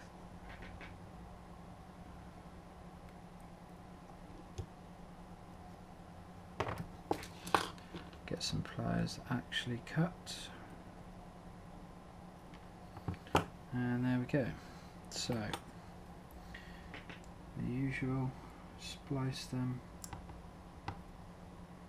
These are a bit thicker, so these are easier, but remember, you're still soldering to very thin wires, so you want the heat shrink to keep them together.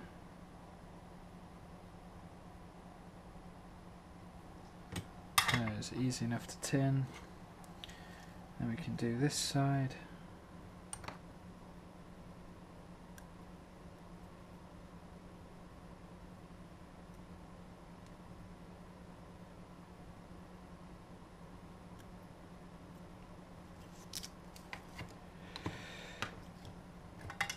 Okay, right.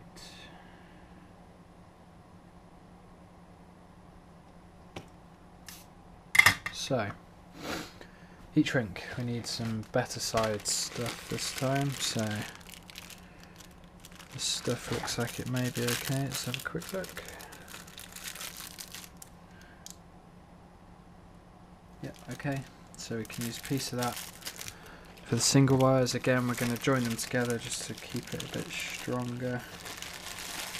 And for that, it looks like we've got good sizes here. Take that one out as well. Right, so cut yourself a normal length.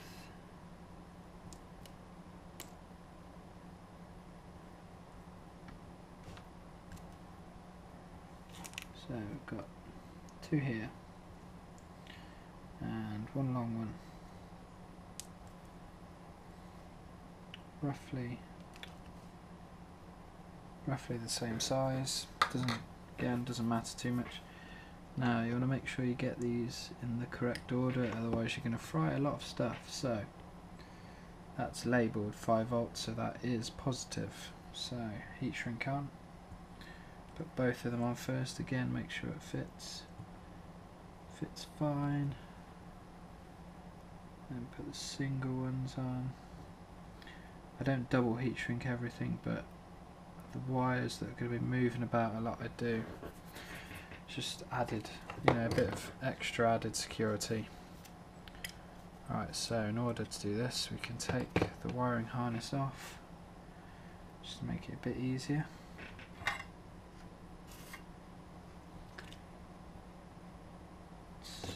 Okay, right, so positive on the right. Again, not too much solder, but enough to cover it.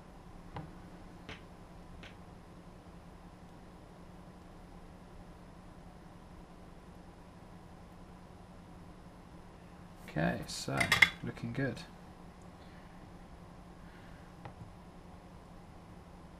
So again, heat gun out. Try not to get all your tools caught up in it.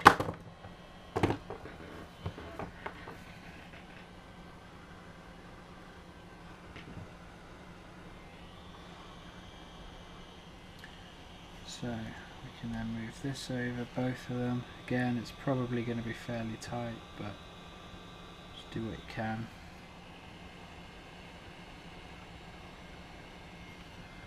And heat shrink both sides. Done. Okay, so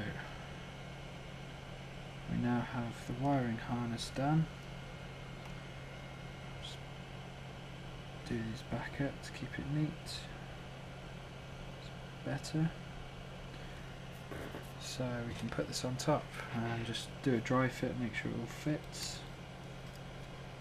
So we've got plenty of spare wiring, but that's intended. You can do it other way if you wish, but I prefer removing that risk.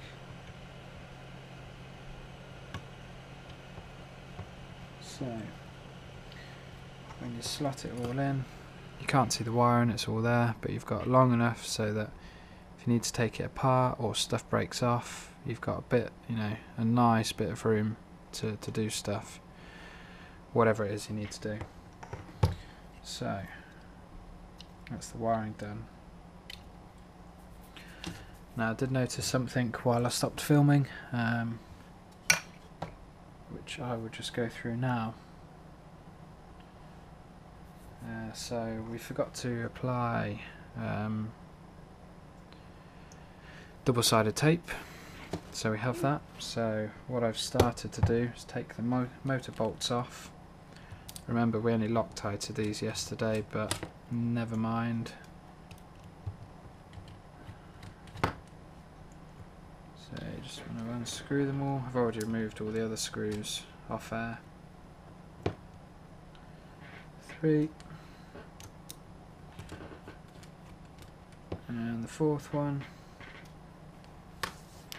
So, trick to this, you kind of want it the width of the arm, because if you do it that way it's just going to stick out.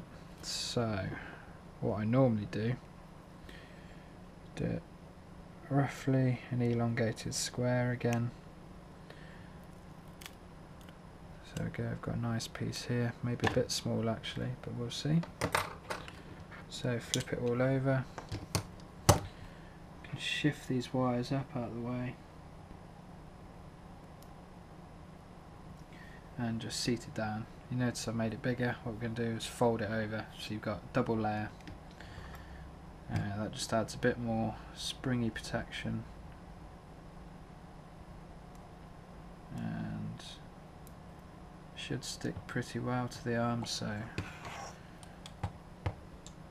we can remove it. Easy. So again, just fold it over. The full size doesn't really matter. You're just aiming so that when it sits down, just got a little bit of a spring to it. So put one bolt loosely back on, stop the motors flapping around.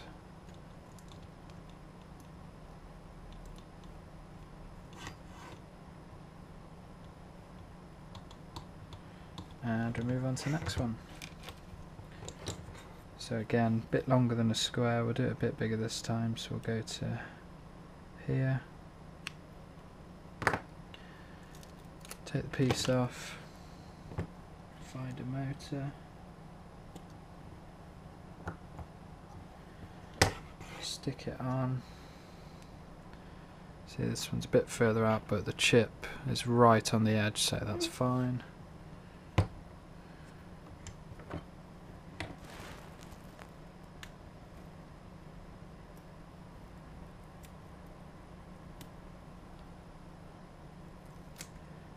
Get rid of the top layer, flip it around and stick it. You don't need to worry about pushing it down because we've got to reattach the motor bolts yet, so if it's out of place it's going to have to move anyway.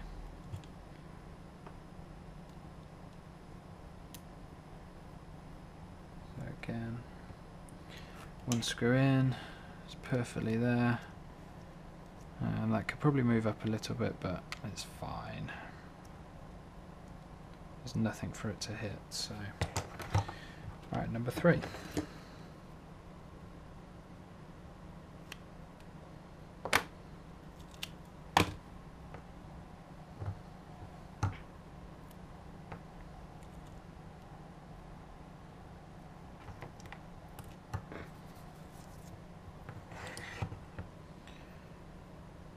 Again,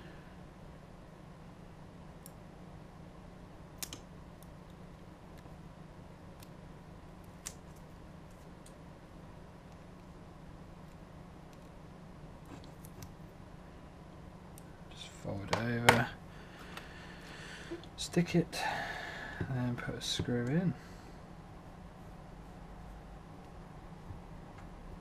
And one more.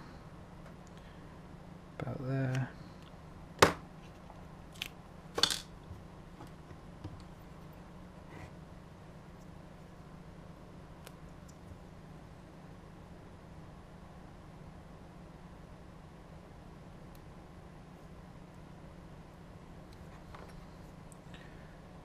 Again, peel off.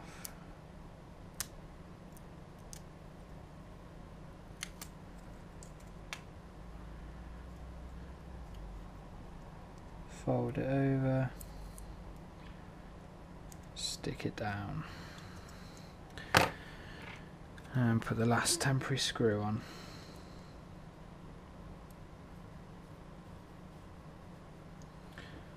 So simple. While we're here we can Loctite everything again. So just normal blue thread locker, medium strength. Does the job. It's not too strong, but just keeps the screws from undoing. So do all 4 again. So you just want a small amount.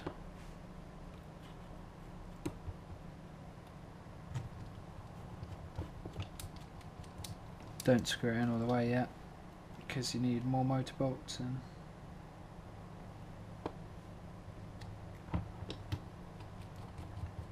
Two.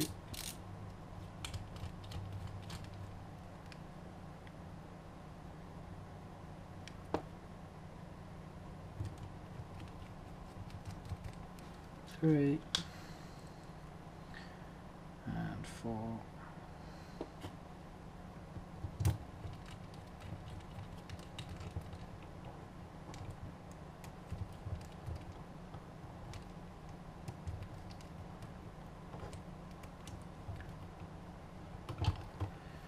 Okay, so that's one done.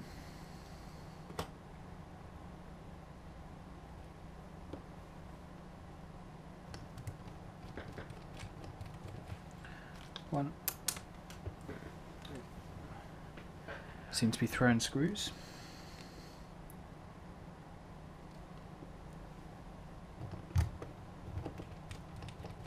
2.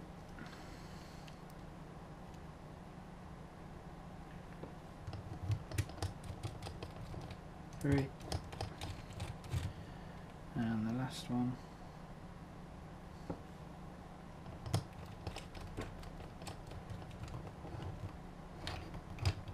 4.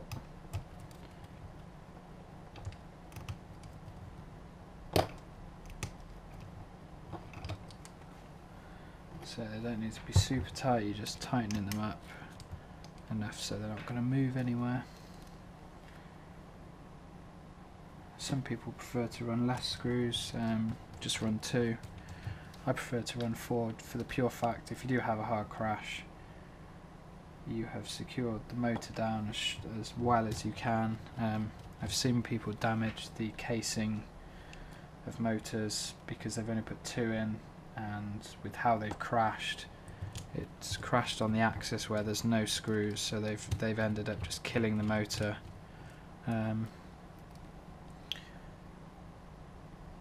With crashes that hard you may kill stuff anyway, but you know, for the sake of probably 2 grams of weight on the screws, it's just not worth it. We have to replace enough quad parts as it is when racing, so we can if we can minimise that for a few extra grams, it's definitely worth it.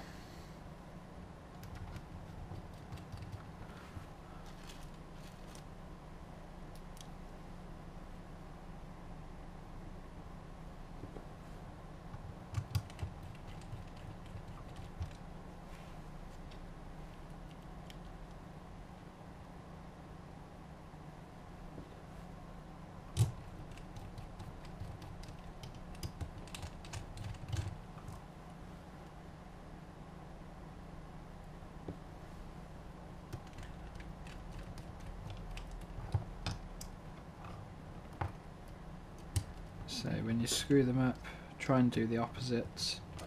Just helps distribute the load across. Doesn't matter so much on motors of this size, but it's good practice to do it. You do see it in larger applications, so you may as well do it here. Right, so got all the ESCs secure. Motors are secure and spinning, it'll feel good. So the last thing we want to do is we want to validate that this is actually putting out the voltage that we want it to, because the last thing we want to do is kill a VTX. We've already killed other stuff that wasn't our fault. I don't want something to be our fault. So let's plug this back in. We are going to need an antenna. Remember, don't power up without an antenna for your VTX, otherwise you will have a dead VTX. They are very sensitive when it comes to powering up without antenna, because it's a transmitter, so the power is going through this tiny bit here will act as an antenna, which is not going to be good for your quad, I can tell you that much. So now we've got this in place, we can wrap the antennas around. 1, 2, wrap it around twice. Okay.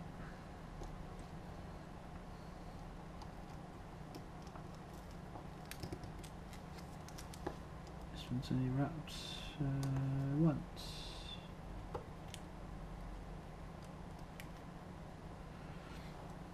Once you've had the antenna sat there for a while, it will actually stay in that location. Because these were on actually a different quad, they were straight before, so they take a little persuasion to bend fully, but once they're done, they're done.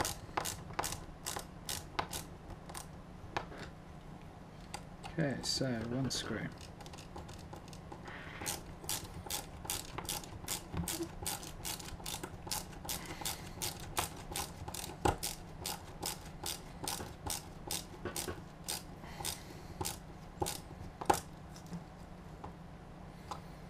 Two. So you can see it better here now.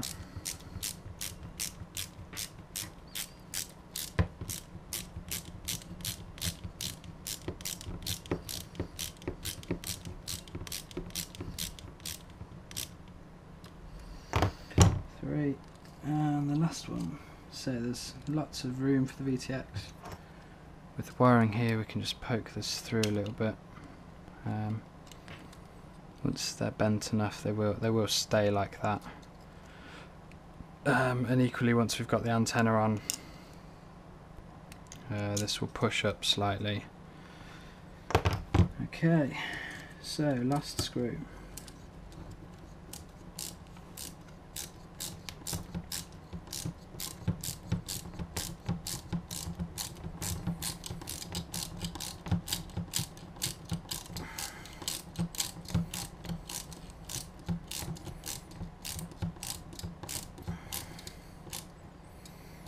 Okay, so we need an antenna. Let me just get an antenna.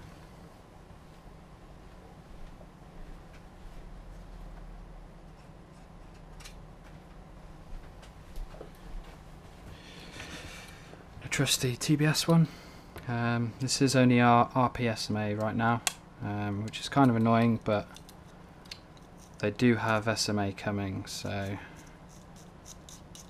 once they are here I will be able to get rid of this stupid adapter. I have noticed on this with the adapter it doesn't quite fit, so it's a bit loose, but with the direct antenna connection these seem to be slightly longer threads, so there is no wobble.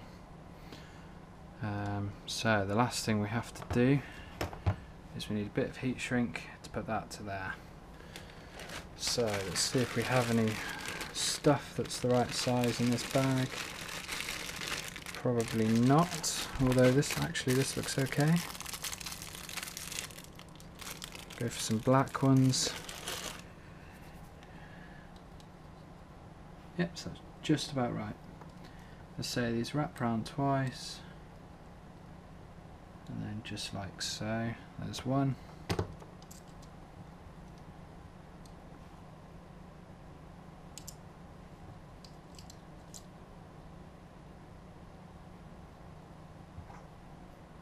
Trying to work out what's going on with this cable here.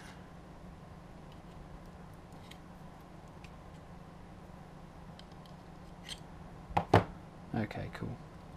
It looked like it had wrapped around, but it hadn't, so anyway, just move these tools out of the way.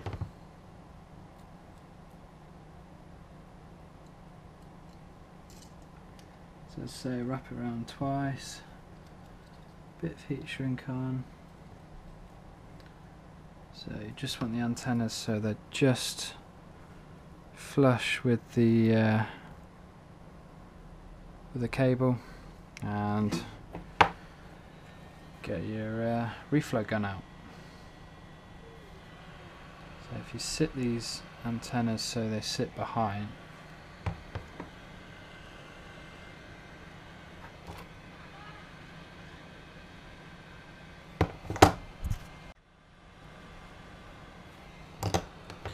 if you sit these just so they're sat behind, then it just helps to get them in and directs them to the right place. Just bend this around a bit.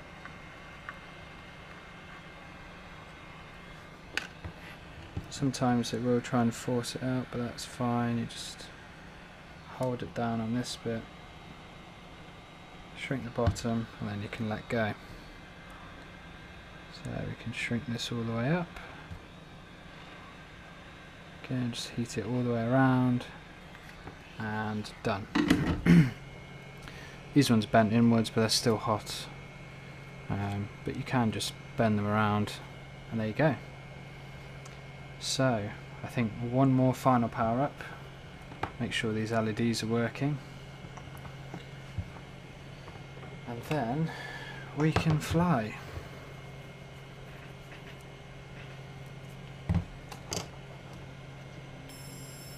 Yep, so we are good to go. So that is a full Shrike build. Took a bit longer than we planned, a few failures along the way. So you go, that's exactly the same. I might shrink these wires down a little bit, just push on them and bend them so a bit lower profile. But yeah, that is a Shrike build. Hopefully that's been some help to some people. I forgot to do one thing, which is to put the battery strap in, but as you can see in there, tons of room. I mean, we do have some wires overcrossed, it's a bit tight on this side, but on this side it's perfect, and lots of room where the regulator is. So I think that is it. I will release this mount as soon as it's ready. I've just, as I say, a bit more testing to do, but otherwise you now have a very, very light 5-inch or 4-inch powered quad that can handle a GoPro. Fun fact, if you use a 1500 milliamp 4S Revo Electrics high voltage battery, so that's 4.35 volts per cell, stick it underneath, and with the GoPro on top, the centre of gravity is right where the props are, so you have a very, very well balanced quad. One thing I will say for this bit, which we can do now, is you want some Velcro, but to soften the load, what you can do, just put a bit of tape there so we can work out, we need it about that long, so cut it.